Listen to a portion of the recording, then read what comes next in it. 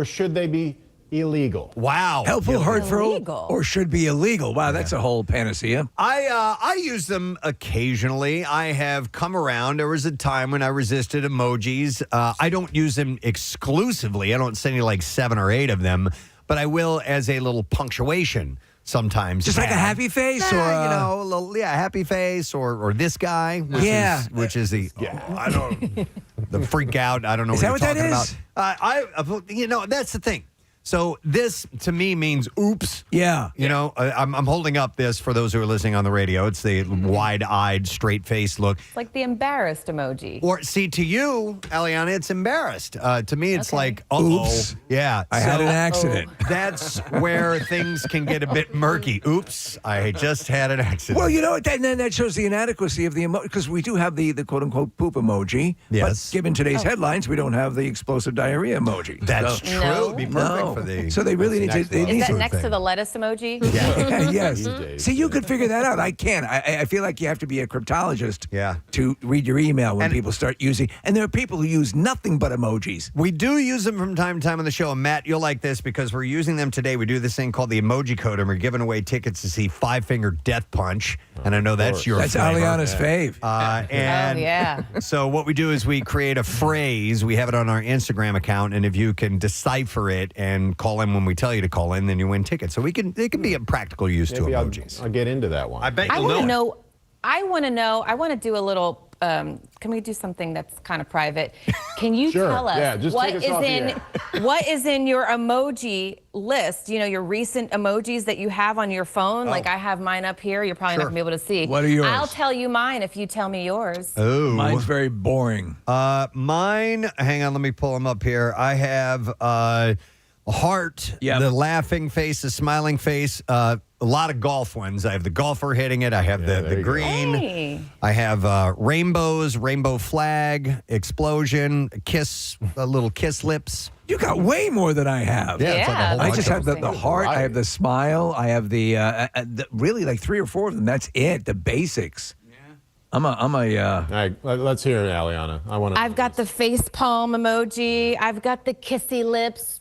I've got the crying face and the laughing emoji. I have the knife emoji. Whoa. Is that mostly for Matt? dagger. That's mostly for Matt, is it not? I never turn my back to the her, by knife. the way. Yeah. I've got the water gun emoji. What would you employ that for? The water gun? Yeah. I was okay. Come on. All right. Kill me. I was making a joke with my boyfriend because he was talking about working out, and I said, "You upgraded from water pistols to real muscles." He's gonna kill me. He's not awake right now. I see a couple more that I you was didn't mention. joking with him. Poor Jill. Sorry. There's a lot more. There's a lot of safari animal emojis in there as well. Yeah. Farm animal.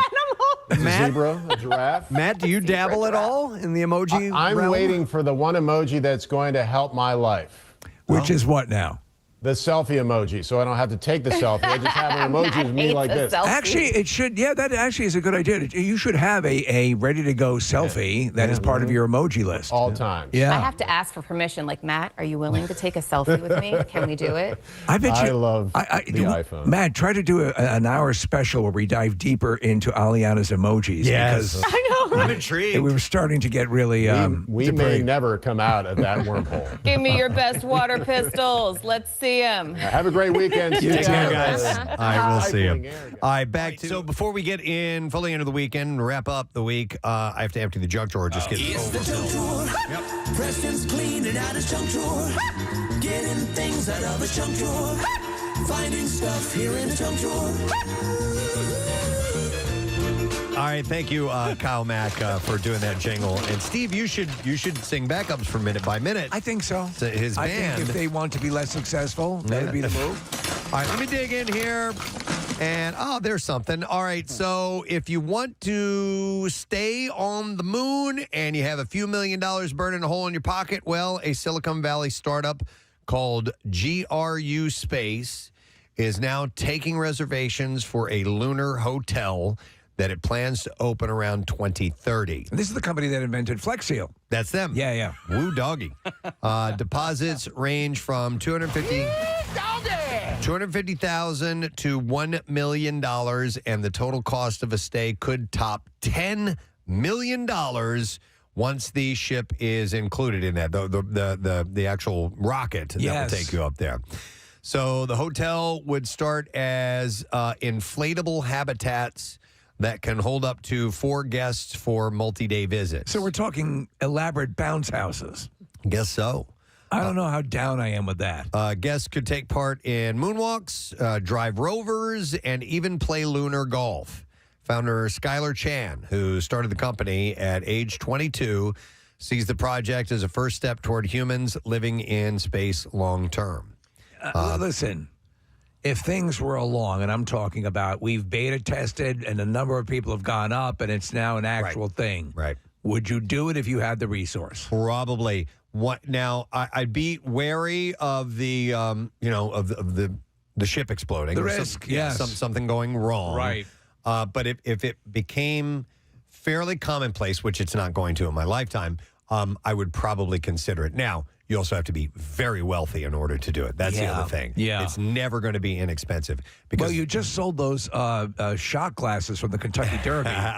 But the fuel is so expensive, and that's what it takes to get people up there. So I don't know. How about you? Yes, it would be a dream come true, but it's not going to happen. Yeah, right. Not in my lifetime.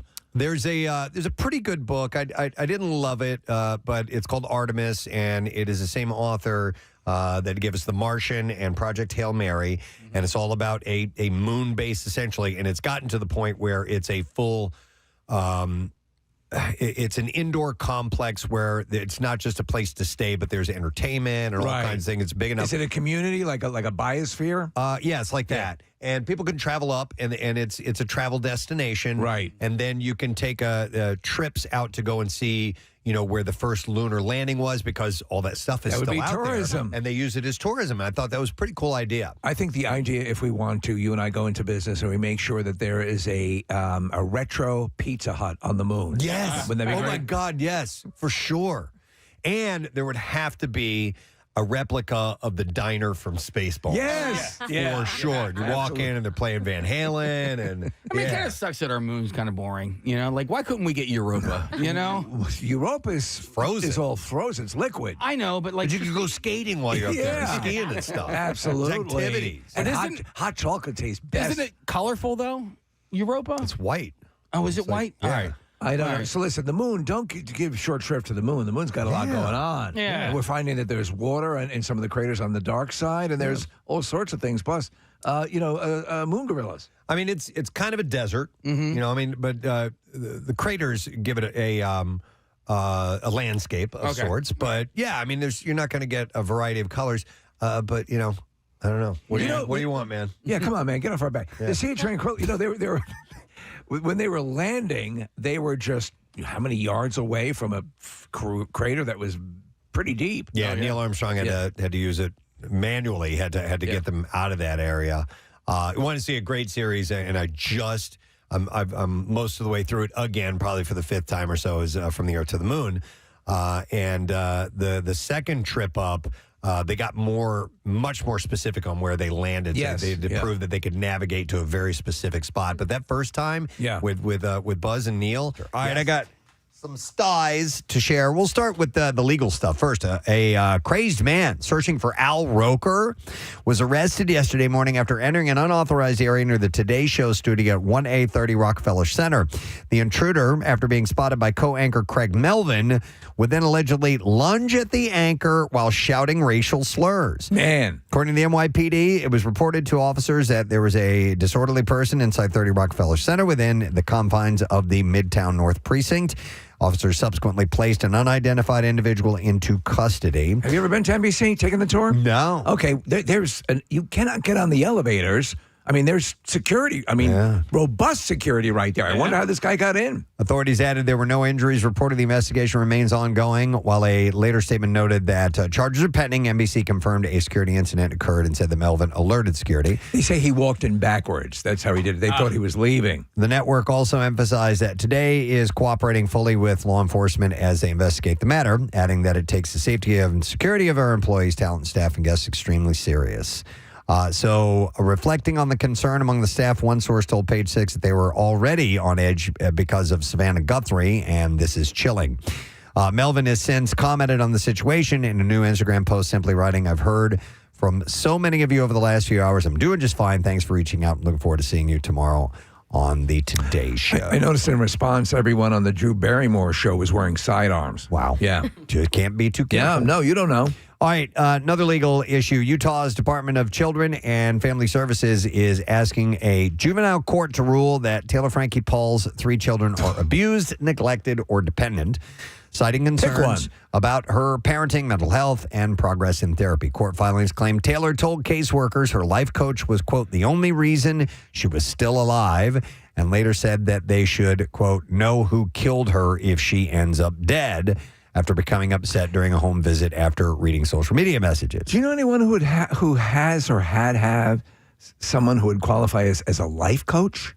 And how comprehensive is a life coach in your life? Brian Wilson had one. Right, yeah, that worked out so well. Didn't it? Yeah. No. But you know what I'm saying? I'm curious where the leap takes place. How? Yeah. I mean, because to me, it almost seems like in the Brian Wilson case, Preston, they become a crutch.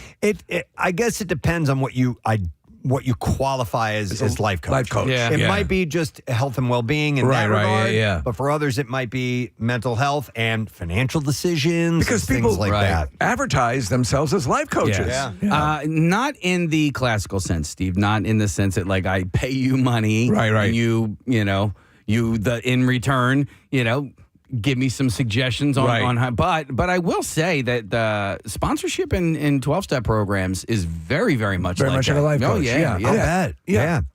Yeah. So the petition also references her 2023 domestic violence case and alleges her daughter has taken on caregiving responsibilities while witnessing fights between Taylor and Dakota Mortensen. DCFS further claims Taylor has not meaningfully engaged in therapy and appeared to attend only because she felt forced. May I observe? I find her unpleasant looking. Taylor? She just has sort of this. They used to call it resting bitch face. Okay. Yeah, I would call it resting C face. Yeah. Wow. That's the next level Well, up. listen, man. She chucked a stool. And the sound of her child crying after it ricocheted off of their head will not haunt me, but like that's all I hear. And she was going full banshee mode at that moment. Yeah. A source close to Taylor argued to TMZ that the League of the Confidential case speaks volumes, calling the filings incomplete and saying that they leave out concerns about the other side. Taylor's legal team previously said that she remains fully committed to doing whatever is necessary to resolve the juvenile court matter. All right, on to some lighter stuff. It seems we've moved from the are they or aren't they phase through the yeah they are part right to the couple sighting phase with things with Ariana Grande and Ricky Alvarez. I knew it. So you knew it? Oh my God! The other night, my wife we got into a big fight over the weekend, and she goes, "Oh, they're back together." The two were spotted walking with the Singers Pup. Through Central Park in New York yesterday. Ariana and her former backup dancer were a couple for over a year back in 2015 and 16, rekindling their relationship after her breakup with Wicked co-star Ethan Slater fell apart earlier this year. Ricky. Right. By the way, Sorry. that relationship, he was married. Yeah. She broke. Well, now you can't say she. He was a participant in it as well. Yeah. So that marriage went asunder, and then she dumps him and is on to this ex. So okay, why not? You know, it worked out so well for for J-Lo and Ben Affleck. Oh, that's right. Yep. All right, so this is sad news to hear for anyone. The Kardashian Jenner sphere has had some sad news. Kris Jenner's mother, Mary Jo MJ Shannon, died at the age of 91, less than 2 weeks after her 92nd birthday. Just want to let you know, baby, we're going to have one of those space funerals like in Guardians of the Galaxy. And we're going to fire off all sorts of interstellar fireworks in honor of your mother.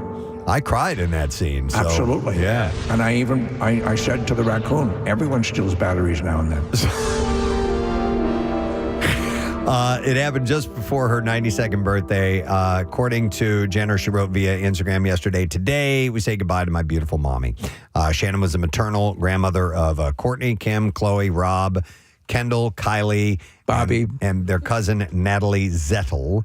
and often showed up on the family social media accounts as well as Keeping Up with the Kardashians. Rocky, Ricky, Danny, Terry, Mikey, Baby, Timmy, Tommy, Joey, Robbie, Johnny, and Brian. But she lived a nice, long life. Yes. Just about 92 years old. And reading a little bit about her, I mean, they were not always well off. You know, there were struggles. I mean, the money aspect of that whole thing came into when she married Shapiro. Right. Yeah.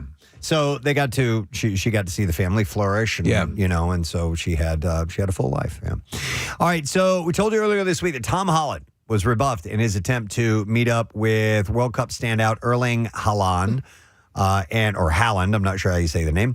It seems that while the athlete had no idea who the actor was before, he does now. After the Tonight Show posted a clip of Haaland recounting the diss during his Monday night appearance, the footballer took to the comment section to extend an invite of his own. There you go. He wrote, "Dinner invite accepted, a little late, just name the place." So, and Holland responded, "Go to hell." I don't know if he did that or not. I mean, you could have dinner. I think Tom Holland would be a delightful dinner companion. Absolutely. I think both he and Zendaya they are... There's a likability. They read as real. Yeah. I don't know if that's just a construct, but I love the way they are. Yeah. I love the way they are with each other. Do you think that they're pro table pancake? Well, you know, if not, they can't go with Marissa. Right? Yeah. All right, so it seems William Shatner is leaning into his new heavy metal persona. The 95-year-old actor is set to appear at Riot Fest in Chicago this September.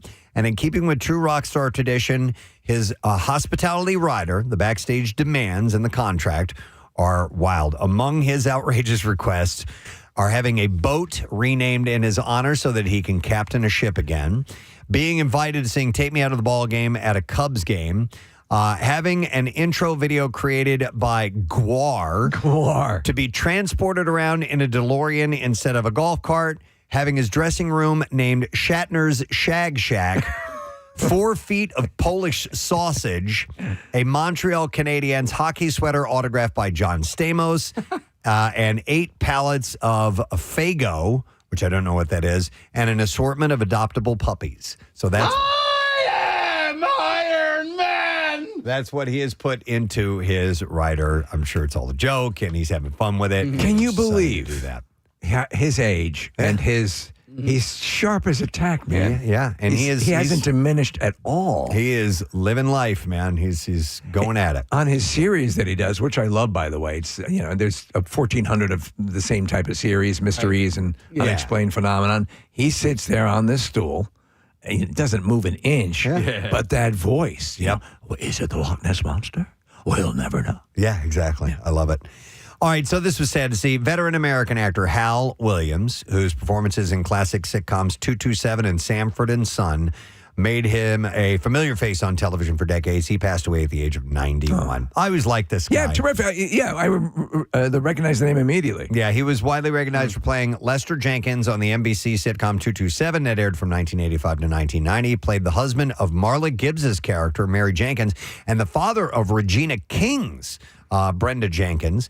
And before 227, you recognize him? He earned praise as a recurring role as Officer Smitty Smith in Sanford and Son. He was in 22 episodes, and his character formed a memorable comedy pairing with Howard Platt's Officer Hoppy Hopkins. So the scenes became a recurring highlight of the sitcom.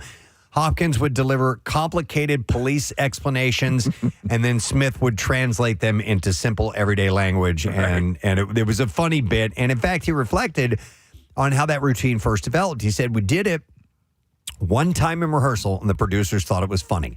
And we did it in the first or second episode, and it clicked. And some days, we would come to rehearsal, and they didn't have anything solid. And the producers would then say, go out, take a break for 2 hours, and then bring us something back. So they would go out and write it. Well, you know, it's funny because that was sort of a big aspect of those sitcoms. Everyone would look for the catchphrase, the catch thing, the little gimmick. You look at what happened with Urkel. Urkel was a secondary character until he had his moment. Yeah. He also did other TV shows like The Waltons and On the Rocks. But I remember him in a great as a great character, Steve, in Private Benjamin. Yeah, he was the sergeant. Yes, of the ladies, and but he was likable. He was likable. Yeah, exactly. yeah. He was supposed to be a hard ass, but he was actually likable. Every time that movie's mentioned, the scene with the blue dye in the shower, one of the funniest moments on film. His final television appearance came in the CBS remake of Matlock, so he was working all the way up to the end. Good for him. So good for him, exactly. Oh, and you know what, Steve? There was one I meant to mention because we were off on Monday. Hang on a second. And I'd gotten an email from somebody who was like, I hope you guys have a chance to mention this. But we were busy talking about Sam Neill, who obviously was huge, but this was from Mike, who emailed in, and he's like, I was hoping for a remembrance of actor Randolph Mantooth from the show Emergency, because he passed away over the weekend. Yeah. And he said, for me, at 57, it's another part of my childhood disappearing, but it turned out the actor spent the rest of his life as an advocate for paramedics and fire departments, as he and the show inspired thousands to enter the fire service. And I wonder if you took calls, how many would say he was an influence? Casey, we have the emergency theme. Yeah, we got it. I didn't know. I couldn't picture his face. I don't know who he is. If you were to see a picture of him, you'd recognize him. So Preston, and what a lot of people don't know is of that time, that series was huge, A. And then B, it was credited with kind of teaching kids how to do basic emergency care for people. I had kind of yes. I was a kid, and I would hear that, and I would get excited that show was coming on. I had kind of a man crush on Randolph Mantooth. So did my wife had a woman crush on him, yeah. Yeah, no, I mean, I just thought it was cool. I liked his character. I liked his style. The Understated. stuff they did on the show was great. So, yeah, he left us with some great memories. So wanted to mention that. That should be your ringtone, Preston. You know what? It was for a little while. Oh, was it? I should reinstitute that if I could. All right, let me see. We're already moving along time-wise. How about this? For fans of all things John Wick, like you, Steve, there's some good news for you. Donnie Yen, who played blind assassin Kane in John Wick Chapter 4, posted on Instagram that filming on the upcoming movie about his character is finished. He wrote, "That's a wrap," and captioned a picture of him holding a clapboard with the film's title Kane on it. So in the John Wick movie, his character was blind, but does insane stuff. But you go with it because it's so cool, and he's got such swagger. So I'm looking forward to this. The film follows the events of the fourth John Wick film and stars Yen along with Rina Sawayama as Akira, and Dacre Montgomery, who was Billy in Stranger Things. He's in this, and Bill Nye appearing in undisclosed roles. I know. So you're not. Have you caught the first one? Or oh yeah. I've seen it a couple times. And I just didn't. It got, and then I watched the next one, and I'm like, okay, it's getting a little ridiculous for me personally. And I can completely see that. For me, the hook was sunk, and it just got. The more was great for me. I'll keep it coming, guys. Right. Because I just love the world building. The Equalizer is of a similar nature, but on a more scaled, realistic thing. Right. And I love those as well. Once the entire homeless community turned out to be an underground spy organization, I'm like, what the hell's going really? on here? But then then it became like a fantasy, almost the way the Warriors is. Yeah, and on that level, that's how I appreciate it. Or like Sucker Punch, or exactly. I know what you're talking about. Exactly. Now I'd like to see that universe as from the perspective of somebody who's not one of those people. Right. You know what I mean? Yeah. Because if all... How come I'm not an assassin? Yeah, right? Hey, you go up to a hot dog killer. I need you to... A hot dog vendor. I need you to kill someone. I just do hot dogs, bro. All right, one last story, and then we got some movies to tell you about. Chloe Feynman is exiting Saturday Night Live after 7 seasons. Yeah, she announced her departure on Instagram and wrote, "After 7 wonderful seasons at SNL, I have decided that it is time for my next chapter with tons of hilarious behind-the-scenes pics with fellow cast members and guest hosts." So I think she's terrific, and I think I just learned. No, I just learned. I don't think I just learned. I think she's a Scientologist, I believe. Oh. Okay. Yeah, I did not know. I did not know that. So while reflecting on her tenure, she described the experience as the greatest privilege of my life. And thanked Lorne Michaels, saying, "I want you to know that I am forever in your debt." Feynman leaves behind a celebrated run known for her celebrity impressions and viral sketches as she prepares for the next stage of her career.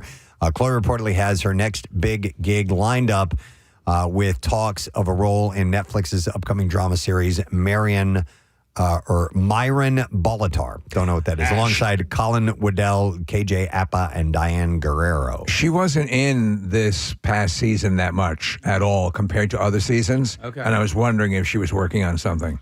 All right, so we now have movies on a Friday morning to tell you about, my friend. Let's get into the nitty-gritty.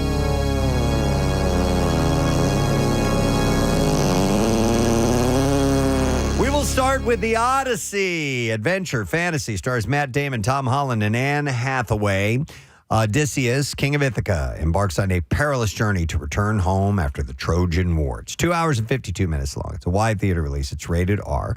And the Rotten Tomatoes score comes in at 96%. So I saw the delivery of, they had on the news, the delivery of the IMAX film of The Odyssey. Oh, really? And it is huge, hundreds of pounds as it comes in because it's, it's super wide format. Yeah. And and he shot the entire film instead of an occasional scene here and there in IMAX. But if you've ever seen a movie that's completely in IMAX, it's a level above. It's amazing. Also opening today is The Invite. It is a comedy drama, stars Seth Rogen, Olivia Wilde, and Penelope Cruz. Joe and Angela's marriage is on thin ice when they invite their enigmatic upstairs neighbors for a dinner party. The night spirals into unexpected places. Have they reignited the spark or lit the match that burns it all down? It's an hour and 47 minutes long. A rated R wide theater release. It also gets a nice chunky 96% score. And Olivia Wilde directed that movie. All right. And now we have some clips to play for you. They Fight follows an ex-con who returns to a Washington, D.C. boxing gym to redeem his soul. And here, director Sheldon Candace explains what makes this adaptation different than the original documentary. The documentary is so truthful, but it has a heartbreaking honesty in it where I said, okay, when you adapt it into a movie, it's all about how do we celebrate this idea of Black joy and move away from the Black trauma of it all. You should be medicated. They Fight streams today, and you'll see that on Hulu. Here's our next one. Heartstopper Forever concludes the story of Nick and Charlie as they navigate the struggles of continuing their relationship long distance. Here, author Alice Oseman discusses what it means for the adaptations of her books to reach so many people. It's kind of beyond my wildest dreams, honestly. I feel incredibly lucky as an author to see my books reach so many people all across the world. Not something I ever would have expected would have happened. I don't think I want to see it. Heartstopper Forever streams today on Netflix. You want to check that out? All right, there you go. It's your entertainment report for today. If you missed it earlier this morning, we shared the information that we have not only tickets that will be somewhere in the first 5 rows of the Five Finger Death Punch show coming up Monday at Freedom Mortgage Pavilion, but we also have an autographed guitar that you could win. Nice. So here's what you need to do. It is an emoji code today. Very simple. You go to our Instagram stories, the Preston and Steve Show Instagram page in the stories, and we have a series of emojis. Ryan Shuttleworth, our metalhead, has created an emoji code. If you can decipher it, make sure you write that down. Hold on to what the solution is.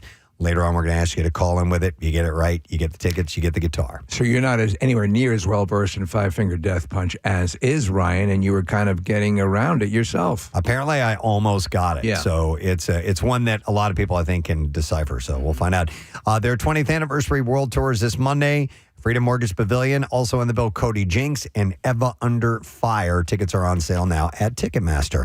We're going to take a break. We got a lot of Friday things to do, including Connoisseur, a special guest joining us there. Adam Lambert is also going to be checking in today. We'll play our Friday song with Froggy and more. We'll be back in just a moment. Stay with us.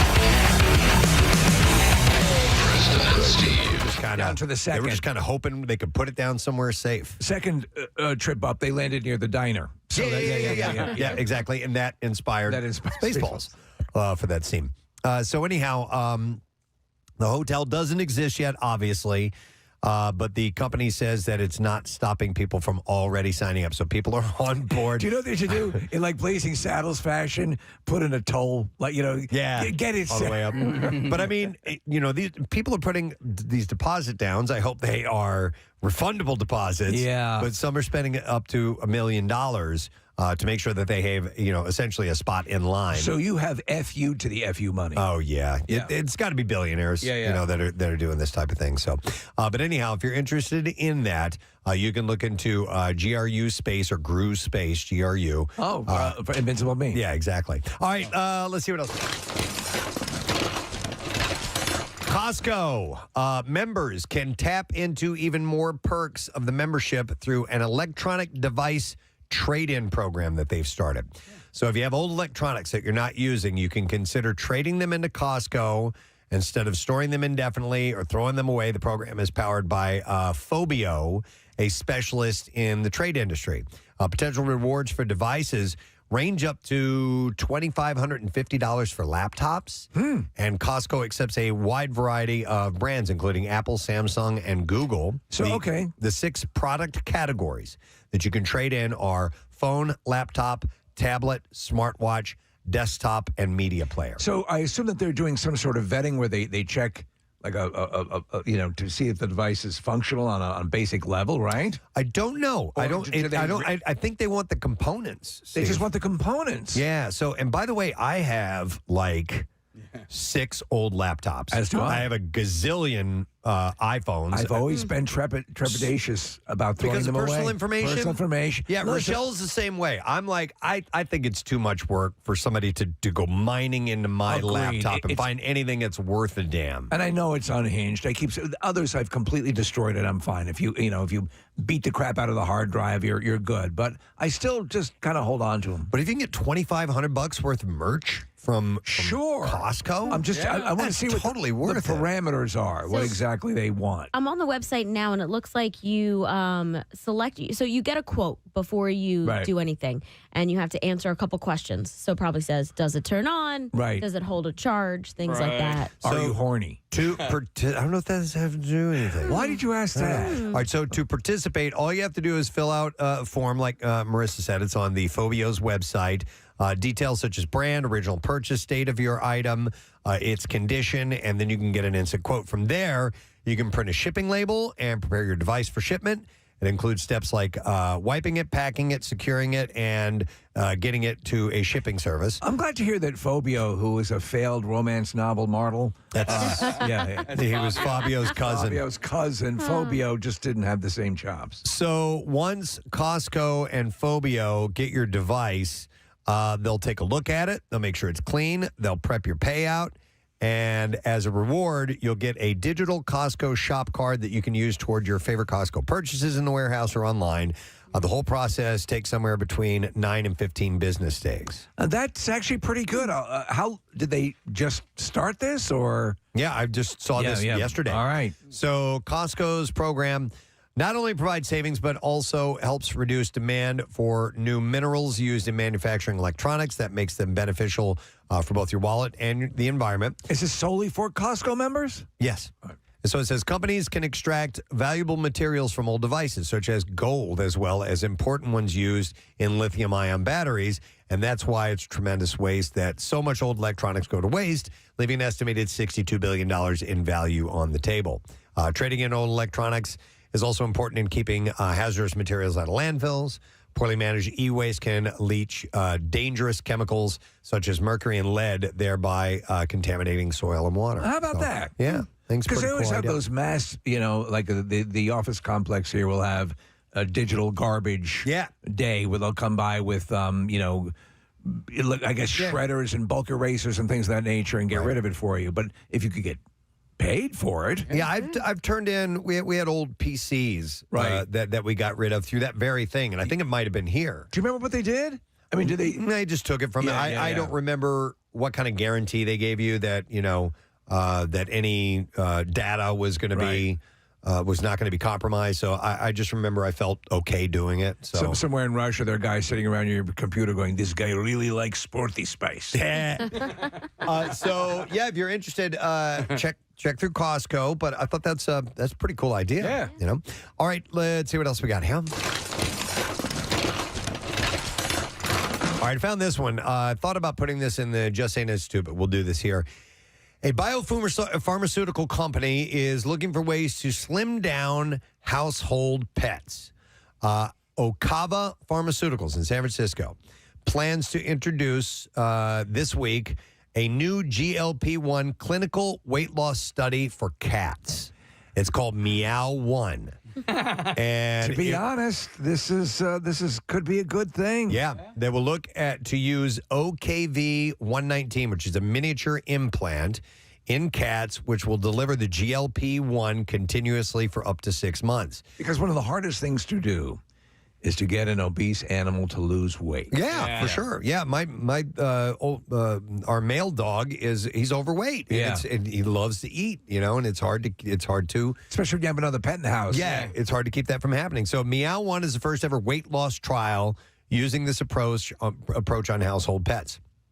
The study is going to examine up to 50 cats who will take the implant and have their weight studied at 3 months on the drug, though the cats will remain under evaluation for 6 months, according to Okava CEO Michael Klotzman. If they can get a handle on this, how soon before we're having cats inject oil to give them fake muscles? Yeah. Klotzman said that the goal would be to file for FDA approval for the product between 2027 and 28, and the target is for the product to cost owners an out-of-pocket payment around $100 a month. The company says weight is a particular important issue among felines, as over 50% of domestic household cats are overweight or clinically obese. Yeah, we've had a few, that are on the heavier side, and you work hard and you try to do the best you can for them. But now we now have 7 remaining. Seeing the big, the ones that look like sumo wrestlers, crack me up. Yeah. They're big fat They're cats. so funny. Okava will use exenatide as its GLP-1 for the study. A different ingredient than is used for popular weight loss drugs for humans. Ozempic uses semaglutide, and Mounjaro uses a trizepatide. So what popular song will they rip off for the cat version of Ozempic? Yeah. That's a good question. Cats in the Cradle? The company it's not peppy enough. Claims several advantages to using the drug on pets over using traditional diet or exercise regimens. Some of the pros that the company cites are reduced risk of diabetes through improved glucose metabolism and decreased osteoarthritic pain. Stray cat strut. And inflammation. There you go. Yeah. As among the advantages cited are enhanced cardiovascular function and better insulin sensitivity. Yeah. So I wonder what the availability now is of the non-injectable, because now every company is coming out with some sort of weight loss drug, because everyone weighs out the pros and cons of getting on it, whether we talked about microdosing or whatever. Right. They're seeing the advantages. Yeah, Wegovy's the only one that's pill form? Pill form. Okay. Right now. There's another one on the road. The company also says that early studies have proven the implant and GLP-1 treatment is safe and beneficial to pets. Yes, do you carry pussy pills? No, we only do the injections, sir. We just do the pussy injections. Beyond just cats, Okava plans to study dogs next, too. Yeah, why not? They said the medicine works similarly in pets as it does in humans. For my experience over the years has been you're more likely to find a corpulent cat than a puffy puppy. They said pet owners should expect to see meaningful behavioral changes in their animals. Most notably, pets will become less food motivated. Right. They'll show less begging behavior. Yes. Reduced scavenging and better portion control. But Press, you have your dogs are siblings, and yes. You feed them at the same time. Why is one bigger, fatter than the other? So not only fatter, just bigger in general. Right. So there has to be. They're not pure Yorkies. Okay. There's some other bloodline in there, and we think that in the genetic milkshake that happens when they're being created, that Haley, the female, had to have gotten some Chihuahua in there because she's smaller. She's more intense in her she's more hyperactive, like you said, and her snout looks a little bit different. Okay, but they're both from the same litter. She just came out a little different. Is it possible they're Saint Bernard Yorkies? Saint Bernard Yorkies, quite possible. I don't know if I see any Saint Bernard in there or not. But anyhow, I thought that was a cool idea that they're gonna do weight control for cats. Long-term health prospects. That's good. Yeah. All right, back into the junk drawer. All right, I saw this story out of China. Parents have found a new way to pressure their kids into getting married, and it involves AI-generated videos. These clips, which are flooding platforms like Weibo, show fake older people expressing regret about not starting families when they were younger. And in one viral video, an AI-created 58-year-old woman sits alone during hospital visits while other patients have family members caring for them. Another shows a 56-year-old character wishing that she had listened to her parents.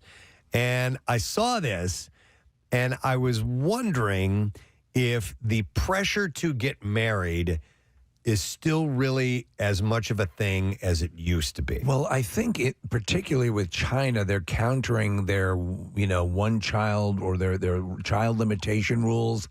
They find themselves with the population, even though they have a huge population, they're fighting a lot of issues that came with all of those rules in the 90s. So, but that's a good question, Preston. Is there the pressure if you are? You talk about globally, right? I mean, just in general. Yeah, I already hear it. You know, the people listening right now, because I remember. All right, so we got an emoji code set up today. We have tickets and an autographed guitar. And by the way, tickets are in the first 5 rows for Five Finger Death Punch. That show is coming up on Monday at Freedom Mortgage Pavilion. And all you have to do is go to our Instagram stories, the Preston and Steve Show Instagram stories. Check out the emoji code. Our own Mr. Ryan Shuttleworth has come up with this one. And if you can decipher that, jot down your answer, wait for us to tell you when to call in, and maybe you'll win the prize. We'd love for you to get that, but it takes a moment, and it looks like a pretty easy one, especially if you're a fan of the band. I think you'll get it like that. All right, it is a Friday morning. Connoisseur coming up later on. If we don't do this now, we'll never get to it. Let's clean it out. It's the junk drawer. Preston's cleaning out his junk drawer. Getting things out of his junk drawer. Finding stuff here in the junk drawer. Wow. Going for it today. Length on that last one. Falling on my sword. Here is a story, and I hate to start off the junk drawer with a downer, but I saw this the other day, and we didn't get a chance to talk about it. But Chelsea Sullenberger, the retired pilot who successfully landed the commercial airliner filled with passengers on the Hudson River after the plane lost thrust in both engines, announced this week that he has been diagnosed with Alzheimer's. Oh, my God. I know. It's so sad. He's 75 years old. He said it's in its early stage. For now, this means a name may not come easily to me. I forget a story I've recently told, or I don't sleep as well. He said, but I am in the beginning of this long journey. He said that he hopes that by sharing the news of his diagnosis, other families living in the shadows with this disease will feel that they too can step forward. Well, Danny Glover talking about his situation. Yeah. What he just described would be something that many people experience on a basic level. There has to be a point at which it becomes, okay, this is something more. Oh, yeah. Yeah. Because there's we cognitive all forget decline. names. We all forget things. There's cognitive decline, and then there's this, which is another whole other thing. The benchmarks or the things that indicate that would be, because it seems to be a subtle move. Yeah, there's a series of evaluations that have to be done for Alzheimer's and dementia and things like that. I remember when I was up for we're getting a new insurance plan, Preston at home, and they came by to do a test on me. And, by the way, I said I'm very ADD. Like, I don't, I don't. When we've tried to do a script, they gave us a 10-second script to say something for Fox 29, and both you and I are looking at each other like, I forgot it. Yeah. That's the way my mind works. It works in a different way. And I had difficulty with the test, and we everything worked out. It was fine, but I'm like, that's just the way my mind works. So I wonder how you completely delineate between just normal that and Alzheimer's at its early stages. Yeah, we're sort of navigating this stuff now. There were some, early, signs and stuff like that. But it is. It's interesting to navigate this stuff. Well, you both got it right up close in your lives. Yeah. So the one thing that there was this test that I had heard about, and I didn't understand. And so it is you have the patient draw a clock and then draw a time on the clock, and I saw this with my own eyes. It's jarring and it's sad when put the hands in the appropriate place. Yep. Okay. And I don't understand it. Like that's the one thing that I really still can't wrap my mind around is how the mind that is deteriorating is working. Yeah. Because if I describe to you the clock that this person drew, I'm like, what? Completely off the mark? Yeah. Oh, wow. And you know what's interesting, too, about those evaluations is so I was concerned about my dad because he would forget things. Right. And I'm like, well, let's go get you checked out, because he wasn't going to do it on his own. Right. I thought for sure they were going to come back with some kind of cognitive decline return on the analysis. And they were like, no, he's fine. He's just older, and it's slow. Okay. You forget things. That's good because I wonder if the likelihood of misdiagnosing someone with this, if they're simply like your dad, Preston, you're saying, oh, he's got to have something going on. I think he's fine. Well, yeah. And by the way, he knows a lot about medicine. No, but it's also, I think, myself and maybe you guys too, some of us anyway, where there's just something you just can't get it, and you're like, oh my God, it's the early stages now. Marissa, yesterday we were talking about that movie with Matthew McConaughey, where's the bus driver? And you're years younger than I am, and we're both going, God damn it, we know this. And then Marissa from across the board, when you left Casey, she just looks at me and goes, Matthew McConaughey. I'm like, yes! I just watched the movie like 2 months ago. I know. I told you guys I had a dream where we were staying overnight in Hershey.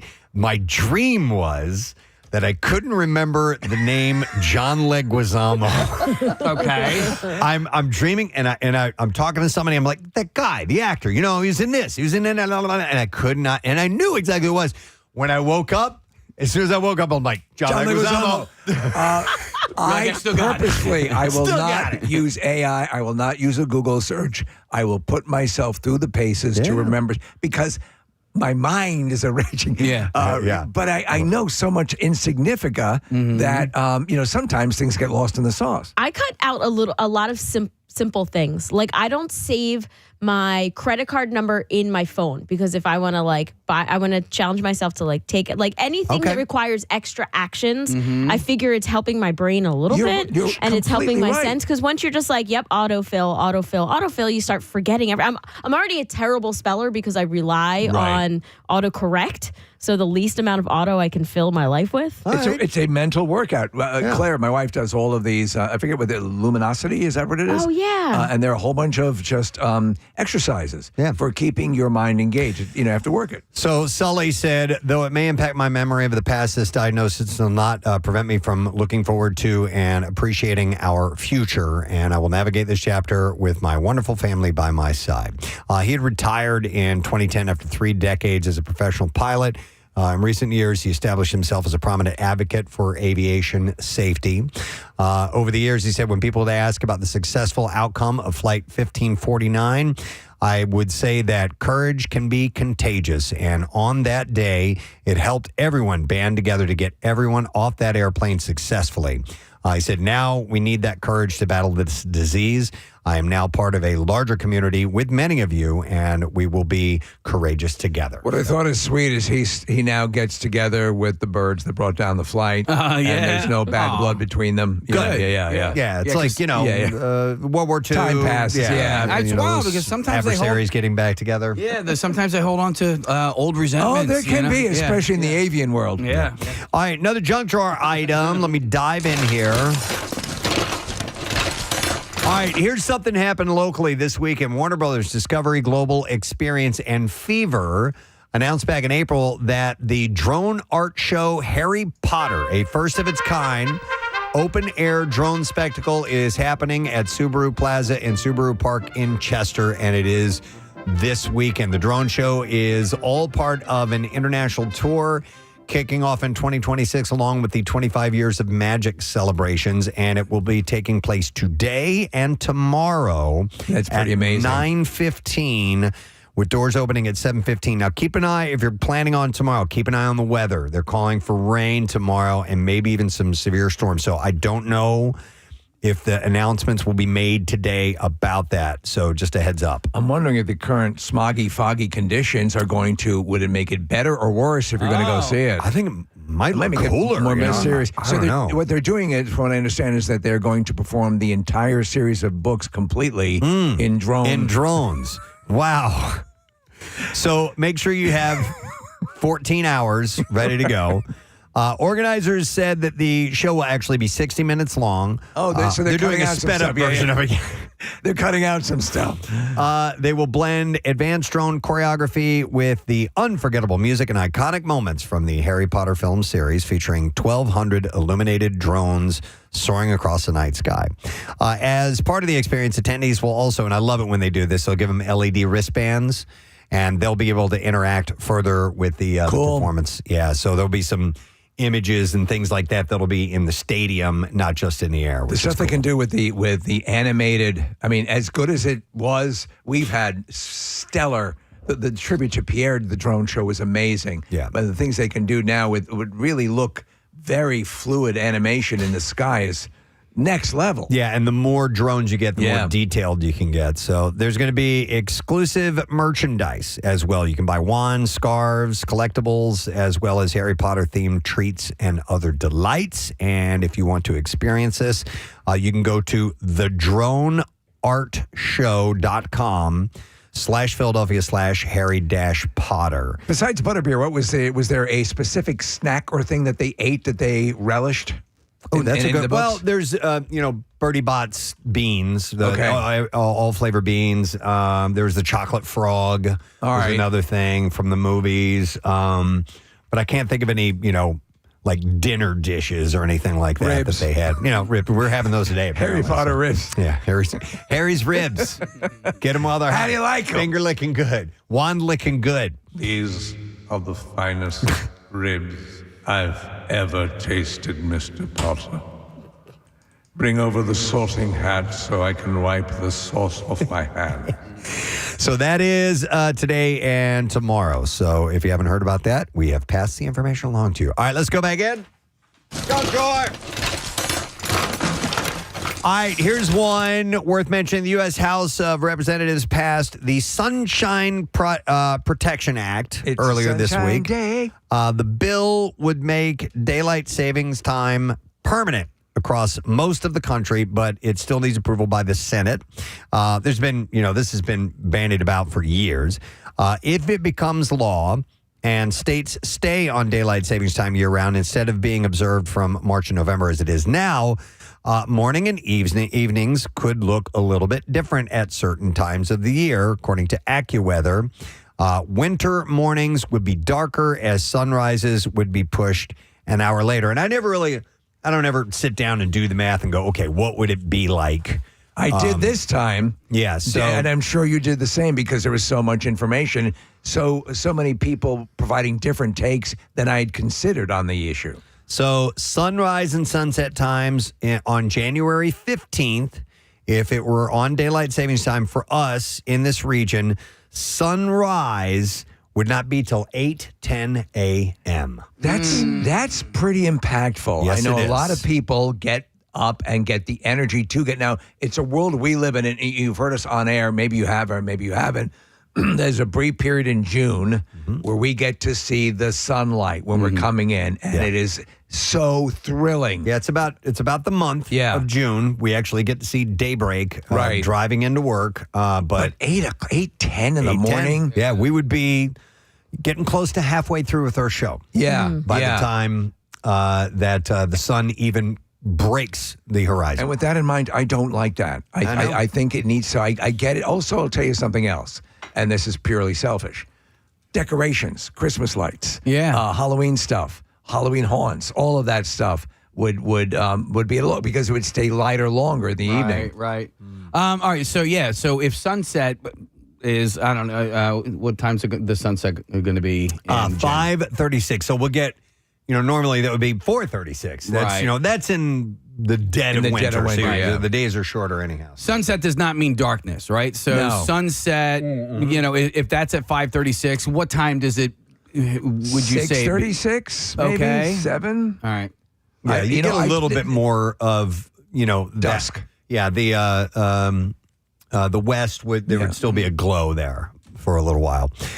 The Sunshine Protection Act wouldn't affect some parts of the country, including Hawaii and most of Arizona, which already stay on standard time year-round. U.S. territories, including Puerto Rico, Guam, American Samoa, and the U.S. Virgin Islands, don't observe a daylight savings time either. But the change isn't a law yet, so unless it becomes one, we'll still be turning our clocks back an hour on November 1st. Where do you stand now? I don't care. Yeah.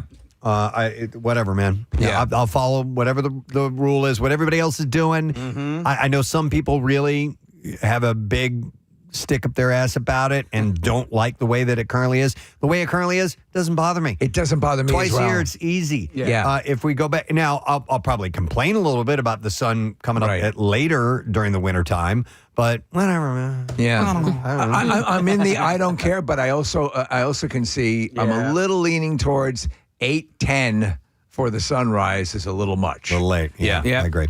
I need to backtrack just a moment. All right. Number of texts coming in saying the drone show is canceled. So I'm figuring. Hang on. I've been looking this up. Last night's show was canceled. It's a multi-night event. Okay. The show was supposed to be at 7, or the doors opened at 7:15 last night. At 9:15, unfortunately, it was canceled. Okay. Somebody said that it might be postponed to a later date. I am trying to find some official information. Okay, so as of now, it's kind of on you if you have tickets to check. before you head out. All right. Okay. All right, let's go again. All right, here's one for lover of words. Poets have chosen the words they consider the most beautiful in the English language. Got to be Pud. Babbel, the language learning app, surveyed the 1,500 members of the Poetry Society of America to find their top choices using a shortlist compiled from linguist Robert Beard's 100 Most Beautiful Words in English. Do you, I have asked this question, you've answered it probably about 4 million times over the course of our career together. You occasionally read poetry? You could check out a poem here? We've talked a little bit about it, not really. But however, a poem might come to my attention through, I don't know, a movie or a TV show or something like that, and I'll go, wow, that's really beautiful. The Odyssey in the original text is a poem, correct? It's an epic poem, yeah. But I remember, from time to time, I'll be like, wow, that is really poignant and that is really great. The thing is with poetry, though, you have to cut through a lot before you get to the... I want to know why the old hermit's in the cave. But before you get to the good stuff. Yeah. And the ones that really, speak to you. Yeah. So, no, I don't spend much time reading poetry. How about you? I did for a while. Yeah. I was jumping into things like Gray's Elegy, which is considered the most perfect poem ever written. And I do, there's, some Rudyard Kipling stuff and other things. And yes, if it carried a lot of weight, it's like a song. If the song hits you, you're okay, I'm all in. By the way, you have mentioned many, many times over the year the limerick, a hermit named Dave who lived in... I've never heard that one. I know the man from Nantucket. That's the one I know. So you see, there was an old hermit named Dave. Yeah. Who kept a dead whore in the cave. Okay. I can't go into the other part. I gotcha. Yeah. But he confuses rice with something else. Okay, so the one I know is there once was a man from Nantucket who was so long he could suck it. Oh, yeah. And he said with a grin as he wiped off his chin, if my ear was up, I would F it. Yeah. I gotcha. Yeah. So and that was Rudyard Kipling. It was. Yeah. It was, yeah. Or E.E. Cummings. I'm not really sure. So anyhow, Robert Frost. Their choice for the most beautiful word in the English language is diaphanous. Oh, diaphanous. Spelled D-I-A-P-H-A-N-O-U-S. Diaphanous. Do you know what word I might have picked or put in the list? Mellifluous. It's on the list. Oh, is it? It is. It's one of the tops. But I have never heard the word diaphanous before. Anybody know it? I should, and it's not ringing a bell. So here, Merriam-Webster defines it as something characterized by such finesse of texture as to permit seeing through. Then I was correct in my guess that I was too timid to say. Okay. Yeah. All right. So not often used. Is as in translucent or constituted of extreme delicacy of form. Also, see nutsack. It got 17% of the vote. Is it like a cheesecloth? Something that is, like a light fabric where you can see the bosom. It's funny. I mean, with the exception of you, Steve, we're not really, wordsmiths, or fans of poetry. But you guys are enviable because you're all blacksmiths. That's right. Yeah. But I mean, listen, we all love music and words set to music, and that's all that is just poetry set to music. Mm-hmm. Def Jams, bro. Yeah, man, you got it right. Coming in second, I mean, I like big butts and I cannot lie. That's right. Poetry. You other brothers can't deny. Yeah. When a girl walks in with a little bitty waist and a round thing in your face, you get strong. Yeah, I mean, come on. It speaks to me. Does that not bring a tear to your eye? Right. All right, coming in second is ethereal. I love that. Meaning airy and delicate in a way that seems otherworldly. That's almost kind of connected to diaphanous. In third is mellifluous, which means sweetly flowing or musical and especially used to describe a voice or sound that is smooth and pleasant. The other words on the list are halcyon, susurrus, lithe. Wait, can you tell me what halcyon means? Because I just hear of halcyon floats. Here, Steve will. Halcyon days. To be honest, I'm not quite sure. I know that it tends to celebrate it in my mind. The glory. I've always perceived it as being the glory days. It's happy tranquility. Yeah. Susurrus, which I wasn't familiar with, is a soft whispering or rustling sound. Then you have lithe, gracefully flexible and agile. Epiphany, a sudden moment of realization. Effervescent, which is lively, also used to describe something that bubbles or sparkles with energy. Like, what is it, Canadian dry ginger ale? Don't they call it effervescent? I believe so. Yeah. And then two more words on here. Love is actually, love is on here, and why not? And then eloquent. Is sanguine on the list? Sanguine is not on this particular list. God damn it. But God damn it is. There we go. It's a beautiful sound. So eloquent is conveying meaning with clarity and grace. I wonder if any curse words could have ever made the leap. I think, mother effer is probably beautiful. It should be on there. I love that word. Or those words. Yeah. When you spell damn it, how do you spell it? DAMNIT. Okay, so you do it the MN. Yeah. Now, I've seen it written multiple ways. Right. I think people that spell damn it, DAMMIT, also spell sandwich, SAMMICH. Okay, sandwich. Yeah. I go by whatever the Blink 182 way is. I think it's DAMMIT. Oh, for the spelling, song, damn it. Yeah, DAMMIT. All right, there's another story or two worth sharing today in the junk drawer. I thought this was kind of fun. Natural Light, Natty Light, giving beer fans a chance to win a unique backyard upgrade with the launch of the Cool Shed, which is a solar-powered walk-in beer cooler designed to keep drinks cold all summer long. So, by my reckoning, when you guys have mentioned Natty Light, it is a economical beer, to say the least. That's a good way to put it. Yep. One lucky winner will receive the fully built cooler, along with more than $15,000 in prepaid beer money. Yeah, it's a pretty good prize. Yeah. Enough to buy 2 24-packs of Natural Light each month for 35 years. Jesus. Entries are open through July 31st. I don't know exactly. I assume you go to Natural Light's website and you can do that. But I never thought of the idea of having a walk-in cooler at home. That's kind of awesome, actually. Yeah. Well, yeah. So, but it's like a shed out in the back. I wonder what it takes to how much it takes to power that ever. It says it's solar powered. Oh, that's right. You said solar panels. Yeah. So, I just got solar panels on my house from Sunny Mac, and I'm starting to see stuff kicking in, which is very cool. The way it's designed right here, I think you could get that done. It looks like a shed in your backyard, except it would be a walk-in cooler. You'd have to have like guard dogs around that goddamn thing, right?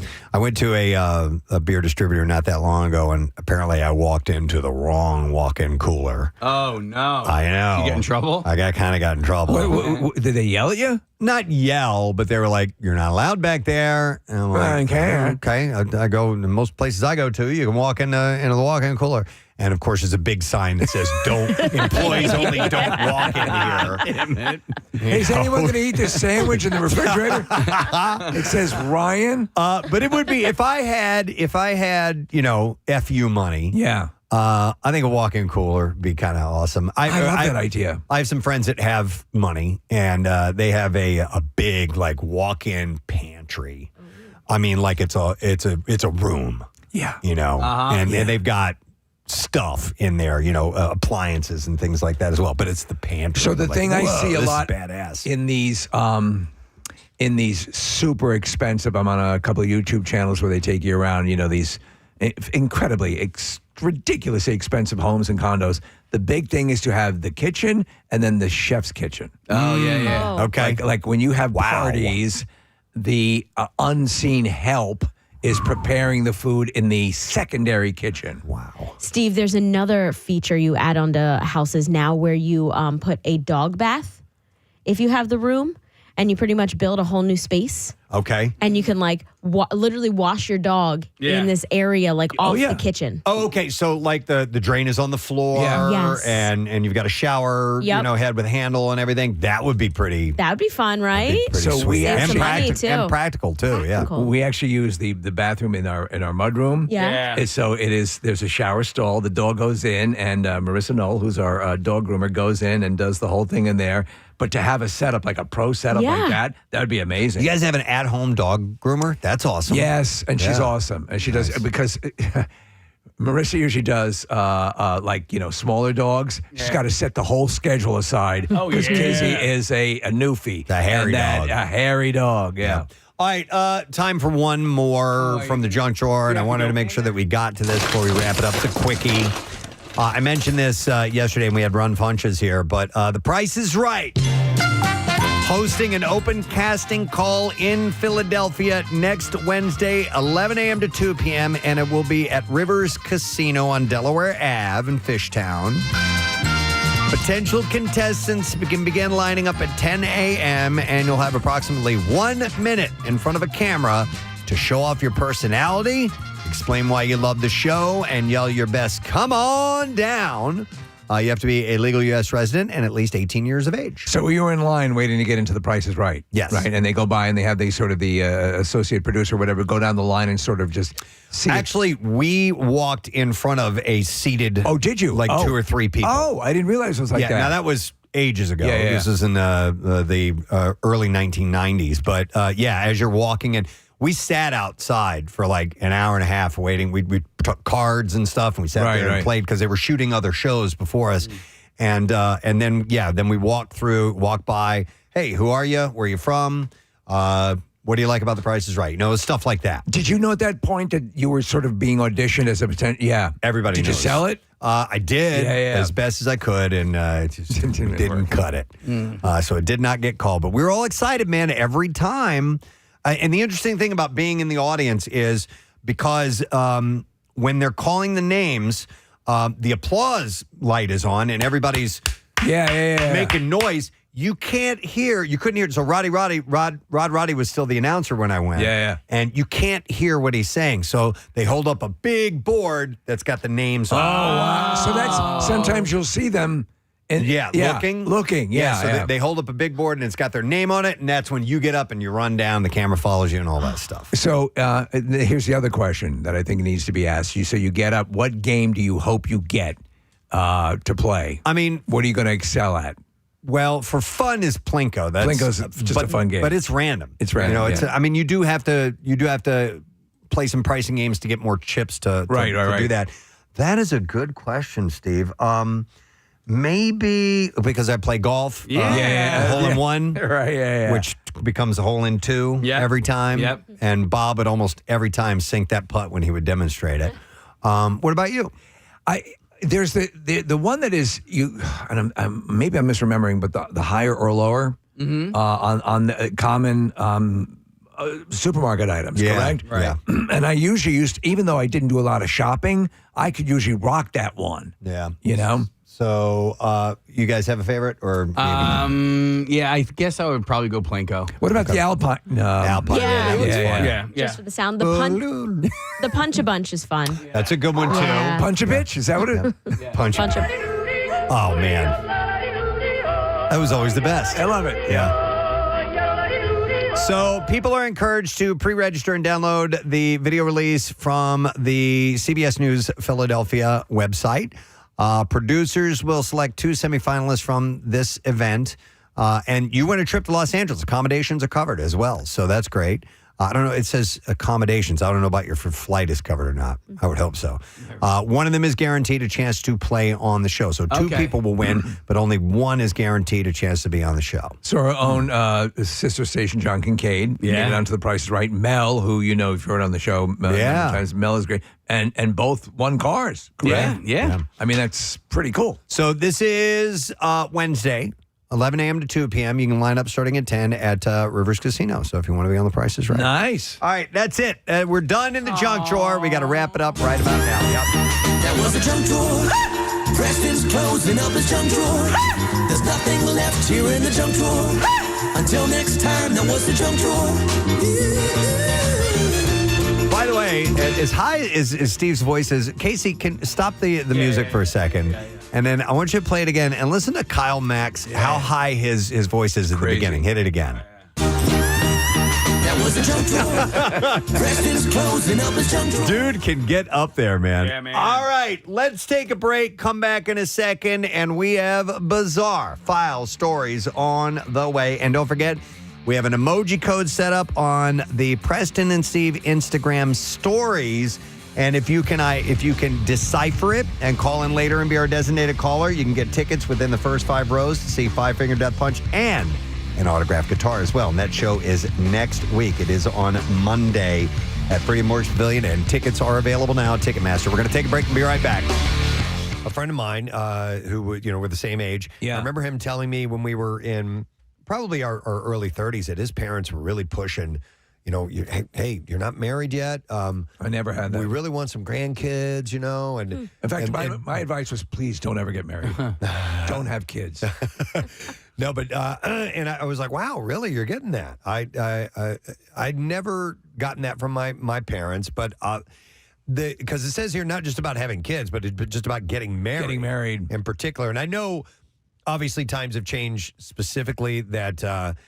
There was a time where women needed to find a man to help support them because women weren't really commonplace in the workforce, and so therefore, if you didn't find a breadwinner, you were going to be stuck with your family and having to take money from them. There's a big indicator of that in the movie It's a Wonderful Life, where Mary hasn't gotten married. You're not going to like it. She's an old maid. She's an old maid. Yeah. I mean, women couldn't get credit cards until the 70s. Yeah. So, but they had their own cigarette. Oh, Virginia come a long way, baby. Somebody had to buy them for us, but baby, you've come a long way, baby. You got your own cancer stick. Oh my God. But I'm just not sure if it I think some cultures are probably you're going to feel it a little bit more. Certainly, yeah. And maybe China is one of those. China saw marriage registrations drop more than 20% in 2024, with just 6.1 million couples tying the knot, which has parents worried, apparently. While some commenters are cheering on the trend and asking for more videos, young people mostly find it funny. Many say the fact that parents had to use AI because they couldn't find real people to share these regrets says a lot. That doesn't say a lot about your message. Yeah. I'm loving it, man. Yep. All right, back into the drawer of the junk. All right, here's one. Speaking of having kids, this is according to Kate Stone. She's a mother and is breaking down which extracurricular activities are most helpful for getting kids into college. Or I don't know if she's she is, hang on a second, college admission process. She's a professional who's built a career on guiding students. So she's a madam. Yeah, she's a no. She's a college admissions expert. Oh, I see. So, Okay. yeah, sorry about that. Is crew in there rowing? Well, let's start at the beginning, and then I'll get to that. While being involved at a school is great, not all extracurriculars are created equal. Anything that thousands of kids are doing is always going to be less helpful for you, she says. And it's not that you should completely avoid popular extracurriculars, though. It just means that you have to bring something creative or differentiated to it. So these things they're gonna stoke your chances of getting into a college, right? It's going to help you with that process. Yeah. I assume promoting college basketball gambling is not one of them. Probably not. The college admissions expert recently ranked a handful of popular high school activities according to their value, and she did it out of a ranking out of 10. All right. So 10 being the best. So I'll give you a couple of these on here. So in an application to a top-tier university, if you're a newspaper editor, that's like a 7 out of 10. Yeah. My daughter did that at her high school newspaper. Okay. That's all I have to say about that. Which daughter? Oh, Casey. All right. Because she's in college. And that helped her out? Yeah. Okay. Robotics is a 3 out of 10. So if your daughter's a robot. Student council is 5 out of 10. Yeah. Winning academic competitions, that's an 8 out of 10. So it's a big one. Yeah. And so academic competition, so, math clubs and things like that. These kind of things. These things. Playing viola, a 9 out of 10. Why the viola? Playing the violin is 3 out of 10. What? Why? I guess fewer people play the viola. All right, hang on. What about the guitar? The viola is slightly larger than a violin. Okay. I knew you were going to ask that question. And like deeper, right? Like the sounds. Well, yeah, because it's larger. It has it's got a lower register. All to right, it. so hang on a second. Then what's that compared to a cello? Well, a cello is even larger. So Okay. it's got a lower timbre to it. All right. And remember, a manwich is a meal. Yeah, but it tastes like what is it? Looks like a sneaker, tastes like a meal. No, Wait, which one? The sneaker one or the meal? The manwich. it's something is something, but a manwich is a meal. A burger's a burger, but a manwich is a meal. Maybe is that Something what it was? like that, yeah. I forgot. We could go on. I opened up a forever. can of worms with that one. Yep. All right, taking an independent online course or college course is an 8 out of 10. So it's an independent course. Planning your prom, planning your summer vacation is a 7 out of 10. Wait, students can plan. I just assumed that the prom was planned by all of like the faculty and staff. I had no idea that. I wasn't. You're part on of the prom planning committee. Yeah, you get to pick the theme and the colors and what the little giveaway is. You know what I did? What I recall most about the prom was that "Carry On My Wayward Son." It was in the program. They had it as by Journey, and I was like, "What?" I know. Wow. Yeah, I don't know why that song was listed, but it was like "Carry" and by Journey. I was like, "That's not Journey." What? Yeah. They didn't consult me. That's why. Okay, so you should have been on the prom Should have committee. been on the committee. All right, solving a real world problem in your community will get you a 10 out of 10 as far as extracurricular activities being a good sign for a university. So that's where like Eagle Scout comes into play. Yeah. You know, if you're an Eagle Scout, like that's part of like you have to do something for your community. It's a final project. It's a massive point. Yep. So what else about devising a way to travel faster than the speed of light? Will that bode well for you? They might take a peek at I that. see here that you broke the speed of light barrier. Model, UN, and debate. Why do you have to be attractive to join that? 5 out of 10. No, it's not like a fashion model. You guys know I was in the Model UN, right? Yeah. In college, though. Super sexy. Yeah. And what did you represent? Djibouti. Djibouti. Yeah. No kidding. And was your slogan, "It's my duty to please the that people of Djibouti"? The only thing I actually remember from any of that is that the capital of Djibouti is Djibouti. That's right. That's all I remember. Listen, things should be so simple. Yeah. All right, this is interesting, Casey. You mentioned Eagle Scout. That's only 6 out of 10. I find that surprising. Eagle Scout to me would carry a lot more impact. I feel like maybe it carried more impact in the past. Well, and then Eagle Scout, like if you're getting into some of the great, like the Citadel or some of the great military academies or West Point, like you'd have to have like a senator or somebody get behind you. But I know that scouting thing figures in prominently. Listen, this whole college thing is a game these days, right? And the parents are now they know how to play the game. Yeah. So so this is just another tactic. Part of the game. It's another part of it. It's like Catan. Yeah, exactly. And so so all of this stuff, it's so competitive. And the colleges know this too. I'm sorry, Casey, I have breaking news. Can you can you pull that up real quick? Hang on real quick. Yep. Breaking news. All right, this just in. A sandwich is a sandwich, but a manwich is a meal. There you go. Yeah. A lot of people are coming to terms with that right now. Okay, thank you. I just had a sandwich. You didn't have a manwich? Because that's a meal. By the way, I do love a manwich. All right, so also, here's a couple more. I just have a handful of these lists. Founding a club with a measurable impact is, well, if you're a founder of a club, it's a 3 out of 10. That's not so great. But founding a club with a measurable impact, whatever that means, is a 9 out of 10. All right. If you're like ISIS. If you're the varsity captain, it's a 5 out of 10. Which I would have thought that would have been a little bit. I thought it would have carried more. I'm clearly a bad judge of this stuff. I guess if you're not really going for an athletic scholarship, right? Maybe, I don't know. You just like to smell worn gym clothes. If you are a tutor, not like a farter, okay? A tutor. Well, what is that? Tutoring. I should have gotten into Yale. I thought you meant like a British royal family. No, that'd be a tutor. Right, yeah. A tutor. I hit the second T hard. 4 out of 10. Internships will gain you a 7 out of 10. And that's important to know. Yeah. Internships, or I wouldn't be doing what I do without entering into an internship program. Hey, Maurice, can you do me a quick favor as he's going through this list? Can you find out how many high schools there are in this country? All right, back to you, Preston. How many high schools there are in the country? Yeah, it's just a point I want to make. Okay, and then there's only one left, and that is if you are DECA, D-E-C-A, which is Student Career Organization, that'll get you 5 out of 10.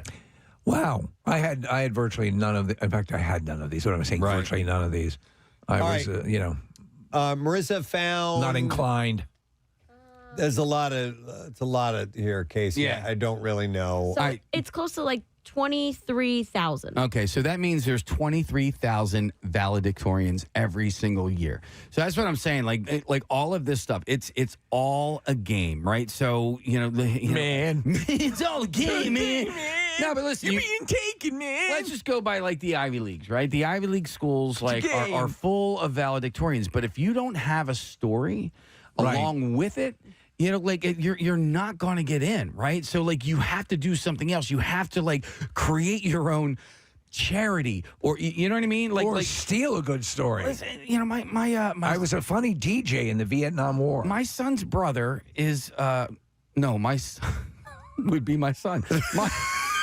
My son's brother is the greatest guy. My son's brother would be your other son.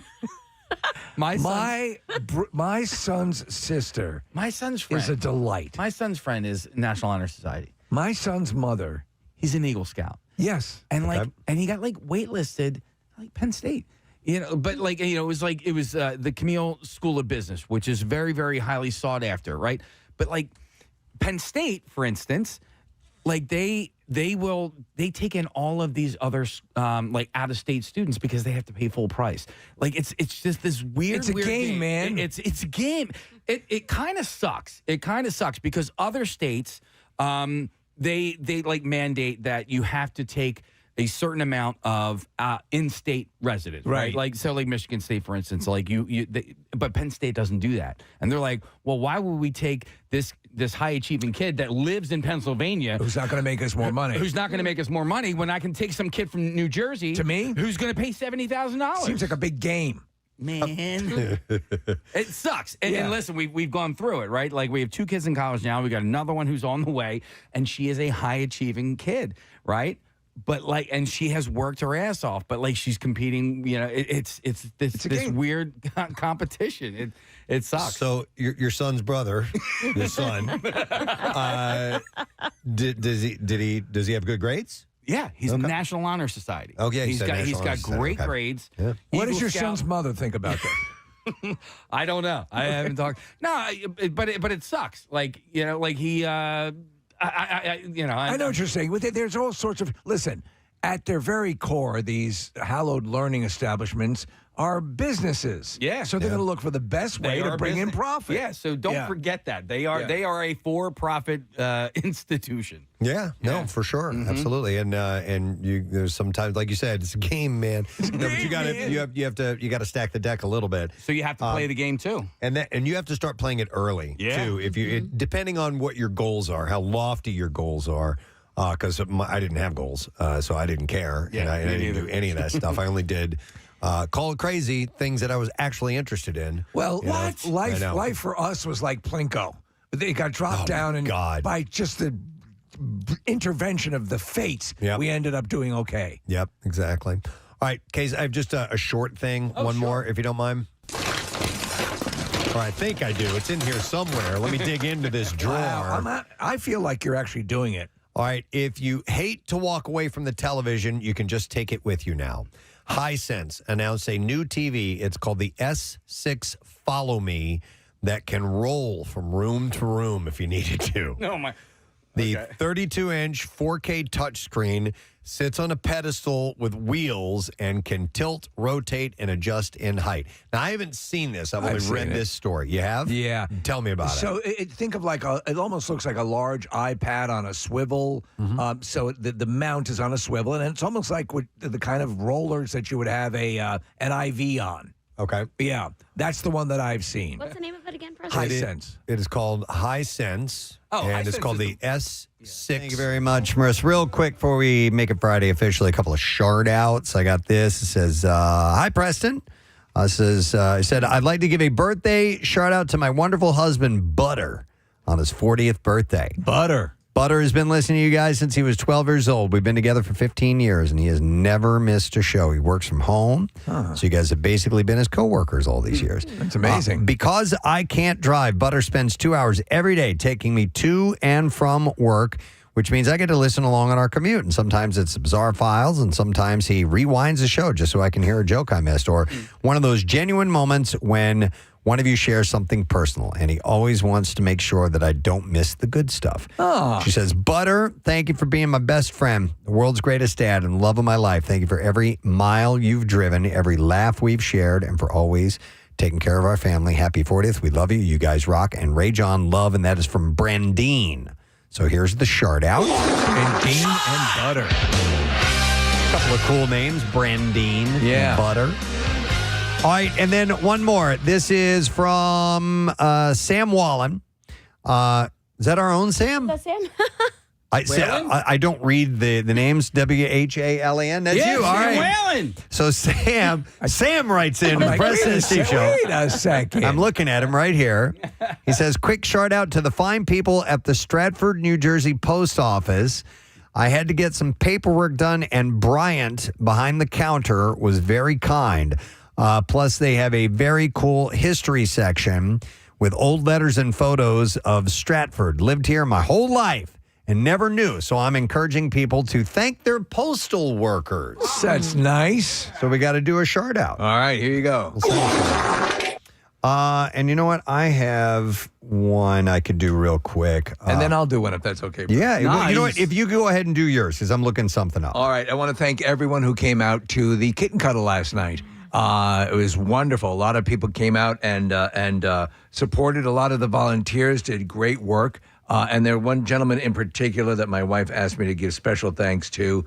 And I just want to make sure, Greg from Keller Williams of Wayne, he helped, take everything apart last night. But it was a successful event. Thanks to everyone who supported, all the vendors. I've mentioned them many times. I won't bore you with them, but I'll give them some more love as we move along. But cool. I'm going to give them all a shout out, and this one's for Greg from Keller Williams. Nice. All right, and then I'm gonna give a shout out. I was in Jersey, and I swung by a dispensary.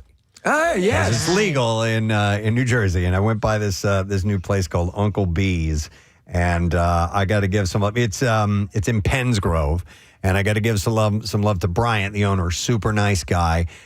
He had, which was really cool.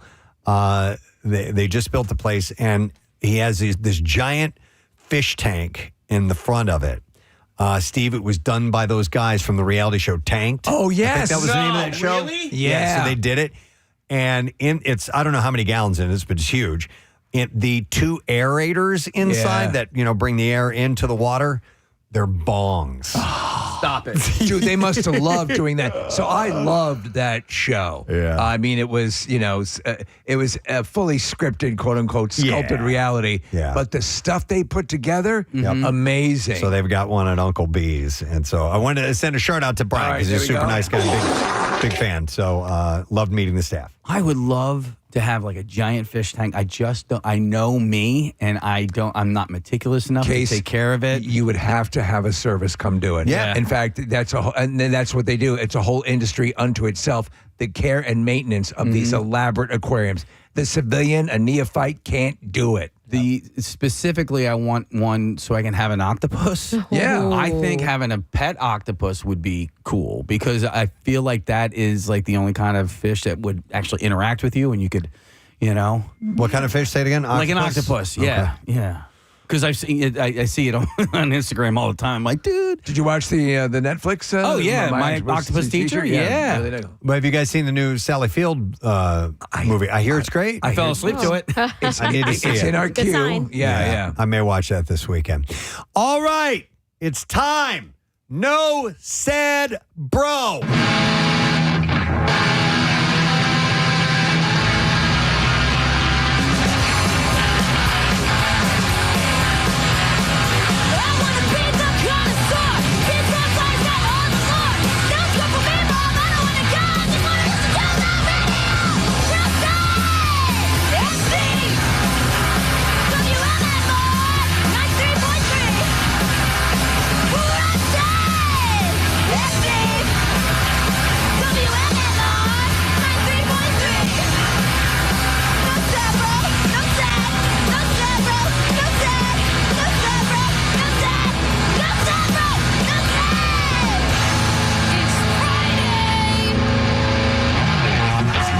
Official. WMMR presents Preston and Steve's Bizarre File. Brought to you by Mr. Stickies. Their famous sticky and cinnamon buns are coming to Lahaska in Bucks County, right next to Peddler's Village. Grand opening is tomorrow, 7:30 to 3:30. Mr. Stickies, warning, extremely addictive. A Florida man's plan to beat a court-ordered drug test went about as badly as it could, deputies say. The Flagler County Sheriff's Office said James... Oh, my God. Shepard, what? Another Flagler story where I saw my grandmother topless. He is 52 years old, showed up Tuesday to give a urine sample as part of the felony probation that he was serving for several burglaries and thefts. His first mistake was driving there on a suspended license, which violated his probation and got him arrested. Is that what's implied by suspended? His second was strapped to his groin, a jerry-rigged fake urine device wired to a heating pad, complete with a fake penis to make it look convincing. On the way to jail, Shepard complained of a shoulder injury, so the deputy kindly moved his handcuffs to the front. Shepard then used his hands to yank the contraption out of his pants and toss it onto the floorboard. My penis! Claiming that it was not his when officers found it. My penis. You tore my penis off. The in-car camera proved otherwise. He now faces charges including defrauding a drug test and tampering with evidence and is being held without bond. A company best known for making lifelike sex dolls now plans to put AI-powered humanoid robots in a New York classroom as a teacher's assistant. Oh, man. Yeah.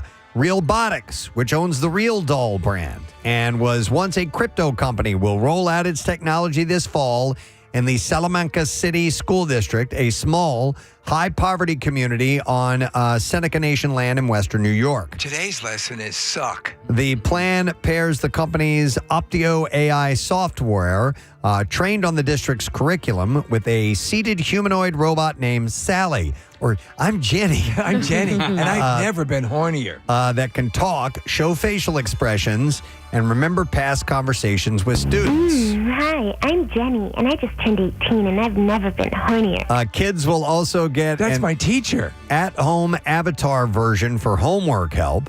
The district is paying about $58,000 for the pilot, which targets 500 students. Are they just modding the sex dolls and plugging up the holes? Wouldn't that be great? Yeah. The superintendent said banning AI does not work since students find ways around any rules put into place. The vagina's a pencil sharpener now. The company calls it a flagship deployment and hopes to expand.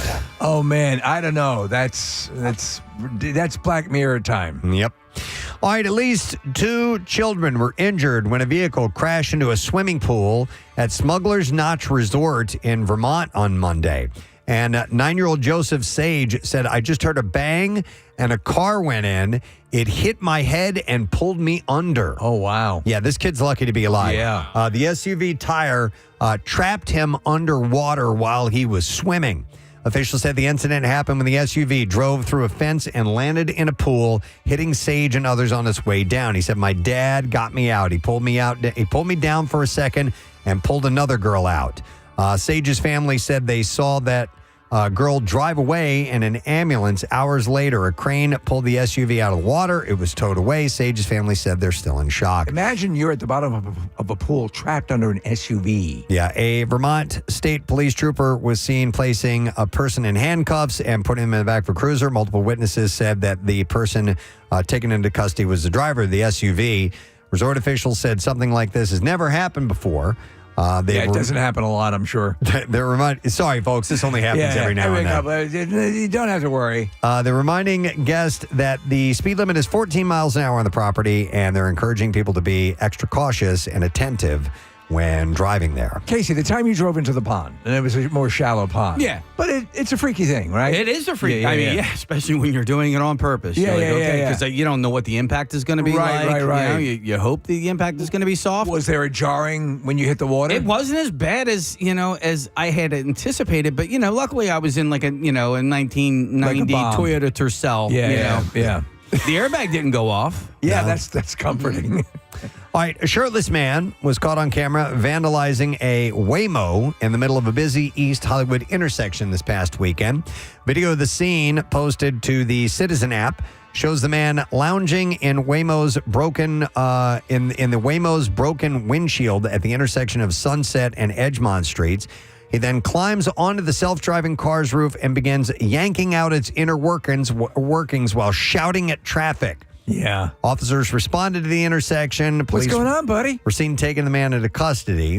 The rideshare company has not immediately responded. I need this to build a fake penis. The driverless cars are a common target for vandalism. Last month, a group of teens were seen hanging out of the windows of a Waymo as the SUV made its way through busy Santa Monica traffic. So we're looking at this guy who looks like a devil worshiper with his shirt off, yanking on everything and screaming. Yeah. Issues. I think he's big got time. issues. Yeah. All right, and then finally, a family's holiday took a truly surreal turn after they made a bizarre discovery inside their Airbnb. After walking inside the San Diego, California accommodation, 2 sisters noticed something strange on the wall that they never could have expected. It was a picture of their family. I saw this story. That's out of The Shining. In a strange coincidence, the framed photo showed their family playing on the beach a decade earlier.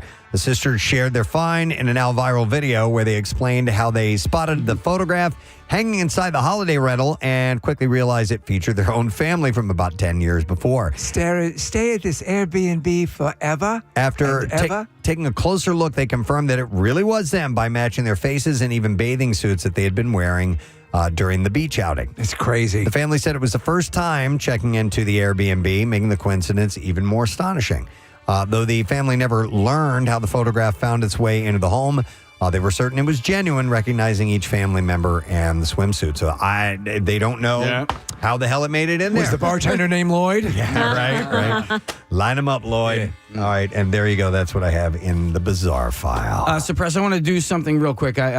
Before the show, I said I wanted to do this during the Connoisseur segment, which is coming up next. But we also have a couple of things that are going to be a little bit full for the Connoisseur. So I don't even remember what it was. Okay, I just wanted to present Steve with something. Yeah. Yes, Steve, please do. We have a gift for you. I'd like for you to close your eyes Not real even quick. my birthday, It's but not, I'll do it. well, I didn't get you anything for my No, you birthday. did. You got me the comfort of a good friend. Yeah. Is what you are. All right, so we're not going to put it in your hands. We're just going to place it in front of you. Oh, Just okay. hang on. We'll tell you when to open your eyes. It's not in place yet. And you were going to look slightly to your left. Not yet, but all right. Thank you. Now, take a look.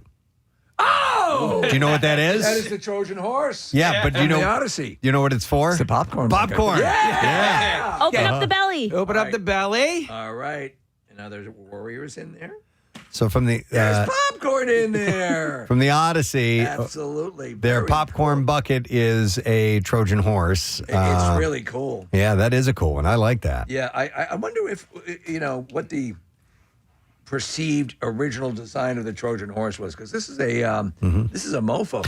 Was the Trojan horse real or was that a myth? You know what, Preston? I don't even know. I'm going to have to. I always thought it was part of based on a real story. Yeah. At some level. I always thought it was a myth. Yeah. I don't know. There's a good portion of obviously the Odyssey is a fantasy, but but it's based on true historical occurrences. Yeah, so my friend, he is a facilities manager at the AMC at the Fashion District. He said, you only get a couple of these. Yeah. And they will sell out like that. I think they retail for like $80. Whoa. People line up. I can have this? Yeah, that's yours, man. Thank People you. line up when the theater opens. Yep. Just to go in and buy the popcorn bucket. So my understanding, That's though, cool. the Trojan horse was that it was able to be wheeled in. Yeah. And this has no wheels on it. That's got no wheels on it. We can fix that. all right.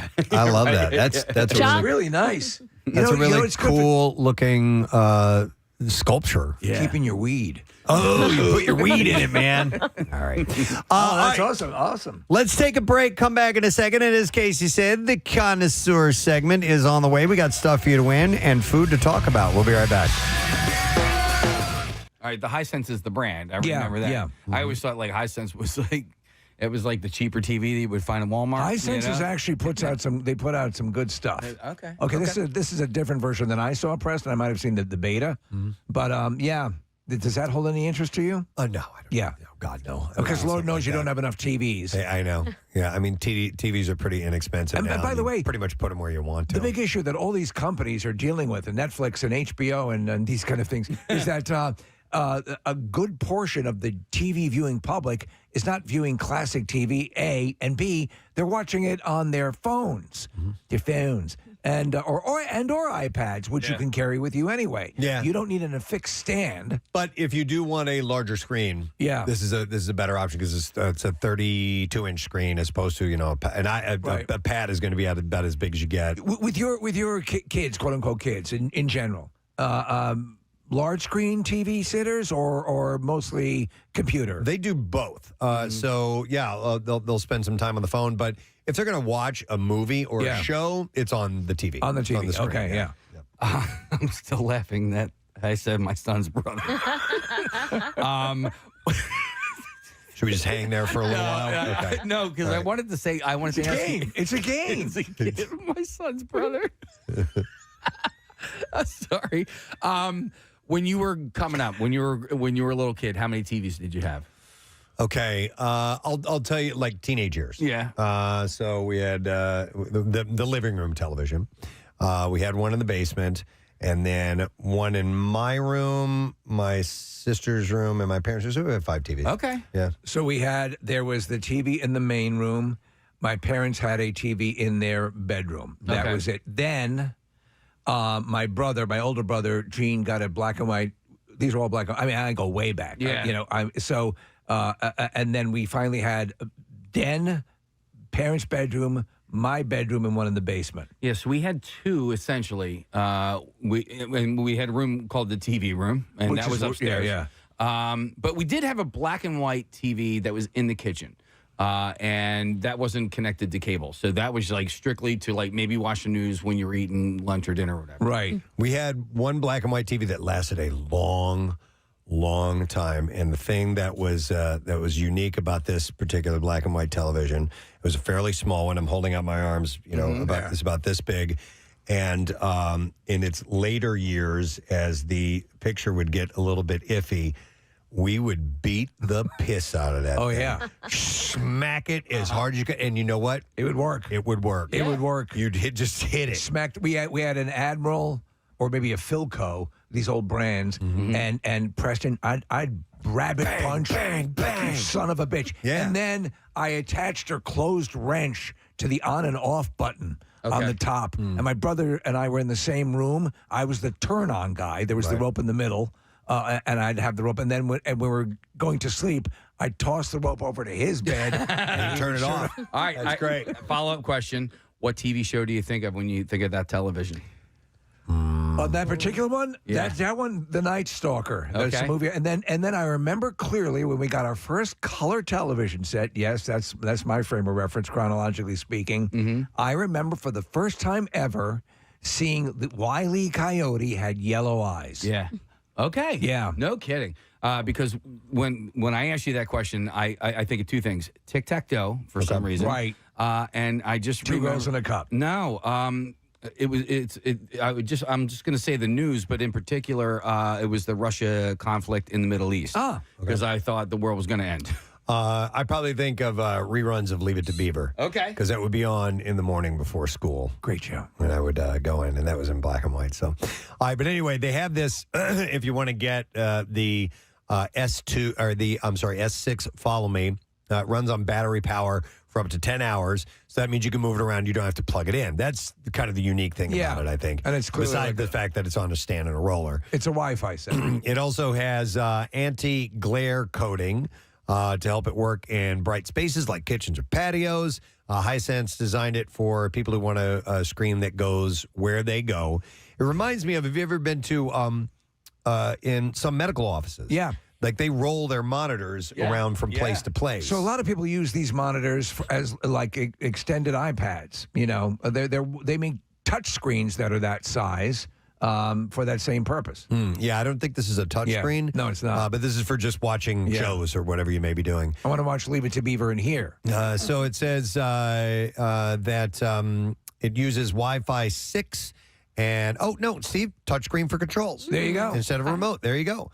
They have not yet announced pricing or release date as of yet, so it's still kind of in advanced conceptual phase. I would love to see them attach sort of an electric scooter to the bottom of it so you could drive your TV around town. And you could be watching some cool exotic location and think you're driving around there. Yeah, we need all of this so much. All right, that's the last thing. All right. That was a junk drawer. Preston's closing up his junk drawer. There's nothing left here in the junk drawer. Until next time, that was the junk drawer. One day we'll put some champagne glasses in here. Yeah, they'll see just if I can explode while you're in the middle of that. Flyers had a hell of a game last night against the Ducks. In fact, I'll let Paul Newman describe the action. Old-time hockey? Oh, well, that wasn't Paul Newman. That was a different clip from Slapshot. Ryan probably doesn't know who Paul Newman is. I had him grab the clip, but that's still old-time hockey. DeBoer gave it up. Oh, and then this was a clip I was going to play after that. I thought we were going to stay with that last clip. But here's a little bit of the action from last night. DeBoer gave it up. Zegras scores. Trevor Zegras against his former club has his 16th of the year. York gives it up. They score. It's Zegras. Zegras has his second on the power play. Trevor Zegras is making a point to his former club. A team that might have given up on you, Trevor, and you come in here, you pot two in that first period. How good did that feel? Amazing. Amazing. Yeah. Oh, yeah. Yeah. Oh, yeah. Oh, yeah. Oh, yeah. Trevor dropped a couple live F-bombs last night.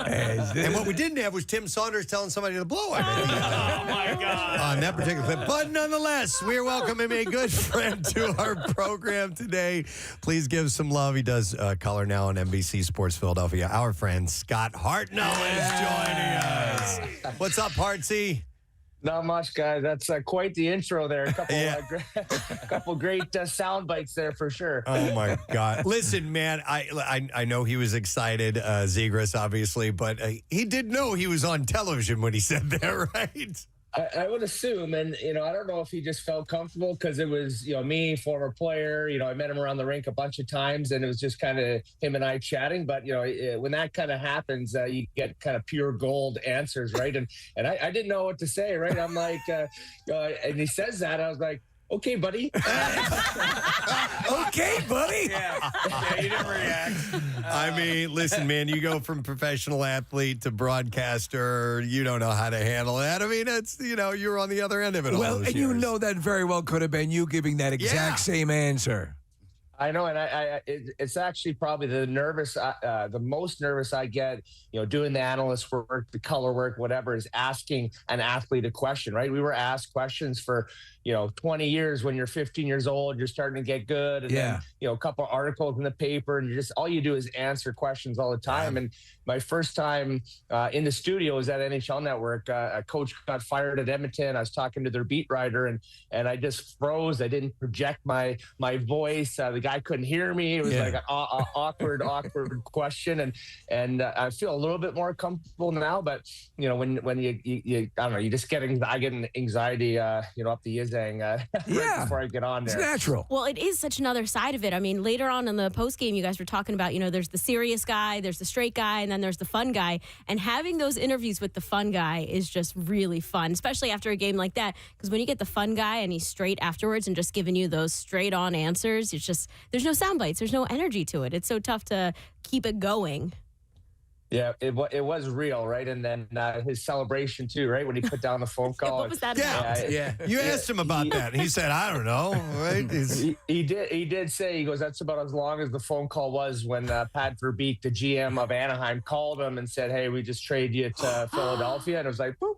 Wow. I think that was the reference. He kind of said it, but I implied that. And then he got asked later on in the scrums in the locker room, and he said, nah, next question. So Okay. I assume it's that. So a little bit of, not I don't know, maybe FU to him, but it was good. Seems like it. Yeah. Well, it seemed like there was a lot of FU going on in the game last night. And I guess, with the Cutter Gauthier and Zegras and Gudis, former Flyer.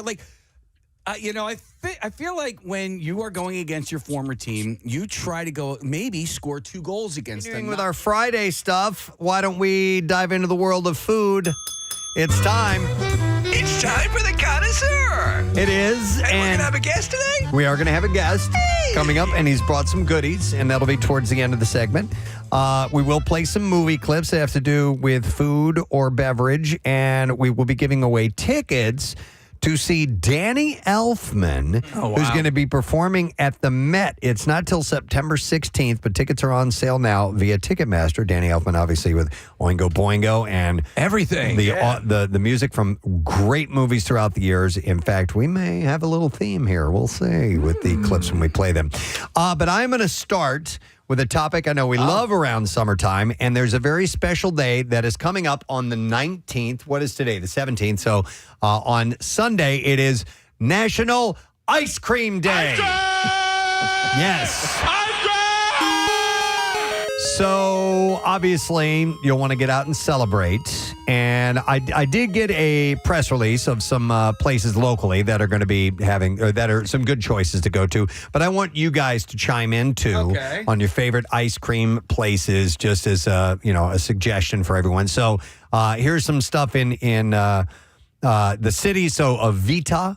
An authentic Italian gelato. Every scoop is handcrafted in small batches using traditional Italian techniques and high-quality ingredients. Gelato's good. It is pretty amazing. It's good. It's very expensive. It's good. It's calorically through the roof, but it is so rich and yummy. Yeah, yeah. You have Kilwins at King of Prussia Town Center. And they have handcrafted waffle cones, premium ice cream, nostalgic charm, handcrafted chocolates, fudge, caramel apples, and other sweet treats. Termini Brothers at the Concourse at the Comcast Center. So every weekday afternoon, guests can get $2 scoops of Bassett's ice creams, one of our favorites. And so there's a connection. The Danielle, who started Za's Ice Cream, it's one of the best ice cream places around. She now works in Bassett's. She's a muckety muck at Bassett's, handling like product rollouts and all that stuff. So it's a perfect union. So this is going to be at the Concon Center? At the Concon. Yeah. Which is really cool, by the way. The refurb on that, Preston, we were there for the debut of it.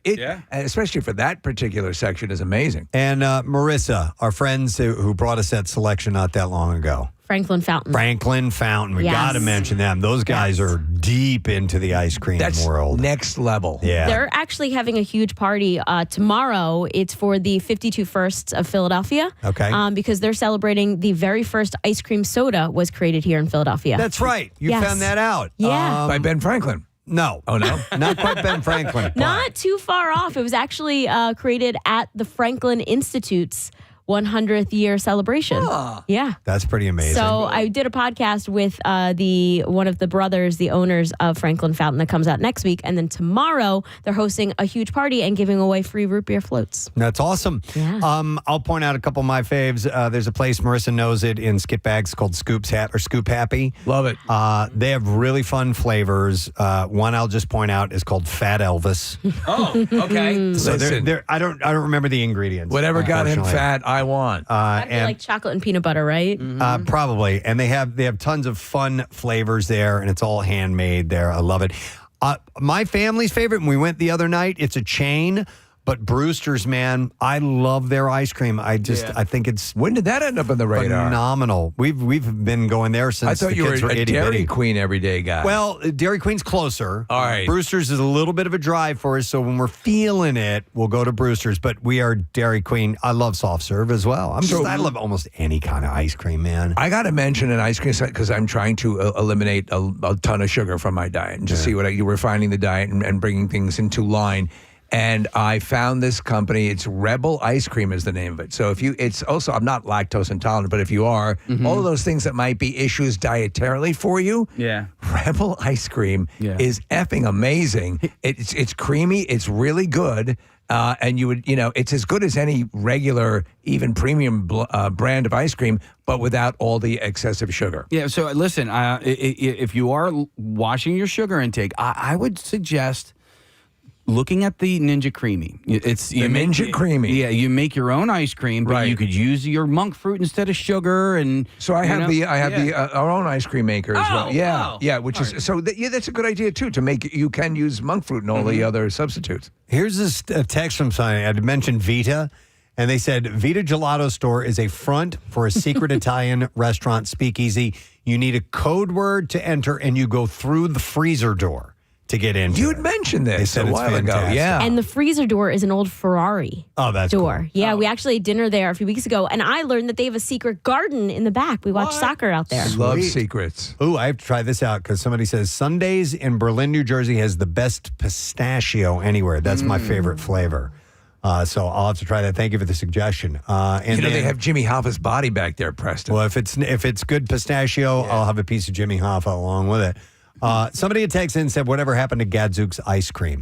It's still around, right? So The I Bassett's? have it from a good source that there is going to be potentially a revitalizing of the entire line. More to come. I check on this every once in a while. I don't think Gadzooks currently exists, but they did take our second ice cream, Guatemalan Ripple. Yeah. And now it is something Ripple. Okay. So that one is on the menu. All right. And that was like a coffee ice cream with caramel. I forgot what all was in it, but yes, It was did good. have a coffee swirl or flavor Right. to it. Yeah. Our first was Gadzooks. Our second was Gadzooks Blanc. Yes. Which was everything but a vanilla base. Right. Pretentious. And then the coffee. Yeah. All right. So National Ice Cream Day is on Sunday. So celebrate if you will, please. Order up. We got to play a clip. Yep. Sorry. No orders yet. No Let's orders. see if you know what movie this is from. Okay, everybody, grab your plates. Soup served. That's what this is about. What? That's what this is about. Yeah, it is shish kebab. It was a figure of speech. You got to learn not to take things so literally. All right. 610-660-9333. Do you know what movie that's from? Order up.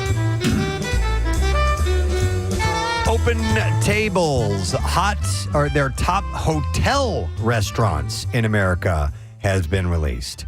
The reservation site just revealed the top 100 hotel restaurants in America. along with some insights about the role these restaurants play in travel planning. Have you ever gone to a hotel expressly because they had a restaurant you love? Yes. Yeah, I have as well. Yeah.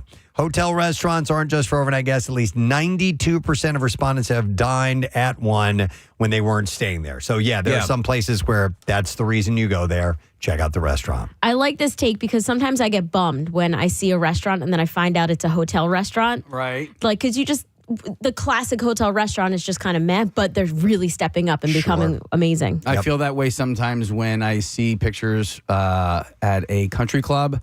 Like specifically, Preston, there was Applebrook, right? I didn't know if Applebrook was a private club or not, and I had seen pictures. I'm like, oh man, I would love to have dinner on the deck there, and it looks so beautiful. And I called up. I'm like, are you guys? And this is years ago before I knew what Applebrook was. Oh yeah, it's a club. It's not a restaurant, but yeah. Dinner there? No. So here are some of the restaurants that were ranked in the top. Different Point of View in Phoenix, Arizona. The Gemma at Waldorf Astoria Beverly Hills in L.A. The Slope Room, which is in Vail, Colorado. The Elliott Astor in St. Petersburg. It's at the Vinoy Resort and Golf Club. Ferraro's Restaurant and Bar at the Four Seasons Resort in Maui. And then you have the Shanghai Terrace, which is at the Peninsula in Chicago. The Contessa at the Newberry in Boston. There were some that are from our area, but I don't think they made it into the top. But in Philly, you have Jean George's at the Four Seasons, Sky High at the Four Seasons, and Vernick Fish. Isn't that where superheroes go to school? At the Four Seasons as well. So all three restaurants at the Four Seasons were the only ones in Philadelphia to make it on the list. When we visited a couple times, and it is so amazing up there. It is. It's unbelievable. I love those walls that are constructed with healing crystals as you walk through. There just has all this panache to it.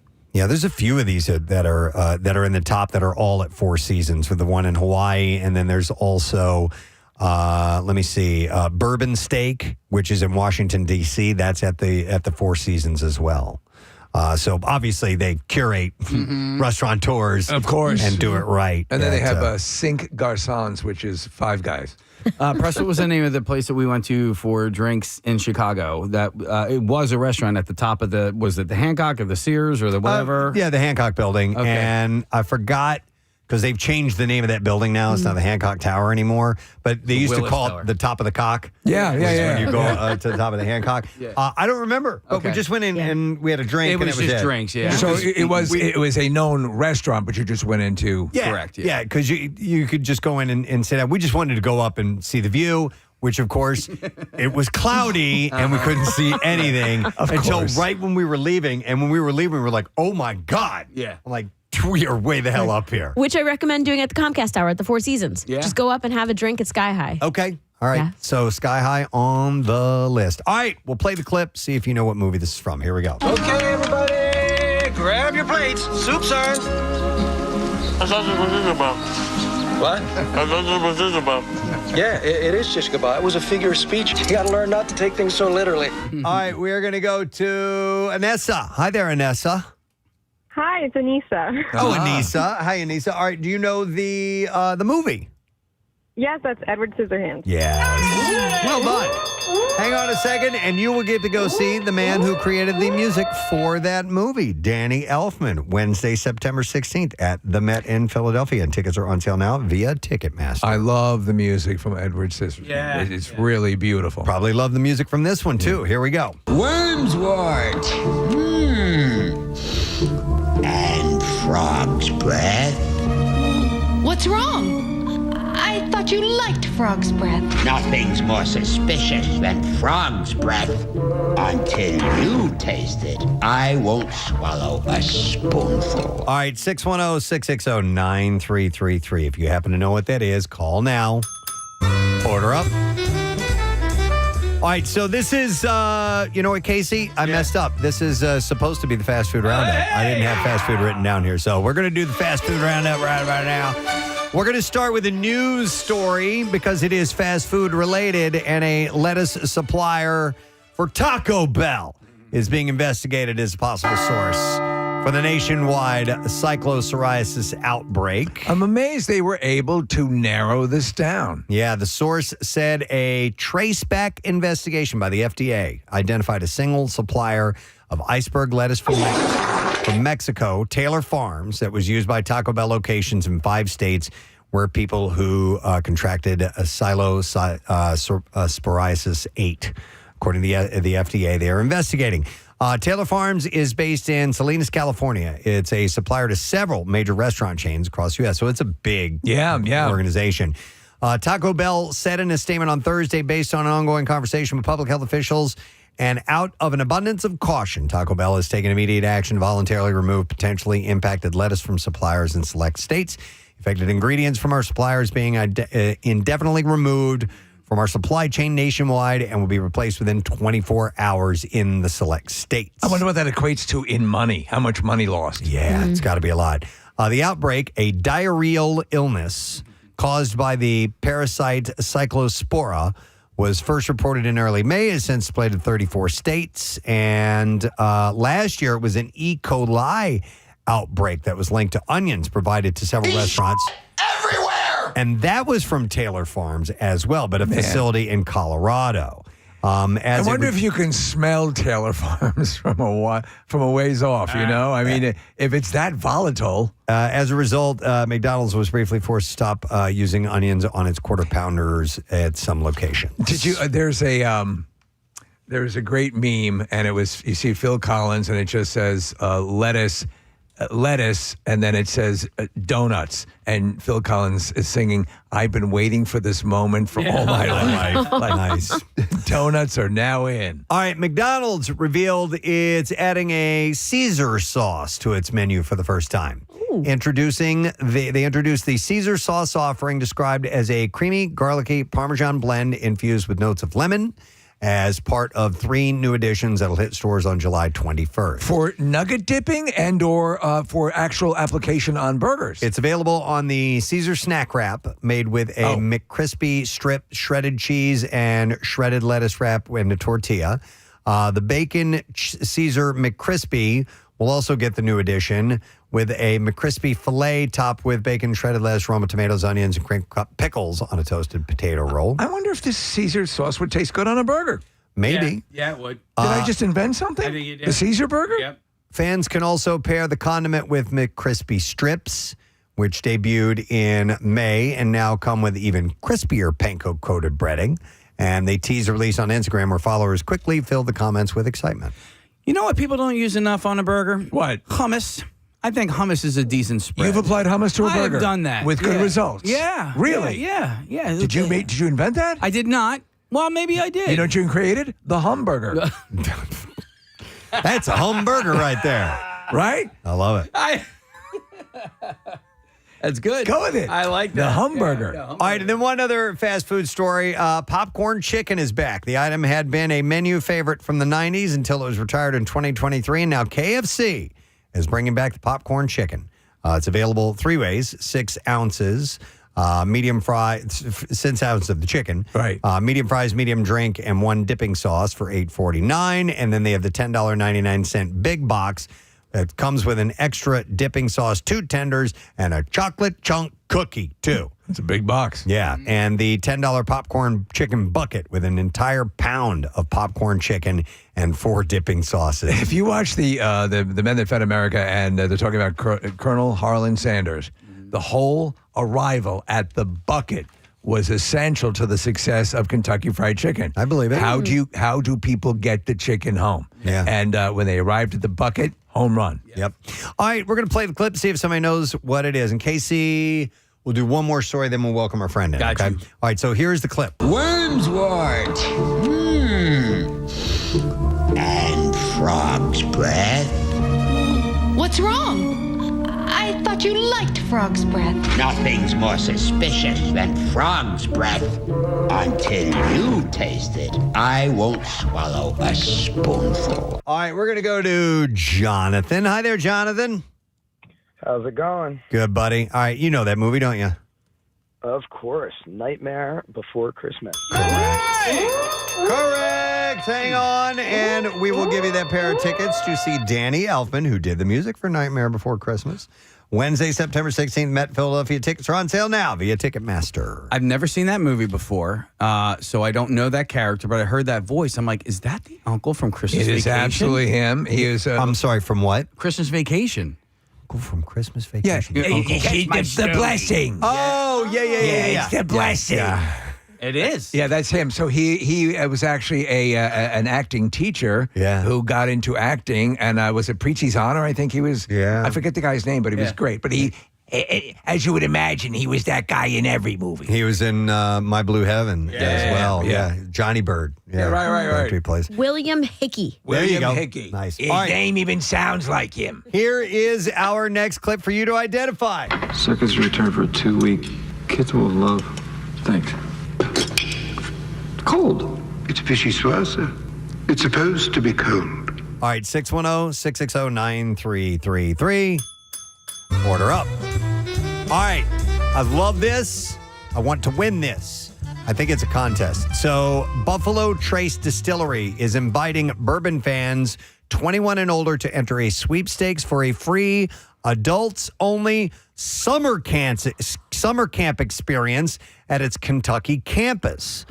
Camp Buffalo Trace blends classic camp fun with bourbon education through activities like blind tastings, trivia, barrel relays, and hands-on workshops, while a handful of winners will also enjoy an overnight stay in an air-conditioned luxury tent. So seriously, do you think, to immerse yourself in this, would this be something you might do? It'd be a lot of fun because I like the idea of both of those things. Number one, getting educated on bourbon a little bit, doing some tastings and things along those lines, but going back and doing camp again, could be fun. I'm sure that they do exist, but there needs to be more adult summer camps. And I know that they have because I've talked to my wife about it. There's, some women retreats and stuff like that. But I'm talking about canoeing. And, you know what they really need to do, Casey, is they need to do sober camps like that. Yeah. Because obviously I'm going to go and party at something like this.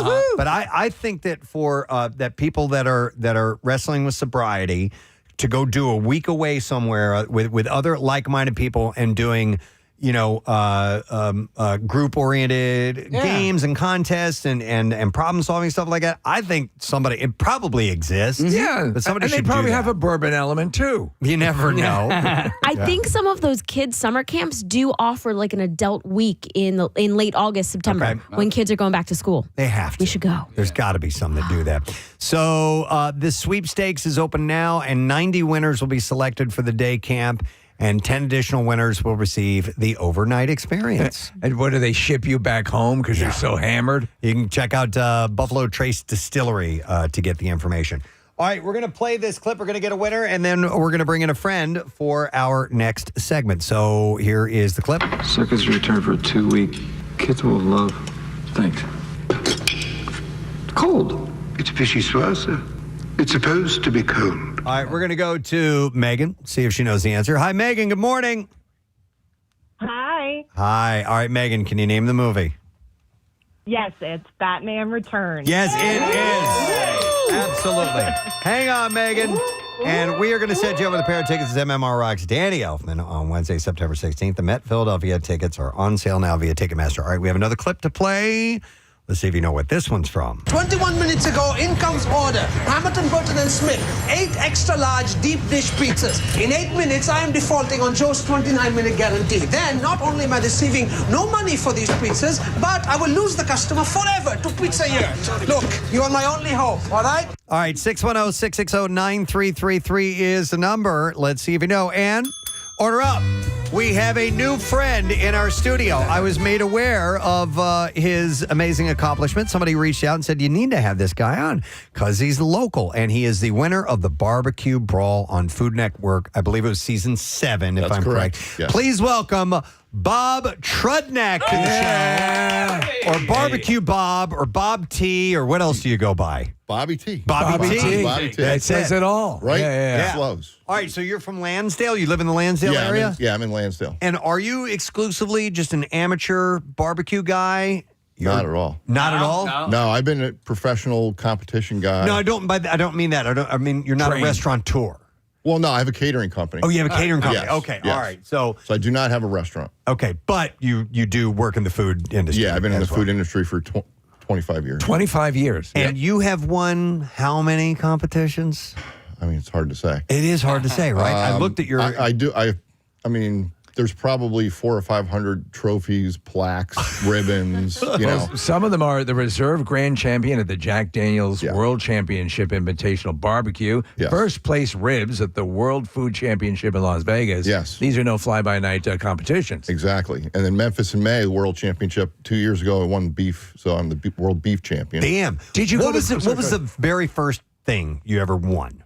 That you ever entered? Believe it or and not, won? the first contest I've ever done was the Gary Maddox. Yeah, the rib Liberty contest. Bell Barbecue. Yeah. Yes. That was a great event. 2003.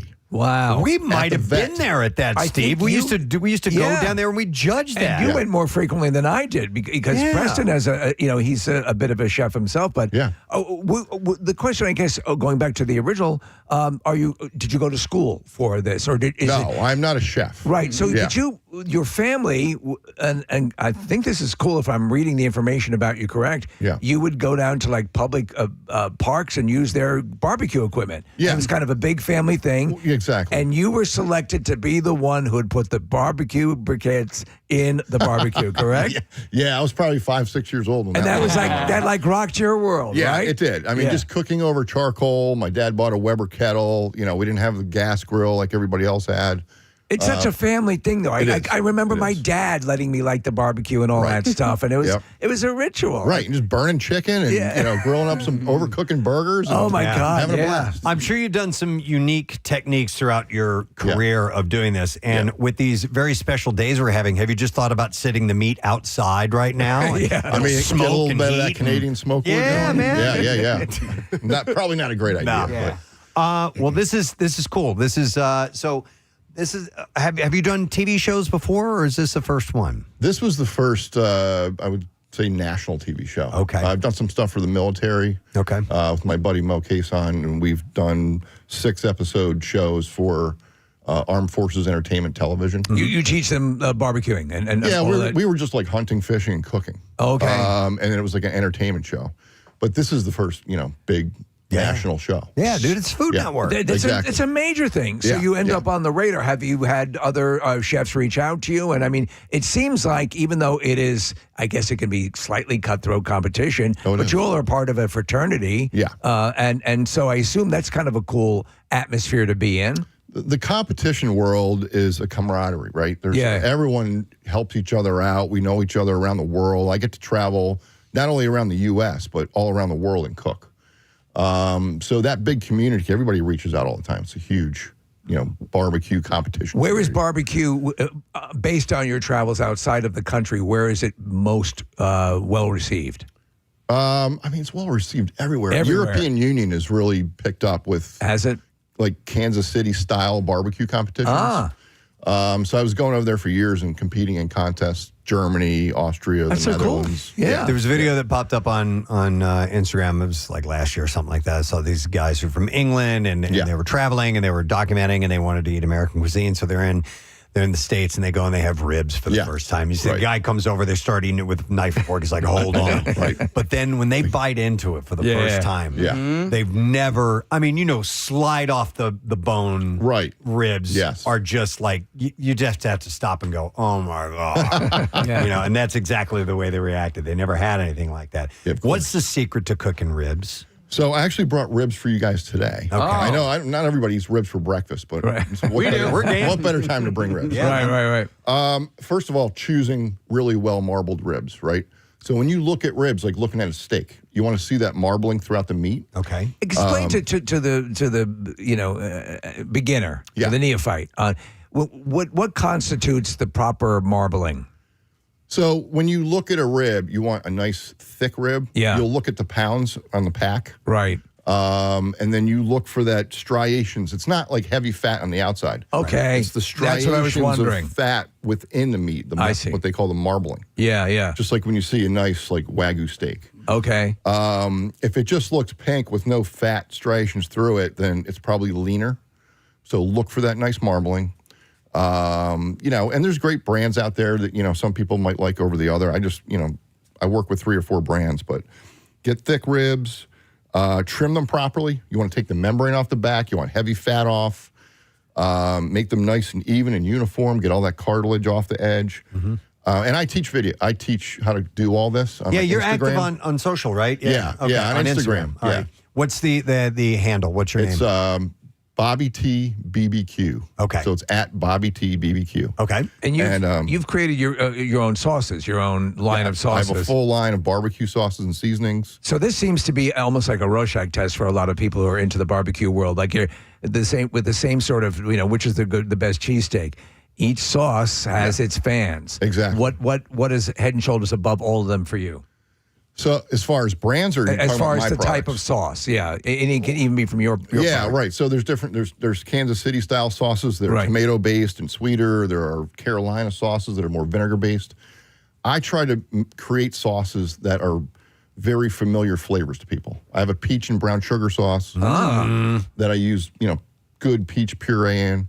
I have a bourbon sauce. I use real Kentucky bourbon. That's what I put on the ribs today. Okay. And then all my rubs are just high quality ingredients. All right. Let me go back because you said you trim up things, you make them look uniform. All right. Yes. And then what? Then what's the secret to cooking? And then it's just layering rubs. Yeah. You know, to give you flavors. You put a binder on there. So one of the things that I do different than most people is the binder allows the rub to stick to the meat, right? Okay.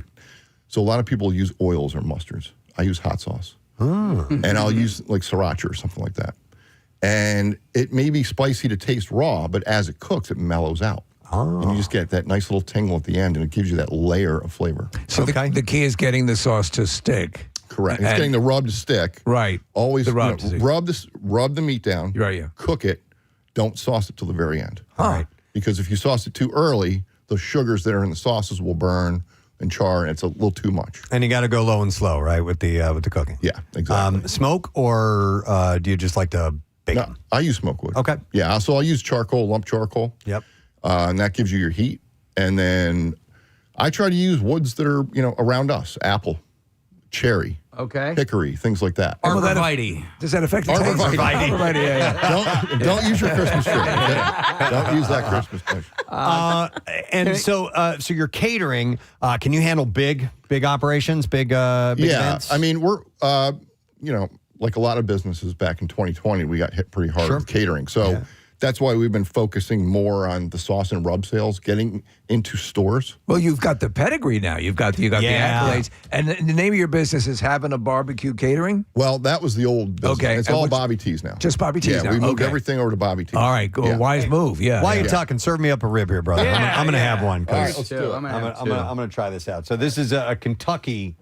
So this is a Kentucky bourbon barbecue sauce. Okay. Yay. How much for one rib? $12.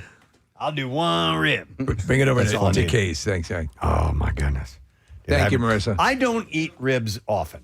Which one do you want? I don't care. This is fine. I understand that. They're messy, right? They are. That's a part of it. It's also part of the fun of eating them too. Right. But I don't always feel like diving in and getting crazy. But when messy. you even if when you have a good one, well done, you know it. Right. You know it. And Preston talked about the experience. Exactly. Also, somebody eating ribs, it looks so enjoyable. As a pescatarian, I don't. But it's kind of like I've gone to restaurants and I've heard people go, "Ooh, I got to order those." Well, what it's talking about the sauce and the messiness of it. Yeah. Is there a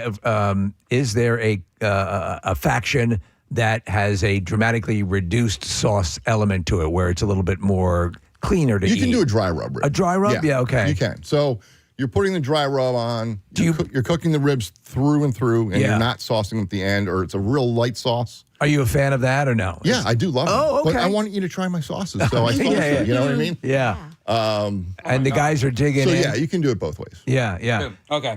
So what's the largest amount you've cooked? How many ribs in one? Oh gosh. I'm sure it's staggering. Hundreds, probably 400 or 500 racks. You know, in some of these big cookers that we cook Yeah. in. Yeah. Yeah. I mean, that stuff, the equipment is, Dave Grohl's a huge fan. I actually met Dave. Oh, you did? Yeah, we had beers together at Memphis in May. So to connect it to Yes. this, Yeah. he's hardcore in. Anybody else in the entertainment industry have you met vis-a-vis this? Because it's funny who comes out of the woodwork. I know. With their fandom for this, because it's also it seems to be also a Zen-like hobby. It really is. Lost in it. So believe it or not, Steve Harvey. Oh, really? Steve Harvey has a place in Abu Dhabi. He started the Open Fire Food Festival over in the United Arab Emirates. And I've been over there twice to do his festival. Don't mind me, by the way. Is there a mouse in the studio? Sorry. That's really cool. So we've gone over there. Steve's invited us to come to his festival and teach barbecue. And that's so cool, man. It's a lot of fun. It's a lot of fun. All right, so verdict, sir? It's phenomenal. It's excellent. Thank you. The sauce is very sweet. Yeah. Which I like. I prefer either like vinegary or sweet sauces. And I'm picking up on like a salty flavor, and I think that's from the rub that you put on there. It is. Yeah, I layered the rubs. Yeah, it's a deeper. It's almost like I'm tasting a bourbon and telling you about because I got it on the back end exactly of the flavor. So my bourbon sauce I created to have the same experience as a bourbon, where you have these sweeter notes up front. Yeah, and you get that little peppery note at the back. That was it. So that's exactly how I to me, for people with your ability and any of the chefs that we've had in Preston's signature, it's really good sound. I didn't even, it just happened. Yeah, it does. So we went out to dinner on Tuesday night, and I go, I didn't hear any He goes, it's good. It's not That was real quick, I'm going to jump in here because you just won an award for ribs on Sunday in Wildwood. Yeah. Was it these? It was very, very similar. Okay. Yeah, very similar. Same flavor profile. Just when you're cooking for judges, you want things to be like super balanced, right? Okay. So you're just brushing the sauce on lightly. You're applying the rub on, differently. These are cultivated palates that this are sitting was meant down. to be a little bolder for you guys today. All right, what's a side that you're famous for? Because one of my favorite things about barbecue are the sides, like the slaws and the potato salads and things like that. We do Mac a lot and of cheese. different. It's my beans. Your beans. Oh, I love good and my baked beans are different. And it's funny because get all these new followers that came in Instagram after the show, and everybody's talking about my beans that I did in the finale. And I'm like, wow, they're not talking about my brisket or my pulled pork. They're talking about the beans. And I use black beans and pinto beans mixed. Love it. And it's a barbecue style bean, sweet and spicy. And then I make a fresh pico de gallo. And because the beans are so rich, I make a fresh pico on top. And then I'll put a little crumbled bacon. Was that in your winning ensemble? Yes, yes. That's what I thought. I read about that on the Food Network. I did those beans. I did a tricolored baby potato salad. And did something with peach. And then I did a peaches and brown sugar barbecue. Okay, sauce. that was I didn't it. make everything from scratch. Right. I couldn't bring my sauces and rubs with me, right? Yeah. Which wouldn't make sense. So, but I know all my recipes. They're all up here in my head. There you go. Good for you. Yeah. And that's every morning on that brawl, every episode, I made my rub, I made my sauce. They were different depending on the protein I was cooking. Were you in the I got this mode, or were you nervous? Okay, so I listened to a song called Desire by Ozzy Osbourne every morning. Wow. It gave me motivation. Right. And I listened to it on the way there. I listened to it on the way back. And the song is just amazing. And it just fired me up every morning. I love that. And I was in the zone. I was in the game every day. I want to ask about so you're also a pizza fanatic, right? Yeah. And so can these two worlds meet? Do they meet? They have for me because I got my, my pizzaiolo certification. It's an Italian pizza master certification. Right. I did that in Chicago at at this amazing school. And so I do also have a line of pizza products. Wow. I have a pizza sauce. I have a pizza seasoning. You know when you go to a pizza joint and it's like the tray full of there's oregano, there's hot pepper flakes, there's salt. I made a balanced pizza seasoning that is delicious. Okay. And then I have a lemon garlic butter so you can use on pastas and fish. And it's that Italian line. For how many times do you sit down with a bunch of ingredients and you're going to do something? How many times is it like 50 failures to every one? This is it. No, I would say it's, I get a concept in my head and then I'll start to write things down. And I know how much salt to put in something, how much pepper. I'll start with salt, pepper, or garlic, onion, the base, right? Right. And then I look at it what do I use for color? Paprika.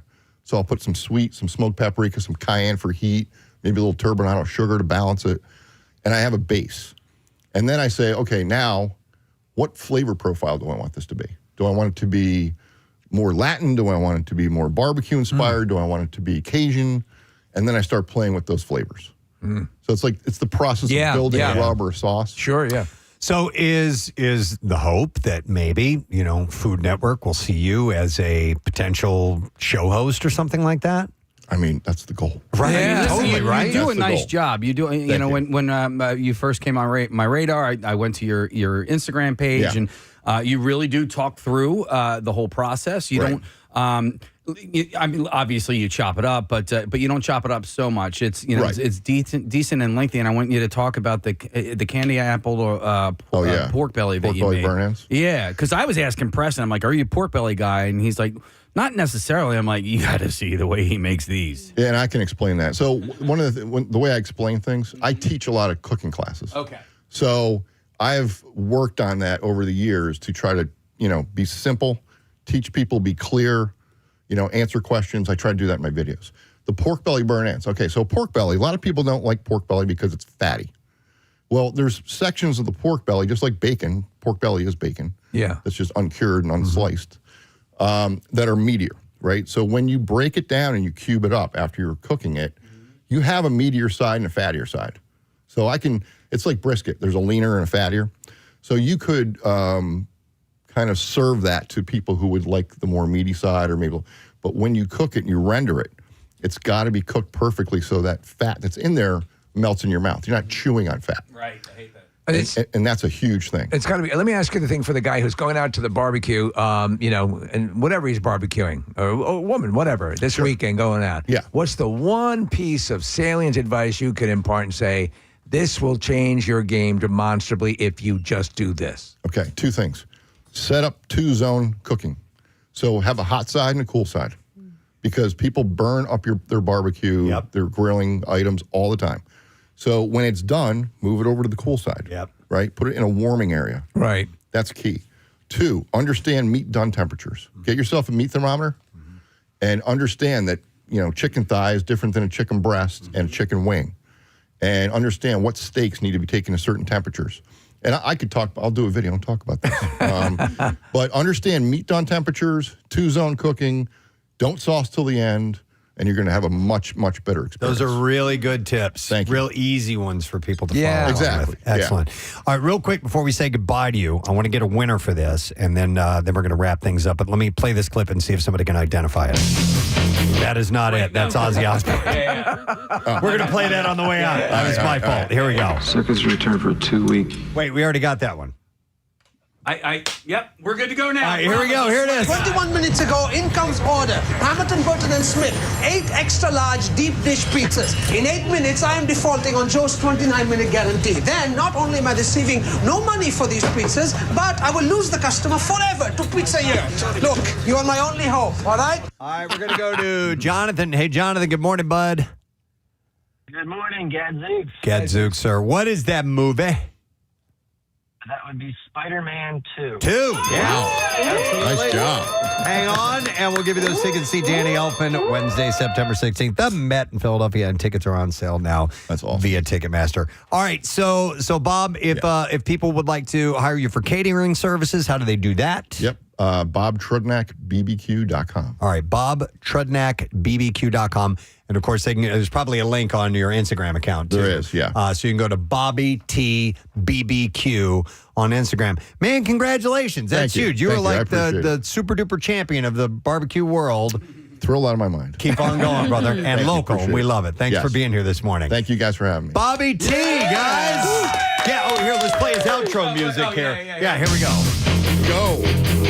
You will barbecue like a bastard if you listen to this song every morning like Bobby T did.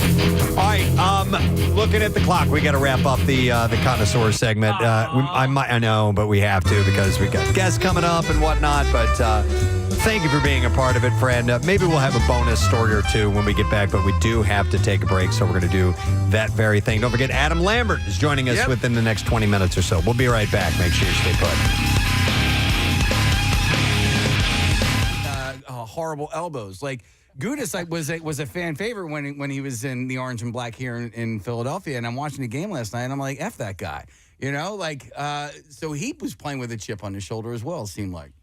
Yeah, the forearm shiver, the people's elbow, whatever you want to call it. It was nasty, and that's like you played at the beginning of the show, Preston. That's old school, old time hockey, right? It was fun. It had Garnet Hathaway, being scratched for a couple weeks there, came back in Edmonton, and last night just bowling guys over, just playing hard, playing the right way, clean hits, right? And they took exception to that and kind of went after our guys. So it was a couple injuries which you don't want to see, and hopefully those guys, Bobby Brink and Jamie Drysdale are big guys, big important guys for the Flyers. So hopefully they're not out too long, but a big win nonetheless, and the guys got to step up here going forward because you got a couple good teams coming. Yeah, the one that I hated the most was Johnston's forearm to Denver Barkey's grill. He was bleeding from his mouth, and he only got a minor penalty for it. I thought that should have been a major, And then when something like that happens, how do the Flyers keep their composure and not take cheap shots? Yeah, I've been in those situations many times, right? Someone going after Chemo or Giroux or Danny B, and your instinct is just to protect your buddy, right? And you don't want to cross that line when they're crossing the line towards you. And there's things that you can do, like a good slash behind the back of the leg, or you take a number and you wait till next game, right? So that's we play those guys again in March, I believe, sometime in March. So in Anaheim, so that'll be a homecoming, for Trevor Zegras. So hopefully he can do the same thing, but it probably will get a little testy as well, I would assume. Hey, Scott, is there ever when you're given some payback, when you're issuing some payback, is there ever a way to do it without causing a penalty, or is that even in your mind when you're going at that? Yeah, well, quick story. When I was in Nashville, I was like maybe 22, something like that, and the year prior, I was battling with Yuri Fisher was his name, a big, tall defenseman, 6'6", mean guy, and we were battling, and he kind of twisted his knee. I didn't do anything bad. It was kind of just like a battle in the corner. He's laying on the ice. He tore his ACL, so he missed 2 or 3 months of the season, half the summer rehabbing. First game back in Nashville, he's like, let's go, off the face-off. I was like, I knew it was coming. And I was like, no, like let's just give it a couple shifts, right? So I can get angry, right? And so the play comes up, because it's kind of weird. Just I didn't really like the setup fights, right? For myself anyway, I had to get, angry, and I wanted to, punch the guy's, head in, right? Yeah. So puck comes up, it goes behind the net. I go behind the net skating. He just blows me up, clean hit. Like I'm like on the ground, and then I start flashing red, right? And so we square off, we go like this, and he's a lot bigger than me, and I come in for a punch. He just counter punches me right in my nose. Down I went, and I'm bleeding all over the place. So he got his payback. It was a clean fight. It was a good punch he got me, and sometimes you got to tip your cap. Yeah, and just move on. Like yeah, so, especially if he's got like half a foot on you. It's a little much, but yeah, I was curious though with the pandemonium, and Chuck, our program director, Chuck D'Amico, said he has lots of audio of the overpowering boos. I mean, and he was there last night. Yeah, he was there last night, and I mean, you've seen it all. You've seen reactions. You've seen the FU response to a player that's just a particular team or whatever. Rank this last night with the top 5, emotional, angry reactions you've ever seen in an arena. Yeah, it happens when you have that hatred of a player, right? A guy that says he doesn't want to come to Philadelphia. He's a college kid, 19 years old. I don't want to play here. When he was so pro coming to Philadelphia, when he first got drafted, he totally changed his tune. I didn't like that. I think the Flyers fan responded how they did last year playing him, and it carried over to this year as well, right? And usually you see this stuff against the Penguins, right? Or the Rangers, sometime, back in the day, Islanders, the big rivalries. But this is like the team that's kind of irks us, right? And it's great to have. You only play them once, which sucks, but it is what it is. But it's nice to have those, and it just gets everyone into the game. That's why you go to a hockey game, right? To feel the emotions, to stand up and cheer for a goal, a big hit. It had literally last night had every single element of the game that you want to go to as a fan. And me talking about it, analyzing it, I was fired up just as much as everybody else. Yeah, sure. Hey, you know what I really didn't like about it, and because I was reading up on it last night, is he had said, I wish everybody knew like the truth, And I'm like, well, why don't you tell us the truth then? You know, what's going on? Why don't you want to be here? Like, I don't know why you would say something like that and not follow it up with, hey, the reality is X, Y, and Z. I know he's waiting to write a book so everyone so he can buy it. Yeah. You see it in 20 years, you're all going to feel really bad. Yeah. The other thing that's a lame thing you say when you want to deflect. Listen, I don't like that they wore orange last night either. Like, what the hell is all with that? It was tricky, right? There was early in that game, TK connecting, he came across the line and passed it like it was passing to his teammate right to their guy, and he's going the other way against our goaltender. So it was a little tricky, but then you kind of, that was a bad turnover. You kind of figure it out. But yeah, it was definitely tricky to start, I thought, for them. Scott, do players get talked to by management about what to avoid talking about when talking to the press, or are you just kind of left to your own devices to do that?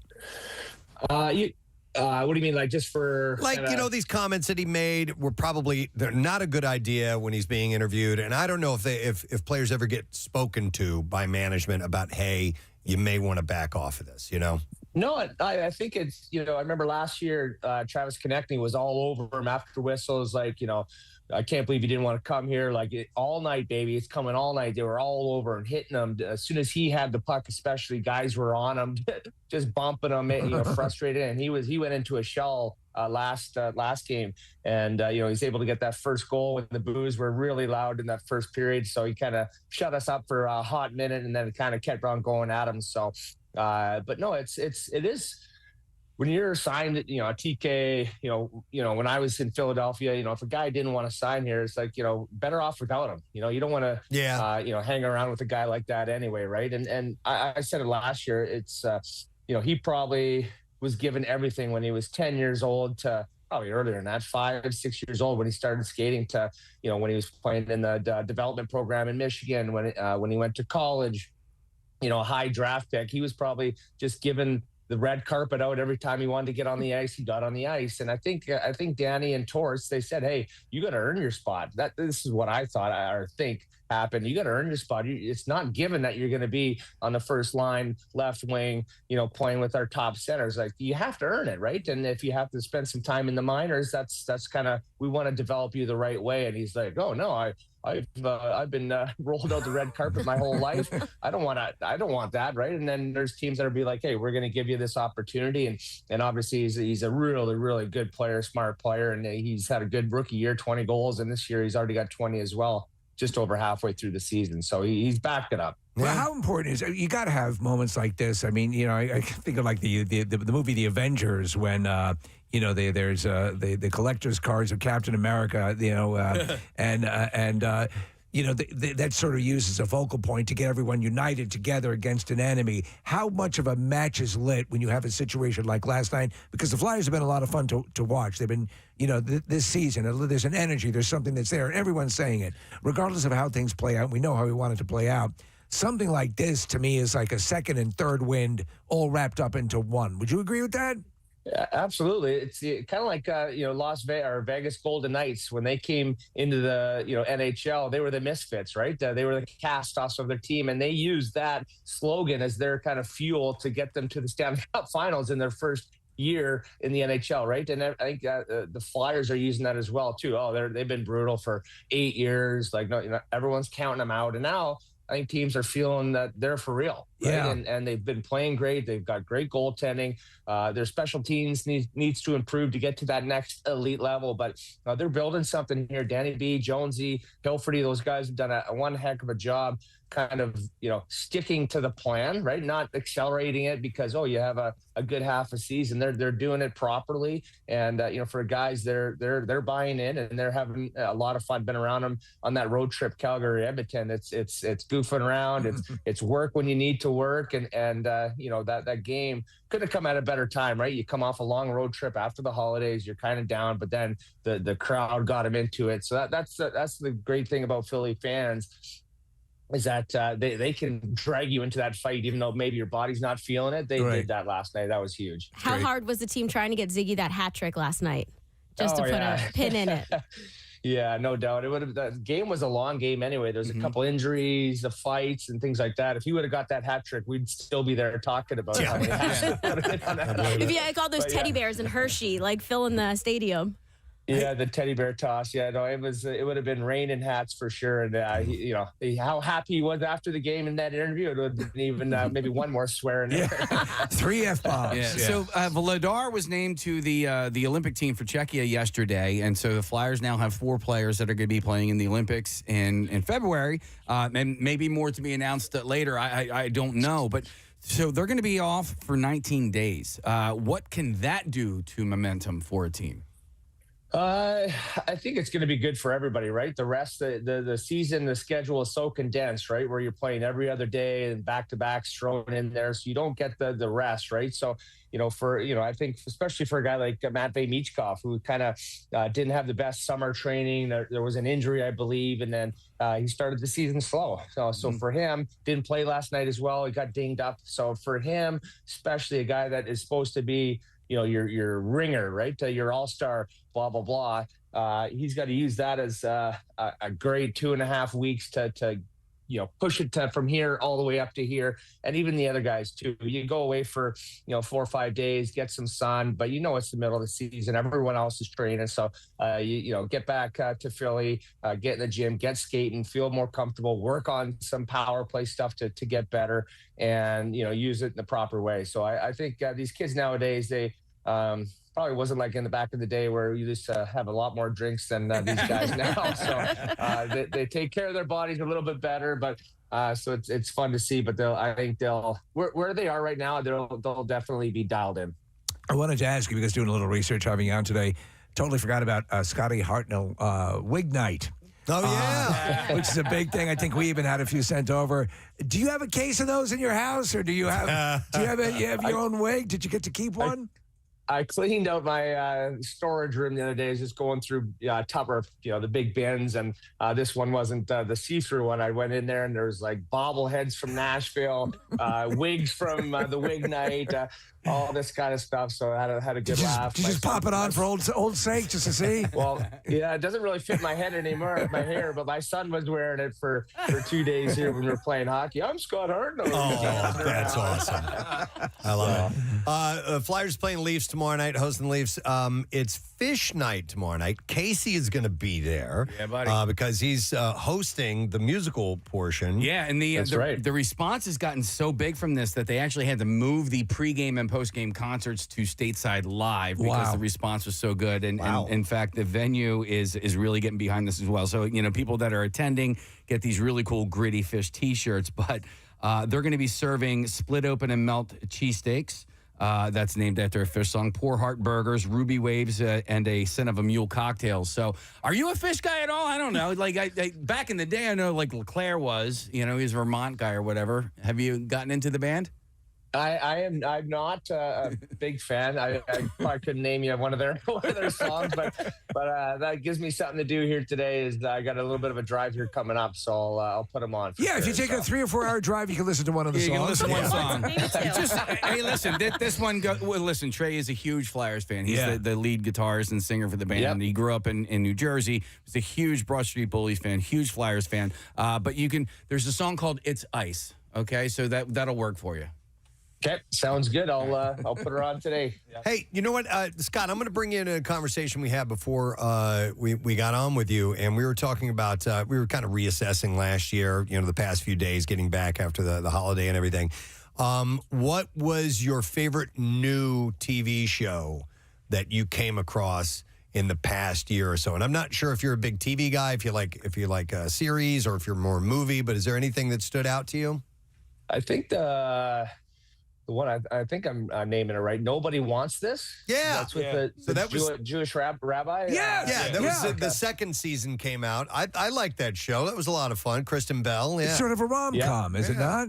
A rom-com? Yeah, really cute, and my wife loves that stuff, obviously. And Sometimes I don't get sucked into those ones, but that was cute. And Emily in Paris, I'm going to sound like... You're on the PA Turnpike westbound from Downingtown out to Morgantown. Road construction has the right lane closed. This traffic report is sponsored by Mothers Against Drunk Driving. For victims of drunk and drug driving, your grief is unique, but you are not alone. You always have a place at MAD. Call the 24-hour victim helpline at 877-MAD-HELP or visit mad.org. And that's your traffic on 93.3 WMMR. Marissa, you are loved, and we're looking over here. It looks like a pit crew, Preston. Marissa, wipe the bottom of your laptop. I could see it while you were holding it up. Yeah. It's definitely wet. All and right. I could see the reflection of your microphone. Oh, man, that sucks. On the thin... We've all done it. We've all done it. I got liquid it from film. your guys. Yeah, thank you. Okay, no problem. Yeah, we have all spilled before. And that's the answer for the... Oh, okay, got it. Thank you, Marissa. You have never done it, Casey. No, never. You successfully, in over 30 years of radio. That might be. Listen, if I'm lying, I'm not lying on purpose. It's Okay, not, all right. Yeah. Here, you can keep these. Thank you. All right, so let me see. We are going to go for a winner. Caller number 18 is what we were looking at. And I've got Dylan, who's joining us. Hey, Dylan, how you doing? Good, how are you? Good, man. All right, so the emoji code for Five Finger Death Punch tickets, somewhere in the first five rows, and an autographed guitar. What is the answer to our emoji code? Down for it? No, sir. That's incorrect. All right, so give me another caller, if you would, please. Next one up, it'll be caller number 19 that we will try. And I'm assuming it's like the name of a song or something. Yeah. Ryan would know, or an album. I don't really know. All right, so next caller up, it is Chris. So we're going to go to him. Let me see. Chris. Good morning, Yes. Chris. Hey. Good morning to see you. Good morning, my friend. All right, do you know what our emoji code answer is? Under and over it. That is what it is. Under and over it. Chris, and this is the song, Under and Over It, by the way. We are going to give you tickets somewhere in the first five rows to the show. It is at Freedom Mortgage Pavilion. It is on Monday. And we're also going to give you an autographed guitar from the band on top of that, brother. Thank you so much. You guys rock. We appreciate you listening, my friend. Hold on the line. We'll take care of all the particulars, and you will be good to go. By the way, joining Five Finger Death Punch will be Cody Jinks and Eva Under Fire. Tickets are on sale now via Ticketmaster if you would like to get those. So, Ryan, thank you for doing the emoji code here. I'll put you on. Oh, my Your pleasure. mic on. My pleasure. Are you going to go to you going to the concert? I believe so, yes. Okay. Still working on some final details, but you'll see me in the pit. All right, excellent. Look for Ryan down there. Don't step on him. No. No, I fight back. Trust me. Yes, he does. He chomps at your legs. Nice. All right, so we're good there. Marissa, since we have like a couple of minutes, is Adam Lambert still on target to be joining us? Okay. We skipped your encore. I'm ready to go. In the Connoisseur, but did you still want to do that? You know, Preston. Hang on. Off my microphone so you wouldn't hear me ripping paper towels. I would love to because I actually picked this one out specifically for you, Preston. All right, so it's the Connoisseur Encore with Marissa Magnotta. For tasting more, it's Encore. All right, Marissa, what do you have for us? All right, I picked this out the other day. We were actually talking about traffic and driving and how much I hate sitting in traffic. Well, Pacifico, one of Preston's favorite beers of all times, has a solution for that. Oh, okay. They are hosting shuttle bus rides from Philly to the shore. Oh, what? What? And the rides are only $5. Stop it. So okay. You get on the shuttle. Are they offering libation? Yes, Steve. Oh, my goodness. Okay, so what are the details? Where do you pick them up? All right, so they're doing it for the next 3 weekends. Each weekend is a different shore point. You get to book the trip. It's called the Jitney Yellow Line, and it's leaving Friday evening, and it's returning Sunday evening. And each stop is from a Philadelphia bar to a Jersey Shore bar. Okay. And each one of those bars is hosting a pregame and a postgame party. I love this. Isn't that fun? I can't believe this is the first I'm hearing of this. And it's just... Have they been doing them before? Nope. Or they're doing it just 3 times? Yep, it's launching this weekend. So it's going to go this weekend from Uptown Beer Garden in Center City, and it's going to land in Memories in Margate. And then next weekend is Independence Beer Garden in Old City and lands at Keenan's in Wildwood. All right. Yeah. And then the third weekend, that July-August first weekend, is going from Ortlieb's to the Rusty Nail in Cape May. Oh, that's wonderful. So this reminds me of the old pub crawl promotions I used to do. Yeah. Like, this stuff is great. Yeah. And hey, if you can't do the whole weekend, maybe you don't have a place to stay, they're also offering just Saturday rides. Oh. So you can go from one spot and land in the same Jersey Shore town for just one day on a Saturday. $5. Well, Yeah. and I'm sorry, how big are these buses? 53 people. It's Okay. one of those big buses. And like I said, tickets are $5. That's your round trip ticket for $5. And you also get an adventure kit, which is a Pacifico towel, a tiny beer-sized life jacket koozie, Yep. and some sunscreen. I love the Pacifico merch. I have a bunch of stuff because I've You're a big endorsed fan. their Yeah. product, and I have coolers and all kinds of really cool things. I just love that yellow. It looks awesome. And of course, I'm a big fan of the beer. How do people get signed up for this? So you can go to override.com override.com/Philly-summer-jitney, or just search Pacifico Jitney Yellow Line and it'll pop right up. That's pretty damn cool. Yeah, and I checked last night because I was actually going to hop on it for the Margate. The ride for today might be sold out, but there are tickets as of last night left for all of the other days. Excellent. Wow. Excellent. Yeah. All right. I'm good. glad we got to that. Yeah. Isn't that fun? Good news for sure. All right, Case, can we get her outro? This Outro? has We been got the you. Connoisseur Encore with Marissa McDonough. Oh. All right, little expanded version. All right, so it's 9:30. No word on Adam Lambert yet? Yeah, he's just running a couple of minutes behind. Okay, so he's running a couple minutes behind. All right, I can give this away. All right. I have a $50 Dunkin' gift card, and it's through the refreshers at Dunkin'. And I'll take caller number 12 at 610-660-9333. You want to go to the contest page at WMMR.com because you can enter for a chance to win a visit from the MM Army at your work site for a Dunkin' Refreshers break for your crew. They'll come and they'll bring all the cooled refreshers for you to check It's out. great, especially since we're having a conga line of heat waves. Yep. And there's so many delicious flavors. The all-new pink pineapple. You can try fan favorites like mango pineapple, strawberry dragon fruit, or black cherry as well. It's a sip of summer, and it is only at Dunkin'. So caller number 12. We will take care of that with you. Speaking of all things ashore, I wanted to make sure that we mention that Brent Porsche today is going to be in Atlantic City. Excellent. 3 to 7. He's going to be at Caesars Beach Club. And you can stop by. He's going to be on the rooftop bar, by the way. And I'll have prizes, overnight stay at Caesars AC, dinner for two at Nobu or HK. Day bed at Caesars Beach Club with lunch and cocktails. Really? That's awesome. HK Hell's Kitchen? Yes. Yep. And a pair of tickets to The Hook, which is your last chance to see that show. So you can go to WMMR.com, click on events. Of course, you can tune in to Brent while he's there this afternoon, but best bet is to go swing by and see him in person. So I actually did a weekend at Caesars last weekend, and I went to Nobu late night on Friday night, and it's a great party, and you can get a lot of those Nobu dishes that you look forward to at happy hour prices. Well, that's good. After 10 p.m., which is nice. And we also went to Hell's Kitchen.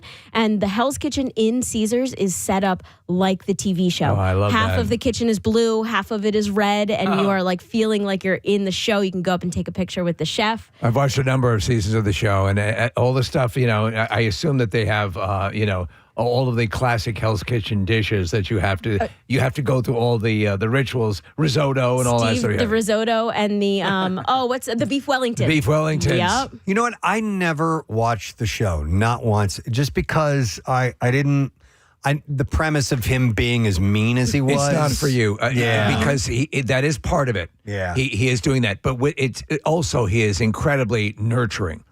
So there is that thing. I love the specific. It's the bear.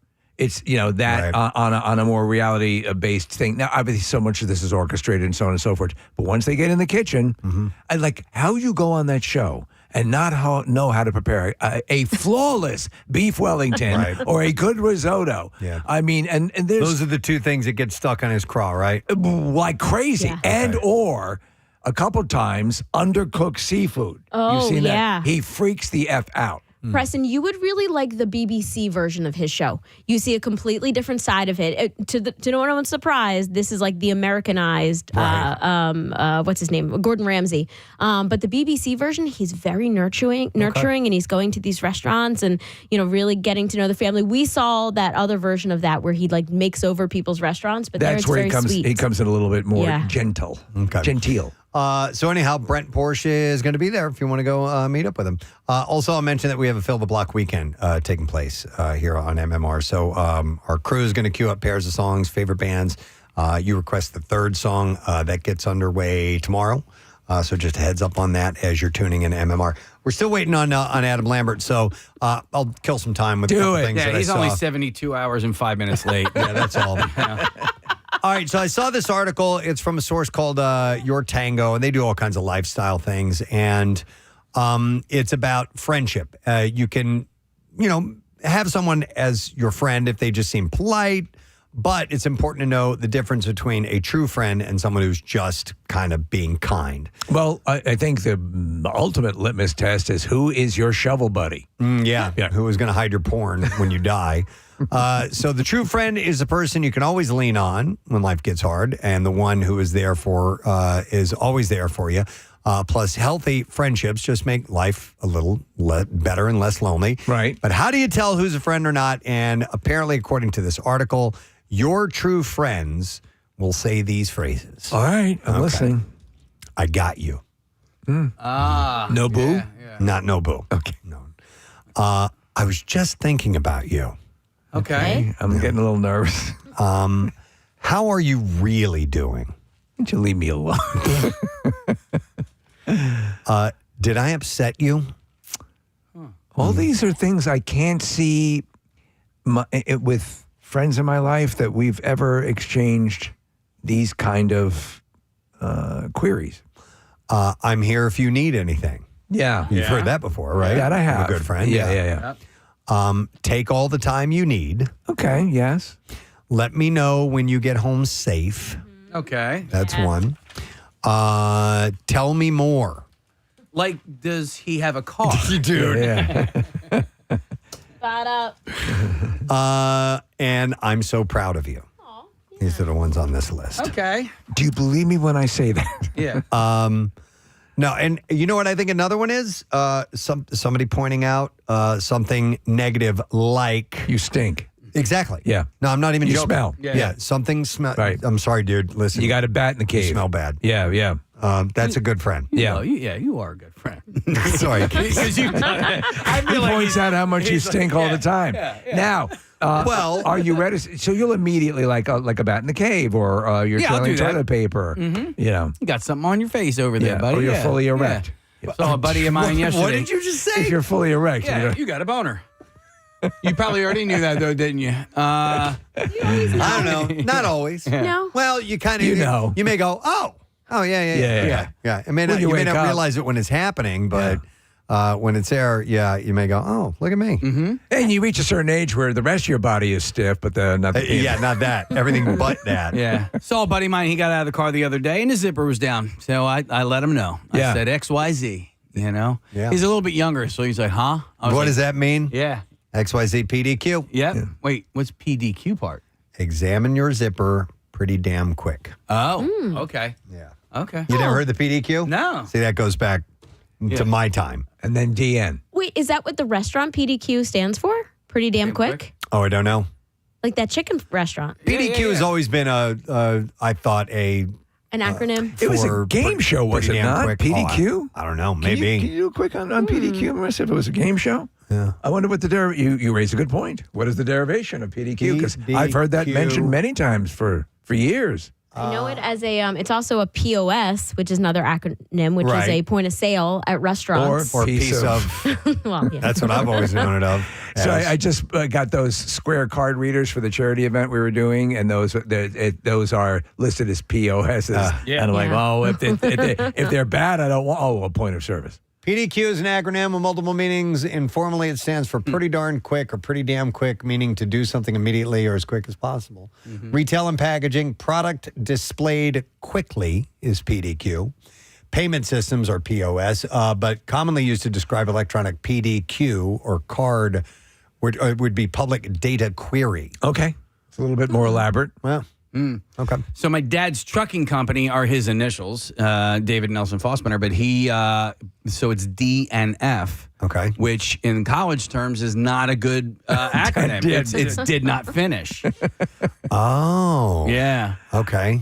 Wow, man. We're talking about rename because it's my brother's company now. How many people think it's D and F? Yeah. When you say it fast enough, Well, DNF. yeah, if you're saying it, Yeah. it sounds like D and F, but it's DNF. But on the truck, it reads DNF. Name it MFK.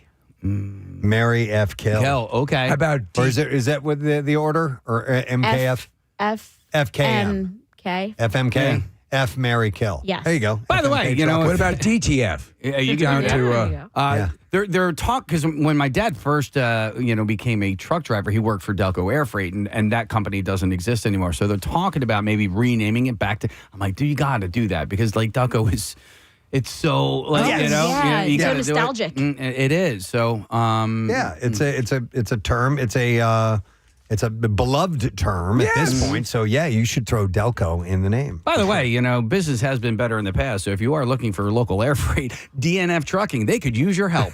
I have employed their services. They're wonderful. Hey, I have a list of band names you could dig through and find something from that. Yeah. We need to, again, I think this could be where you have Bartlett's quotations, you have the almanac for up-and-coming bands. If we could bind this up and sell this as a book. Preston's Almanac. The Preston's Almanac. I like band names. Band name almanac. I like that. Speaking of bands, by the way, we're kind of like streaming Consciousnessner here right now. Yes, we are. Lewis Pullman, who was in the Thunderbolts and is Bill Pullman's son. And is in the new Spaceballs movie. He's in the new Spaceballs. He was in town last night. He's a drummer in a band, and they played at the Spruce Harbor Park or Spruce Street Harbor Park. Yeah. No way. Yeah, I didn't know that they had bands. I like there. that guy. I like him a lot. Me too. Yes, you know what? Tommy Conwell played there. With Jackie Bam Bam introduced him. Nice. By the way, you know who else was just in town this week? Joe Keery and his band, Joe. Stranger Things. Yeah. Joe? Yeah, DeJoe. DeJoe is there? The same Olivia. person you talked about Retzel's Pretzels to. That's right. Liv, she saw. Did Joe? Yeah, come in here. Get in here, Liv. Come on, Liv. We're making stuff up right now. We were hanging on for Adam Lambert, which, by the way, I'm going to pull the plug on here in a minute if he doesn't get in touch. But yeah, Liv, who did they open up for? Tame Impala. Oh. Tame Impala. Okay. And I knew that. And had you ever heard his music before? Joe? Yeah. Yes. Okay, so I'm you a were big familiar. fan. Oh, you're a big fan. Yeah. I didn't know that. But I hadn't seen him in concert. Like the last tour he went on sold out right away. Does he bring it in concert?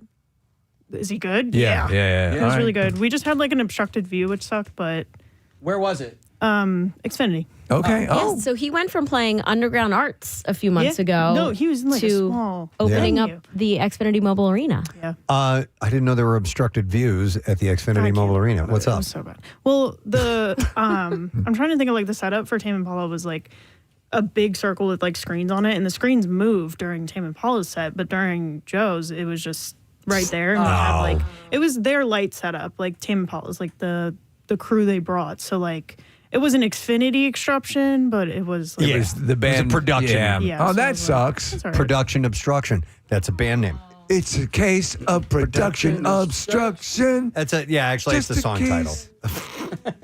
I'll jot it down here in a little bit. But no, I've become a fan of his music. I was like, oh, whatever, actor, doing this thing. And then my kids started playing it for me. I'm like, this is some pretty cool stuff here. We always just tend to default and think they're actors. They can't be great musicians. And then you remember Jack Wagner. Yeah, well, no, but Joe was a musician before acting came along in his life, and he was really kind of leaning on that being his creative output and career.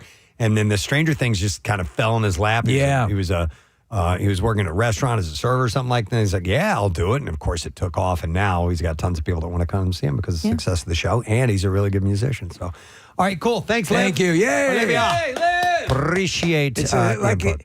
what is one level below stream of consciousness now?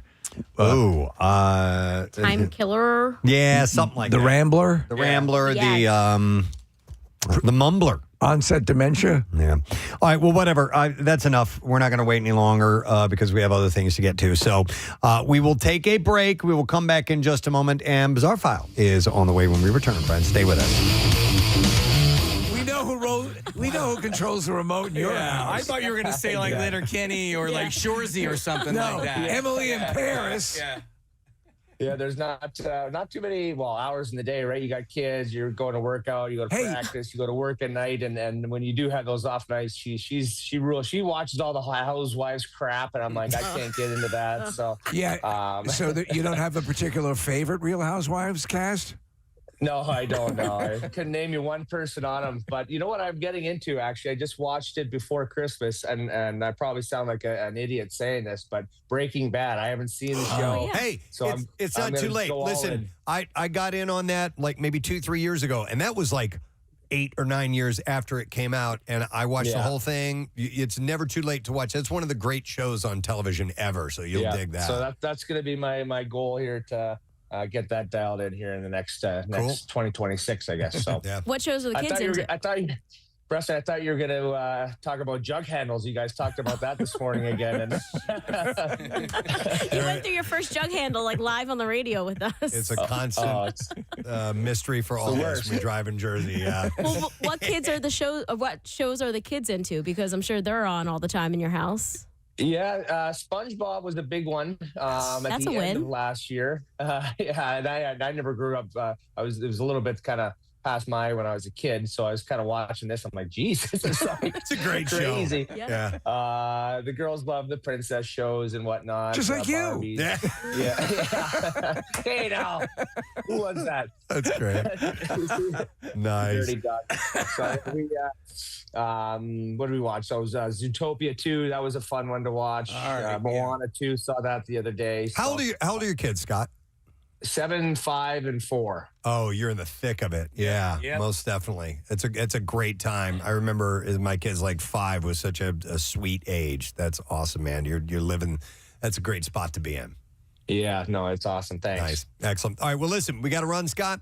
Great to talk to you as always. Tomorrow night, like I said, Flyers are playing the Leafs. Casey will be there for the event. You can stop by Stateside Live for the whole thing, and obviously we'll catch you guys on NBC Sports Philadelphia. Say hi to JJ and the crew over there, and we'll catch up with you soon. All right, brother? Yeah, we'll do. Casey, text me if you guys are coming over. You want to see the studio. I'll give you a little tour of that. I would love that. Yes, Excellent. absolutely. All right, Scott Hartnell, guys.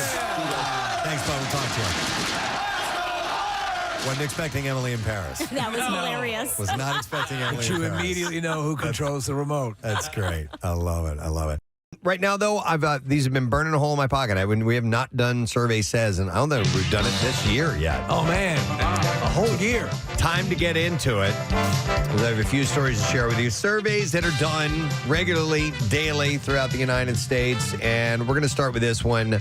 It was a poll of 2,000 adults, and they asked about the most common reasons that New Year's resolutions will fail on you. Okay, so 40% of people polled set a resolution for 2026. If you just isolate Gen Z, it's 71%. There you go. Which is the highest of any age group. Mine is standard. It's lose weight. It's be more healthy, and I did that again this year. That's the only one. I can't think of maybe years past when I was a smoker, it was to quit smoking or something like that. But that's always been the same one for me. The survey is of reasons why they fail. Reasons why these fail, but I just started off with people that set resolutions in the first place. I think a lot of people set unrealistic goals. Yeah. I think that's it. They don't do it as incrementally as they should. Right. Maybe reduce smoking or try that way. A lot of people just go hard line, and that inevitably fails. More than half of them, 52% surveyed, believe that New Year's resolutions are an effective way to reach goals. 2/3 of resolution setters claim to be all in and totally committed to achieving what they set out to do. And another 26% admit that they are not fully committed. Did you guys set any for the year? No, Okay. I haven't set New Year's resolutions in a long time. Marissa? I didn't think of it as an effectual New Year's resolution, but the other day I started to think I'm going to once a month try to actually catch up with somebody who I say, let's catch up soon. Okay. Oh, that's a good one. Yeah, like somebody I haven't talked to in a while. So not one of the classic, the smoking and drinking, and work out, eating better, exercise, sleeping around. Having sex with multiple partners at the same time. Group orgies. Yeah. Those are attainable goals, I think. Yeah. You know what? So I didn't until I'm on an app called Strava. And it tracks your fitness. Right. Thing. So, when I work out, I port that over to my Strava app. When I go for bikes and runs and swims and stuff like that, that all goes to my Strava app. And then at the end of the year, it kind of gives you your year in review. And so I saw how many days active I was last year, and I want to just beat that. I want to beat okay? Yeah, and I had a pretty active year last year, considering I had this thing that happened to my neck at the end of the summer that kept me out of the gym. It kept me off my bike and all that stuff. And despite losing, a good month of activity, I still did pretty good. So I want to top that. I didn't go into the new year thinking, I want to do this or that. But then when I saw that and that came up, I was like, okay, yeah. Something achievable. Something achievable. All right. Yeah. Ryan Shuttleworth, any resolutions? Man, last year was tough enough. I just want to go into this year being like, all right, just be a better person where you can and just kind of, coast into it. Just, try and get through it unlike last year. That's a healthy one. All right. Most New Year's resolutions failed. So why do we break them so easily? These are the most common reasons. So per the survey, and I'll work up to the top one. Feeling too unhappy or fed up, finding it too tiring, realizing that you just don't want to do it. Yeah.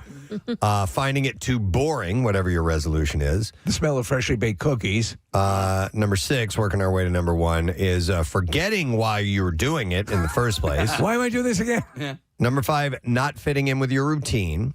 Number 4, not seeing results quickly enough. That's a good one. Yeah. I have had that happen to me before. It was 2 years ago where I wanted to go into a weight loss regimen, and I worked hard for 2-3 weeks, and I didn't see any results, and I'm like, oh. What am I doing this and for? then I just fell off. Yeah. I fell off of it, and it was stupid. And the following year, I got it together, and I soldiered through and realized that sometimes it's a slow start. And I've been eventually, doing this for 4 hours, and I have seen no results. And eventually you get to some momentum. Number 3 is you find it too difficult to do. Whatever agreement you made with yourself was just too much. Like sleeping around. Number 2, giving in to temptation, obviously. And number 1, just not feeling motivated to stick with it. I do like the idea of points on the calendar that are definitive. Okay, I'm going to start now. Yeah. I think, me too. And obviously, it helps me. The year rollover is a perfect time to do it. In years past, I have definitely seen new people at the gym come New Year, and whenever I see that, I'm like, I hope I continue to see you all year long, because I have been that person who showed up, January 2nd, never on January 1st, and then stopped going like a week or so later. But this year, I want to say people hanging in there. Yeah, no, I haven't seen a whole lot of new people. No. Okay. Steve, I like the idea of the date on the calendar. I need certain goals to keep me motivated. I'm a list maker too. If I make a list every day of the things that I want to achieve, and I get great satisfaction in crossing that off my list. Yeah. And I do the same thing with my goals. I will set incremental goals. I'll have a big goal in mind, right? But I have your way towards it. Yeah, I have little milestones along the way that I like to hit, and I'll call them small goal, medium goal, right, big goal, and then sometimes I even have an ultra goal that I'll put on there, and then I'll give myself a time frame and try to hit those marks, and it helps. Yeah, it helps me stay on track. You have something to stay on. So, and also reward yourself. Yes. If you're losing weight, reward yourself with alcohol. Yeah, please. right. Yeah. Heavily.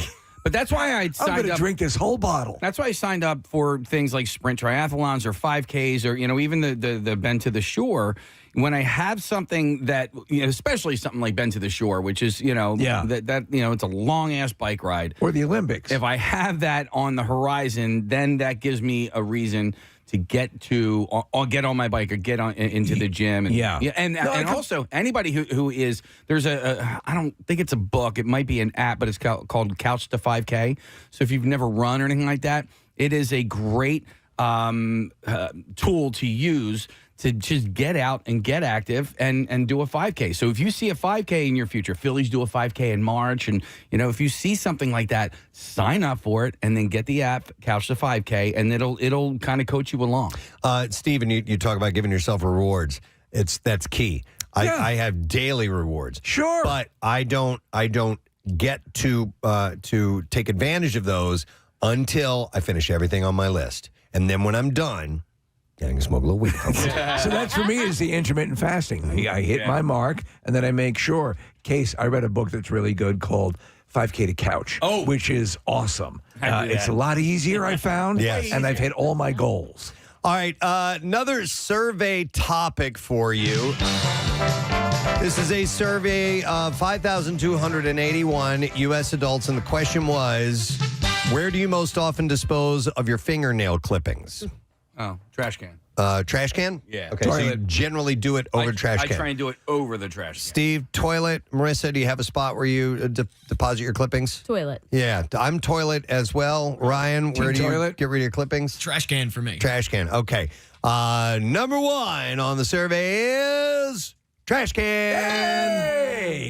In fact, overwhelmingly so. Before we get to the bizarre file, I would like to thank a mystery person. I'd like to see who this is. But yesterday, from time to time when I leave work here, it's still early, and golf is my passion. So I go play, and what I'll do is I'll go down the hall, and I will change into appropriate clothing for playing golf as opposed to my jeans and T-shirt that I wear at work here. And yesterday, I was wearing a shirt that I absolutely love. It is the WMMR classic Metro Media logo, but with the rainbow colors. And I changed, and I went, and then I played golf, and then I went home, and I couldn't find my shirt. And I'm like, dude, stop it. I was bummed out because I was like, I really didn't want to lose that shirt. And I looked all over my house. I looked in my car, and I remember changing in the bathroom stall. And it's down. It's not like, it's not right next to MMR. It's not right next to our studio. It's down the other end of the building.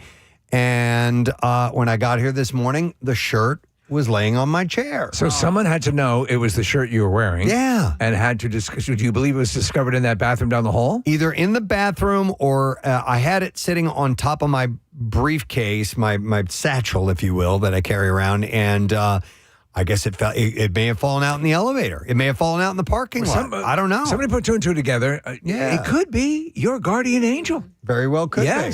I don't know. It's a wonderful gesture that somebody took the time to do that. Hold on, Ryan. I am receiving reports. It was Eric Simon, who is your guardian angel. We love Eric Simon. Eric Simon, you're my hero. Well, thank you, Eric. I appreciate that. But it was a nice little, ray of sunshine in my world when I got here this morning. Yeah. And I'm going to use this as a reminder to tell people to tune into our YouTube because we have some awesome T-shirts going on a lot of the time. You guys have really stepped up your T-shirt game. Thank you. Yeah, mine is always just a basic color. Yeah. And here's a question. Is that shirt for sale on the Rock Shop? It used to be, but I don't know if it is because they phase them in and out. They do. They'll have them. They'll be in for a while, and then they'll move them on. They'll bring in some other things. So I was holding out hope that I could buy another one, but now I don't have to. I think if you say it should happen, then it should happen. Okay.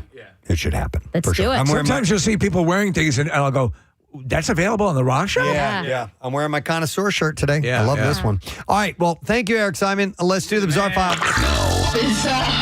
WMMR presents Preston and Steve's Bizarre File. Brought to you by Horizon Services. Count on Horizon Plumbing and Electrical to keep your home comfortable and safe with drain clearing services, surge protection packages, and more. You can book now at horizonservices.com. This took place in Los Angeles. Frustration, or is taking place in Los Angeles. Frustration and anger spilled over at a tense town hall meeting in Boyle Heights on Thursday as residents demanded answers about an ongoing cleanup effort following a warehouse fire that left millions of pounds of food rotting in summer heat. Oh, that's horrifying. Community members packed the meeting complaining about the smell from the site and pressing officials for a timeline to resolve the situation. Many described the neighborhood as a disaster area and said they believe the response has fallen short. The warehouse contains, listen to this, 85 million pounds of now rotting meat of once frozen food that is now decomposing after the fire. Jeez. 85 million pounds. Throughout the meeting, speakers were frequently interrupted by residents demanding action. People were chanting, "Clean it up." Presentations were ultimately cut short, and the meeting moved to a question-and-answer session.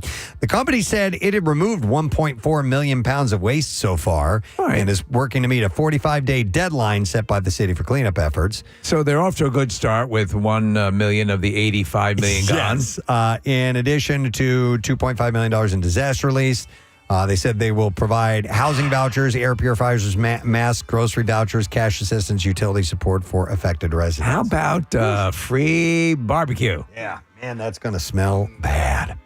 All right, in Florida, 2 principals were arrested on DUI charges in Clermont after separate incidents involving the same car early on July 5th. So the passenger, Christina Alcalde, I think, and the driver, Jennifer Jimenez, identified themselves as principals shortly after being pulled over around 2 a.m. You don't have to proffer that information. During the traffic stop, an officer asked Jimenez, "Miss Jennifer, you consumed any alcohol today? Because I can smell it." She said, "Yes, I have." The officer noted issues with the way Jimenez was driving. When she got out of the car, she told the officer about her passenger and said, "She's worried about me." When asked why, she said in part because they are both high on the totem pole of education. Jimenez declined to perform a field sobriety test. She was taken to the Lake County Jail. Now, according to the arrest report, Alcalde was deemed unfit to drive. Police made sure that she took a ride share and, with her permission, parked the car in the area where Jimenez was pulled over. However, 2.5 hours later, an officer pulled over Alcalde over in the same car. The officer asked, "Why are you driving?" And she said she was trying to bail out her friend. She said, "I'm not meaning to do anything wrong. I'm way better." Yeah, well, that's a good explanation, and I can see why she's a principal. After performing field sobriety tests, she was arrested. Both pleaded not guilty to DUI and refusal to submit to DUI testing as well. Deputies searching for a burglary suspect in Leesburg, Florida, received help from nearly every resource available to them. A helicopter, a drone, K9, and one surprisingly memorable feline all played a role in bringing the search to an end. While K9 chief ultimately made the arrest, it was a cat that helped point deputies toward the shed where the suspect was hiding. Come on, let me try. Safe to say the cat earned its share of credit that day. Deputies responded to a burglary in progress at approximately 9:22 a.m. after residents reported an unknown woman attempting to force her way into an unoccupied home. Why? Because I'm not a dog? When deputies arrived, they found signs of forced entry, but the suspect had already fled on foot. Officers immediately established a perimeter and called in Aviation Eagle 1, an LCSO drone, and the K9 chief to help search the entire area. During the search, a witness reported seeing the suspect entering a neighboring home. After speaking with the homeowner, deputies learned that the keys, a wallet, a vehicle had all been stolen from the enclosed but unsecured carport. Of course, deputies soon located the stolen vehicle parked at another nearby residence. When checking an attached shed on the property, they spotted a cat matching the one previously described by the witness. That seemingly small detail led deputies to search the structure more closely, and they found the suspect hiding inside. Man, deputize that cat. Refused repeated commands to come out the shed. The K9 was then deployed and successfully apprehended the woman, who was transported to a local hospital for treatment of injuries sustained during the arrest. You're now Captain Fluffy. She was later identified as Jessica Gioa and was arrested on charges of burglary, grand theft, felony theft, multiple failure to appear warrants as well. Speaking of animals, Nebraska officials say that they've confiscated dozens of them, including a zebra from a home on Thursday. According to Steve Glant with the Nebraska Humane Society, charges are pending after about 60 animals were found to be living in deplorable conditions. Were they playing Jumanji by any chance? Glant said that a search warrant was obtained for the property following an anonymous tip. NHS personnel reported finding several different types of animals ranging from dogs, cats, chickens, ducks to geese, donkeys, and an emu as well. How do you graduate all the way to a zebra? Glant said it took time to execute the warrant because NHS needed to make sure that the right staff and equipment were in place before getting to the property. And said, and as prepared as we thought we were still overwhelmed. When we got there, we had to make a couple of trips to shuttle animals here from the scene. Omaha's Henry Dorley Zoo and Aquarium has been contacted about care 6 for the gerbils, 2 cats, a hamster, and a rabbit. About care for the zebra. The city of Omaha ordinances restrict exotic animals. Glant said he expects misdemeanor charges to be filed against those responsible. Most of the animals seem to be doing well when medically checked at the scene, but many were also found to be emaciated, with others in more serious condition getting immediate care. You know, you think you can take care of a domestic zebra, but then you find out you can't. All right, and then one last story. An interviewee going rogue on a live broadcast is not uncommon, but it caught a few off guard on Monday morning. Matt Bailey, a farmer and organizer of the North Canterbury Hunting Club's Feral Cat Competition, was speaking live on a show to host Tova O'Brien when she asked what was coming out of his jacket pocket. He said, "It's not a cat's tail, is it?" Or she said that. Bailey proceeded to pull out what appeared to be a sex toy that he said he used as a makeshift microphone. It was a butt plug. Sure, that's a microphone, all right. He said, "I got this microphone. It's a cattail microphone," while he was holding the object up. Oh, I get it. It's the kind of microphone you put in your ass. Bailey told O'Brien he used it for commentating and kept it in his jacket pocket for safekeeping. He then proceeded to hold up a beer after already sharing that he was battling with a hangover on Monday. He said, "Instead of hair of the dog, we call it hair of the cat. I just had another one, so a couple more of them, and I'll go do some work," probably is what he said. Yeah. Bailey was speaking on the really good microphone. annual North Canterbury hunting competition that he organizes every year. The weekend-long event allows people to hunt. You won't like this, Steve. To hunt a range of pests, including possums, pigs, deer, and feral cats as well. Wow, that's horrible. Yeah, that person that has a butt plug in their pocket. Butt plug microphone. That. Yeah. All right, and there you go. That's what I have in the B-file this morning. We'll take a break. We'll get back. We still have stuff to give away. We're doing that via our lesson question for today. We'll get music news and some trash, and then we're getting close to giving our Word of the Week prize away at the end of the show. We'll be right back. So the people dispose of their clippings in trash cans. We're the loose cannons. We are. Yeah. But we're second. So not too bad. Oh, but only 7% of people use the toilet. You know, though, it's just convenient. Dispose of poop in the trash can. Wow, that's radical. Which is weird. Yeah. I try to clip my fingernails. The toenails, I think it's done at the salon, you know what I'm saying? But my fingernails, I tend to clip. I clip mine at home. But if I don't clip my fingernails, what I'll wait to do is wait for them to get soft in the shower and then bite them because they come off better that way. And then I'll do them in the shower. So you just chew them up in the shower? So, not all the time, but if that's so the only two places for me: trash can, shower. Right. Oh yeah, I forgot the other place I put them, behind the couch. Behind the couch. Yeah. Rochelle loves that. Did you just flick your? Yeah, I did. Yeah. When's the last time you've been back there?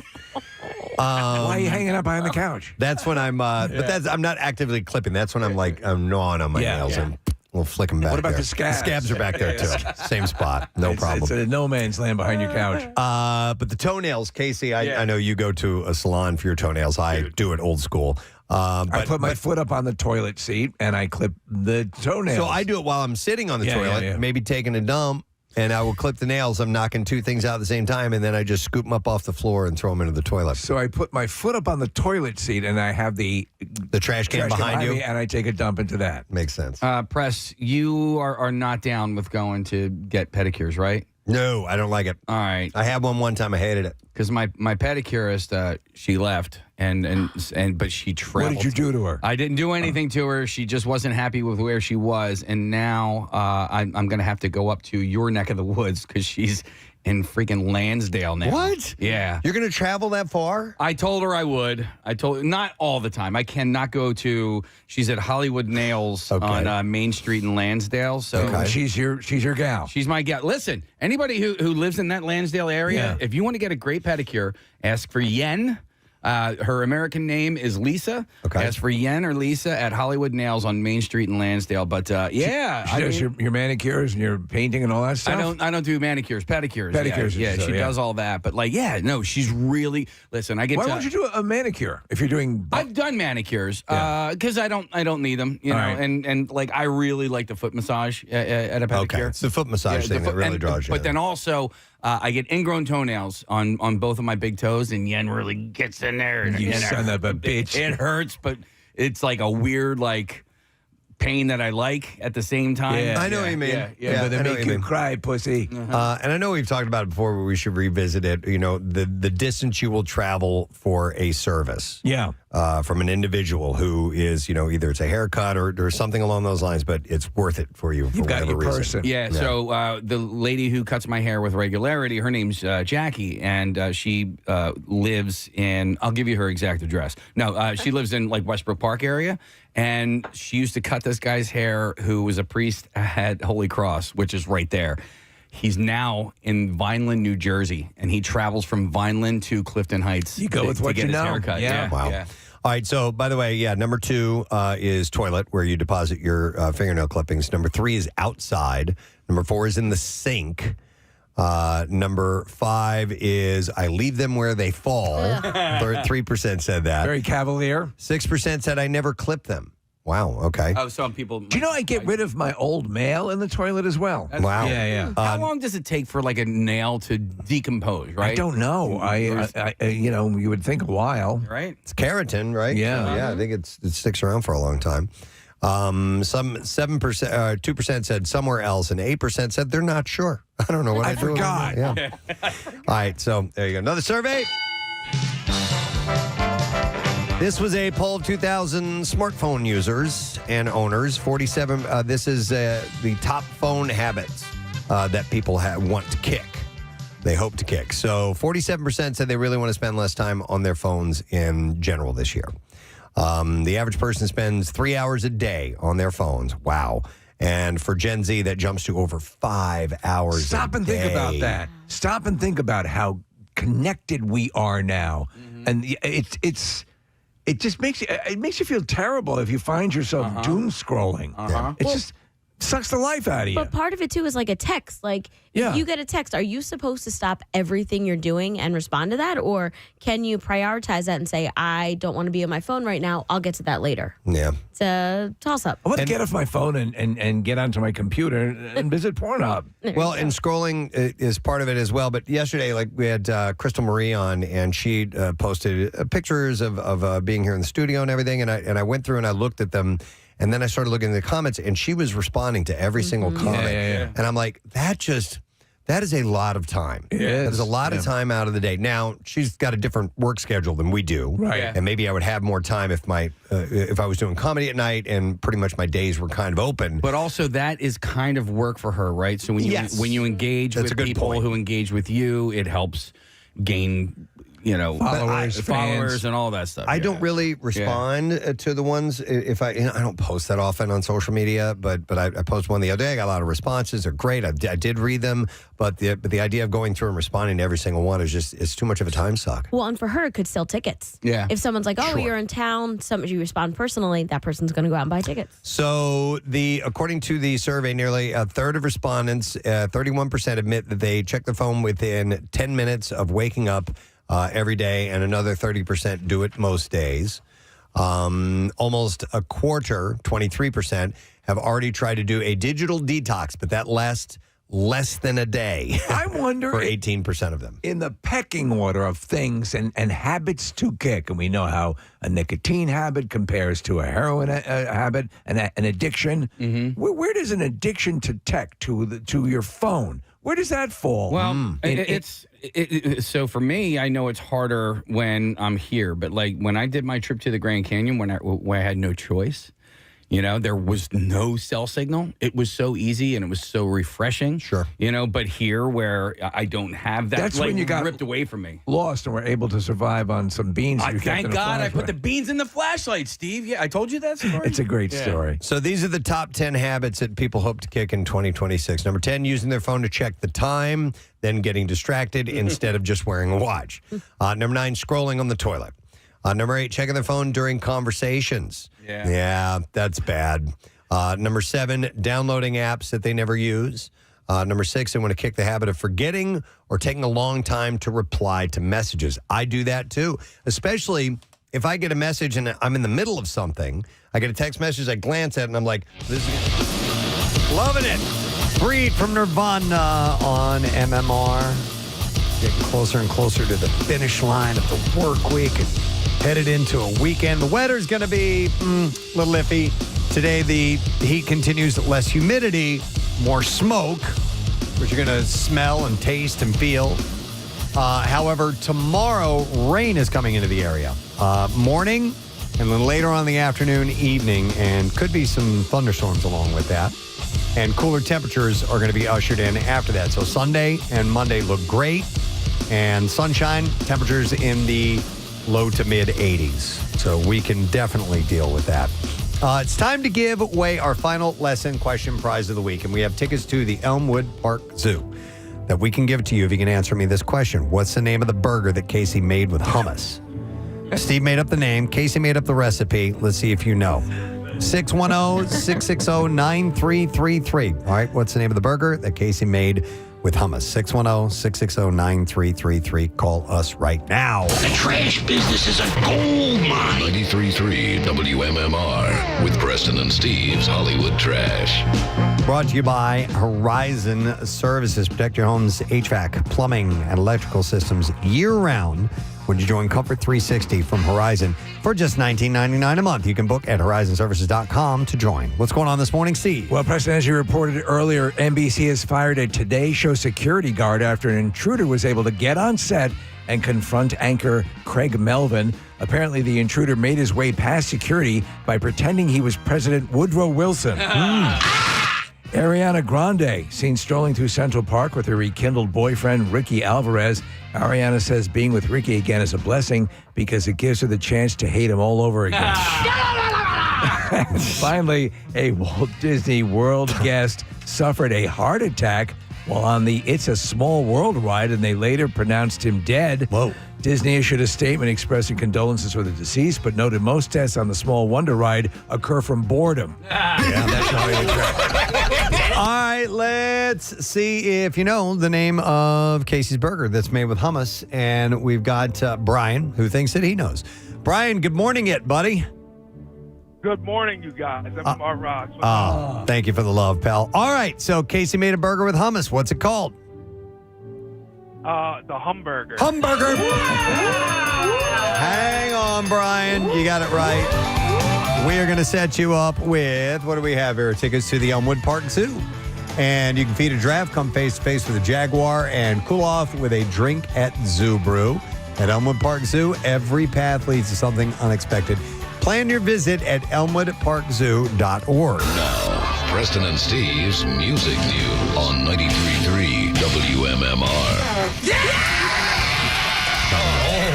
I will start with a story about Ghost. They are headed back to the big screen. The group revealed a new concert film that'll be called Too Big to Rig, which documents the Skeletor World Tour. Following the band's first feature, 2024's box office hit Right Here, Right Now, the second film was captured live on 16mm film over 2 sold-out shows in Mexico City's Palacio de los Deportes in September 2025 in front of nearly 40,000 fans. Unlike the first movie, this one focuses purely on the live ritual, mixing behind-the-scenes crew footage with the only professionally shot performance clips from the entire phone-free tour, led by frontman Papa V. Perpetua and his nameless ghouls. The title nods to Ghost ending Skeletor in February 2026 after 70 shows. Where's my Skeletor costume? I can't find my Skeletor costume. The set list spans the band's 6 albums, including 2025's number 1, Skeletor. Where's my Skeletor costume? I had it next to my Skeletor costume. Plus favorites like Mariana Cross. The film hits cinemas and IMAX worldwide starting August 26. Tickets are on sale July 23rd. I wonder if he'll ever depart from this sort of thing, this world he's created, and maybe play a version of Larry the Cable Guy. No, I mean, this is the moneymaker for him, right? It is, yeah. And look at like what Alice Cooper has been doing recently, decades similar. and decades later. But Steve, I could hear, get her done. I'm the cable guy. Get her done. Yeah, get her done. Were you going to add something? No, I just, when he was doing the thing, I was thinking this other thing, Well, enough said. Yeah. That You said it thing. all, bro.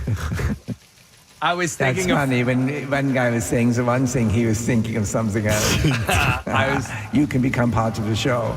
I was thinking of Frozone from Incredibles. Yeah. Okay. Yeah, he was a character in that film. Where is my super suit? Yeah. My He was doing the Skeletor suit. I gotcha. It's my Skeletor suit, just like the Frozone from the movie, right? Yeah. All right, people are buying CDs again. In fact, they are buying a lot of CDs again. Luminate just put out its mid-year report, and they're saying that CD sales in the U.S. have jumped 16% to 16.3 million in sales, outpacing the 2.4% growth of vinyl. That's as crazy. Fans are apparently looking for collectibles that are a bit more affordable. What do you think that's fueling that, Preston? Because the cassettes had their little nostalgic thing. Vinyl really jumped ahead. What's causing the resurgence of the CD thing? Not the slightest idea, man. I think it might be like you were saying. I think vinyl prices were getting pretty high and out of control, and CDs are cheap. Yeah, but I mean... That's crazy! I just don't know why. I don't know. The rise in CD sales is driven partly by K-pop. Okay. With CD sales rising to 6.7%. If you don't include the K-pop releases. That said, vinyl sells more copies overall than CDs. R&B and hip-hop, meanwhile, remain the most streamed genres, while dance, country, and Latin music are all gaining ground in streaming. K-pop, Do you have a CD player in your car? No. Well, to be honest, I don't know. I think I might. The same question came to my mind but I believe that it has the ability to update data in the system, which it does vis-a-vis, Wi-Fi. But I believe there might be a slot. I think some younger people are getting they're like backwards. Like we used to get the tape to the CD player. Yeah. Now they're doing USB ports to CD players to plug in your car. So, if you're thinking about it at home, like, does a PlayStation 5 play a CD? Yes. It does. Okay, so you can play music on. Does it play DVDs or just Yes. Blu-rays only? No, it'll play both, yeah. I don't want to give her too much credit, but Taylor Swift also, her latest album, put out a different version that was a CD. Okay. K-pop is showing some real strength in streaming as well, with Luminate noting that the Korean language is now the third most popular language for music in America. Way to go, Korean. Yeah. And then one last story. I mentioned this earlier. It is a fill-in-the-block weekend here at MMR. Weekend Warriors are going to be queuing up pairs of songs from your favorite bands and take a request for the third song to complete that block. So you can take a look at WMMR.com for the details and all that stuff, but take us around with it this weekend. Make the requests, hear your songs. It's what we do at WMMR. We're going to take one final break. When we return, we will be wrapping up our show, and Matt Cord will be taking over. Not before we get that letter for the Word of the Week prize. We'll be right back. Time than I have right now to answer this, so I'll get back to it later. Then it falls down the scroll, and you lose it, and you never respond to that person. It's the weirdest thing. A lot of times, if you don't hear back from me, it's because I really wanted to get back to you. Me if too. it makes any sense, because it's fallen into that hole. Yeah. Like, oh no, I want to spend some time with this, and but then other cases, it's like, okay, I'm trying to train myself to let me just do it right now, because if it will go into oblivion if I don't get to it. I'm guilty of that. I want to give this person more time, so I'll do it later. I have 1,240 unread text messages. Unread text messages. Yep. Nah, I like to keep mine at zero. Good for you. I have one. Yeah. So I'm good on that. Now my mail Yeah, that's in a my different mailbox. Let me see where that is. That's currently at 321,862. Jesus. All right. Opening things that people want to kick as far as their phone habits go. Opening social media as soon as they wake up. Yeah. I don't have time for that. Don't do that. Number 4, constantly checking for notifications even when none are there. So if I post something, that's me. I'm like constantly going back. All right, how many views? How many likes? You are. How many blah, blah, blah. Who did it? Yeah. Yeah. But that lasts for like a day, and then the post is old. But so much so that I hate that I'm doing it. Yeah. I hate You the hate fact yourself. that I'm going back and I'm trying to hit, I'm that rat hitting the feeder bar for the heroin, you know? And that's how it works. Yeah. All right, be honest. How many times a day do you check in with your jerk mate? Yeah. I've never heard of jerkmate never before. heard. No. Oh, okay. I just thought, Yo, ever heard of jerkmate? number 4, constantly checking. Yeah, I already have that. Number 3, never cleaning your phone, meaning cleaning out. I think putting it in the washing machine. Yeah. I don't know if that I means. think actually cleaning the phone with the screen and Does that mean that? Okay. that's what I would perceive it as, unless they're talking about cleaning out apps. Oh, did you ever see those videos where they'll like get the dust inside the like charger port and things like that? I've seen it's that very like ASMR for me. Well, they do like a wax type of Yes. thing. Yeah. It's almost like a rubbery, Or like a putty or like a glue. like a gelatin. Yeah.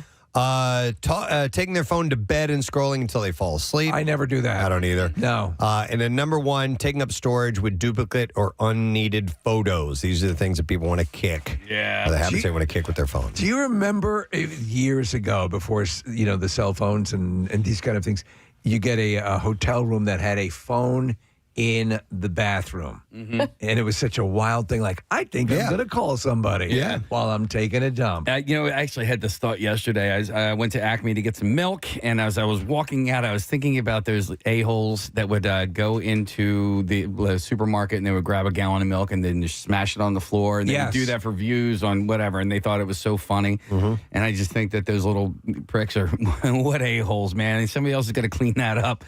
And then I was like, oh my God, if I would have had a cell phone in 7th and 8th grade, you probably would have done and that. in high school, I would have been an insufferable a-hole. Yeah, maybe. I mean, think about how It's insufferable enabling I am you. now. Well, you know, if you're an attention whore, and look at all these people that do this stuff. Yeah. All right, I have another survey. And this one actually came up in conversation the other day, and we didn't get a chance to explore it. It has to do with crowdfunding. And it has obviously emerged as a convenient way to get help, covering costs for emergency treatment or, sports equipment, anything in between. But there are some opinions on crowdfunding. And there was the survey that they did. Number 1, they found out where most crowdfunding donations go to.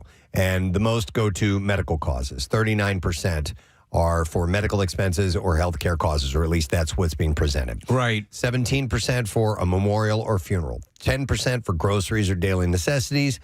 8% veterinary expenses or animal causes. 7% natural disaster relief or for an individual or community. 4% for equipment or materials for youth sports or activities. Number 3, education expenses or causes. These are crowdfunding. And 3%, a life event such as a wedding. But the poll shows that Americans, including crowdfunding donors, have some doubts about whether people who crowdfund really need the money and use it responsibly. Most U.S. adults don't have high confidence in the crowdfunding sites. That crowdfunding sites charge reasonable service fees or that campaigns generally reach their goals. I think we've talked over the past number of years. There have been so many GoFundMe scams and other crowdfunding scams and you hear about them all the time that I think reflexively people go, what is this? Yeah. I remember back in the day before crowdfunding was a thing on the this is basically before the internet. I had friends that basically this is crowdfunding, all right? Yeah. They would crowdfund to get money so they could get a beach house for the summer. And the way they would do it, because you got to think these are, probably 19, 20, 21-year-old people, they would get like a fire hall, and they would hold a beef and beer. And, for $10, and you got to think, like, as a, young person, all I want to do is just like go somewhere and drink beer out of a red Solo cup or whatever. So to me, that's different in tone, though. I know that, but you're actually because what you're doing is your money's going to the actual circuitously purchasing your beef and beer. Yeah, a GoFundMe is just Here you go. Yeah, Casey was saying this is before the days of crowdfunding. Right. Yeah. And wouldn't have blinked twice at what the money was going to. You just, But would you ever think to go to could you do a GoFundMe? Hey, me and my boys want to get a beach house. Yeah, exactly. Yeah. No, you wouldn't. Yeah. I bet you people do though. Yeah. The amount of things that'll end up in crowdfunding. Right. GoFundMe type. What's the other site that competes with GoFundMe? It's similar name, but anyway. Yeah. People put up very frivolous things. Yeah. Well, so when the main thing that made me think about that, Steve, is Preston listed like weddings in there. That's not on anybody else to pay for to crowdfund and pay for somebody's wedding, and it's not necessarily on me to make sure that you get a cool ass beach house, for an entire summer. So I just Googled GoFundMe beach house. Okay. And somebody is saying save Nanny's home in Ocean City, New Jersey. Oh. Well, there you So go. this family You're can't saving Nanny's home. Well, this family can't afford the house. So they're trying to raise money to collect. They've gotten almost $11,000 out of $24,000 is their goal. That's a little different than renting a beach house, I guess. You know what I mean? Yeah, you're right. Give us a place to go this summer. Participation still lags behind more formal avenues for giving, though. Overall, the share of Americans who said that they had given to a crowdfunding campaign was far fewer than the roughly 7 in 10 who indicate that they made a charitable contribution in 2025. It's just through the crowdfunding, a little less participation. These efforts lend themselves to small gifts. The AP NORC poll found that 6 in 10 crowdfunding donors gave $50 or less when they last supported a campaign. The lower donation sizes underscore the importance of strong personal networks. Without offline connections or large social media reach, campaigns can face difficulties reaching the critical mass of small dollar contributors necessary to meet their goal. When you donate, if you have donated, do you go anonymously? Do you put your name up? How do you go about it? It depends Yeah. on what the event is, but we have done anonymous donations before. But for the most part, I'll put my name down. One of my little gripes about GoFundMe is I wish that you could edit what your name is. Yeah. So I wish that I could write like from the Magnotta family or something like that. That'd be true. Yeah, sometimes you have to go with your straight up name. when you're donating it, it's weird if it's just coming from you. So when I post or make any donation, I always put it from the Magnotta family, which is a weird. That's good. I don't know why. That's the name on your Venmo or whatever it is. I love it. So there are broad doubts about whether the crowdfunding sites charge reasonable service fees or not. The poll found only 44% of U.S. adults are at least somewhat confident that the sites charge reasonable service fees. I don't even know what the service fees are. I've never set one up, so I don't know. More than half of U.S. adults were at least somewhat confident that people who raise money through crowdfunding sites really need the money, and about half were at least somewhat confident that they use it responsibly, but only about 1 in 10 were very or extremely confident. So that's a low ratio. Yeah, it is. All right, one more maybe? Yeah, just one more. Okay. So I'll try to get through this quickly because we have to go on Fox Good Day. But this was in 1998. Gallup in USA Today called up just over 1,000 friends on 93.3 WMMR Lincoln Park, one step closer. About to break. No. We got Friday. It's within your reach, and it's going to be great. All right, 10:31 as we're getting ready to wrap up, and nothing but no sad bro to each and every one of you. We've had an enjoyable day today filled with discussions and giveaways. And ribs. We had ribs in the Connoisseur. So I'd like to thank Mr. Bob Trudnak for stopping by today. Bobby T. He is the winner of the Barbecue Brawl on Food Network, and he's won like hundreds of competitions. That's what he does. He's a competitor, and he's the best. And he's from Lansdale. From Lansdale, charismatic. I think the Food Network is going to fall in love with him. Yeah, it was cool for him to stop by and bring us some goodies. And thank you to our friends Matt and Atlanta at 6ABC. Did a little check-in with them today. And, we had a good time. And no Adam Lambert, so whatever. Can I thank my pit crew for cleaning up? Yes. Ryan and Casey. We had a spilled coffee moment. Ryan and Casey rushed in and took care of business. Doesn't look like there was any damage. No. So that's good. Not yet. That's a win. Yeah, right. Matt, have you spilled coffee in the studio before? Yes. Okay. No, it's a rite of passage for all radio not people. like Pierre used to. Oh, my God. Yeah. Pierre used to take the station offline. Oh, dear. Yeah. By the way, I just got a call from Todd Rundgren. He said that Adam Lambert's phone is broken. Oh, that's why. He's trying to get Todd you a new Rundgren. one. He said he might have a new one by Monday. All right. Very good. Todd blew you off. Todd's phone is fine now. Yeah, there we go. Yeah, he didn't have his phone. Couldn't use somebody else's phone. All right. Steve was the best when you said, did he call you to tell you that? Nice. So how you doing, man? I'm doing great. Wonderful. Yeah. All right. I got some great nicknames for Grandpa yesterday. Oh, you did? Yes. You want to share? Just solicit, yeah. I think I'm going to go with G-Pop. G-pop. Yeah, I did a good one. Yeah, that's good. I like that a Grandpop. lot. Grandpa. It's got a little bit of a unique sound to it. Yeah. It's a little more. It's a Almost little hipper. Sounds like a boy band. Yeah, G-pop. It reminds me of the G-Shock watches. Okay. Yeah. Remember those? And K-pop. Yeah, K-pop. Yeah. Yeah. I like that And G-pop. Patty Ann's going with Patsy. Patsy for I like Yeah. that. Yeah. You got to make it simple, I think. Yeah. Yes. You know. And easily pronounced by a child. Right. Yeah. Yeah. So Good. Well, good. I'm glad. And that was suggested from someone? so many suggestions. That's great. Yeah. All right. Yeah. Cool. What was one that was absolutely no way? I wrote Besides it down. Gramps or Grampy. What was the lasagna guy? Oh, Larry Lasagna. I got to pass on Larry Lasagna. Larry Lasagna. All right, yeah. cool. I'm glad that helped Yeah. out. Or poop, pop, pop. You don't know want me, that. I love poop. Yeah, no, we right. were talking about it the other day. Yeah. All right, well, let's get the letter, Yes. Matt. Preston and Steve on 93.3 WMMR. Now, the Daily Letter. The Preston and Steve Show, brought to you today by the letter. K as in kinks. All right, call number 8. Let's get you on board and see if you know our word of the week. 610-660-9333. I'll tell you all about the prize once you win it. Friday morning, what you doing today, man? Well, we got the president stopping by. We got lame ass trivia, our last pair of tickets for the Foo Fighters. Our blocks today, Joe Jackson's in town tonight. He's playing the Lansdowne Theater. I'm a huge fan, Joe Jackson. So we got a bunch of Joe Jackson songs. Tool. So that'll be 2 songs. And Yeah. Hall & Oates. I had a request for a Hall & Oates block. So We were just doing obsession possession, right? That was we were humming for. It's a case of obsession. Is that a song by them? Yeah, Yeah, it is. Oh, I It's didn't one even that know John Oates sings on. Yeah. By the way, I got to listen. Obviously, we know how great you are on air, and you do a phenomenal job. But I got a long time to spend listening to you yesterday.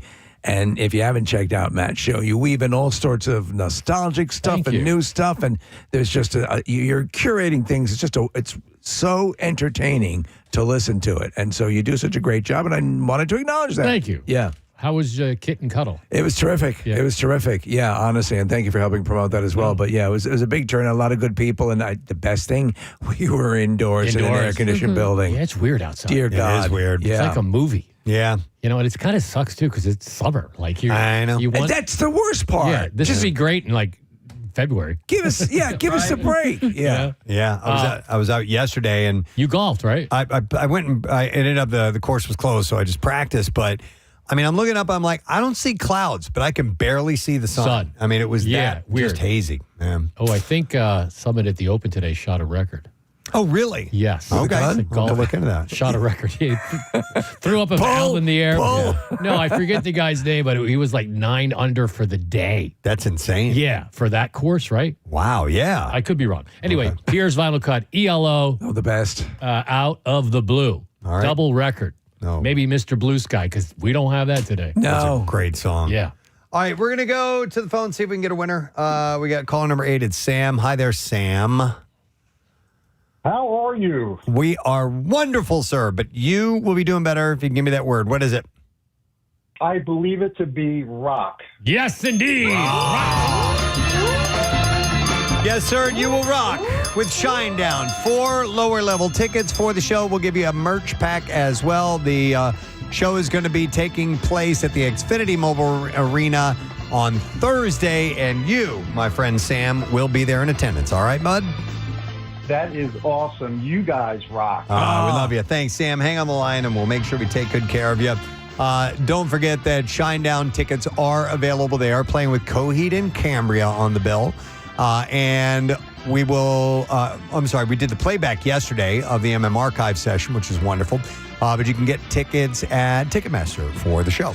Let me thank the sponsors. Our Preston and Steve radio program is brought to you by Duncan, and the Preston and Steve show runs on Duncan. Also brought to you by Bally's Beach Bar and the Bikini Contest in Atlantic City. You can register to compete at balliesac.com. And also brought to you by Mr. Sticky's and their grand opening tomorrow in Lahaska, which is right next to Peddler's Village. Next week on our program, we're working on some stuff, but I do know that we have lined up singer and songwriter Linda Perry. Wow, Remember legend. her from 4 Non Blondes, and she also has a song we've been playing lately. She's written songs for tons of people, but she's a great musician, and we'll have her on and many other things and tales from the weekend, I'm sure. That's it. We are done. Rage on. Have yourself a great weekend, friend, and we'll see you later. Bye-bye.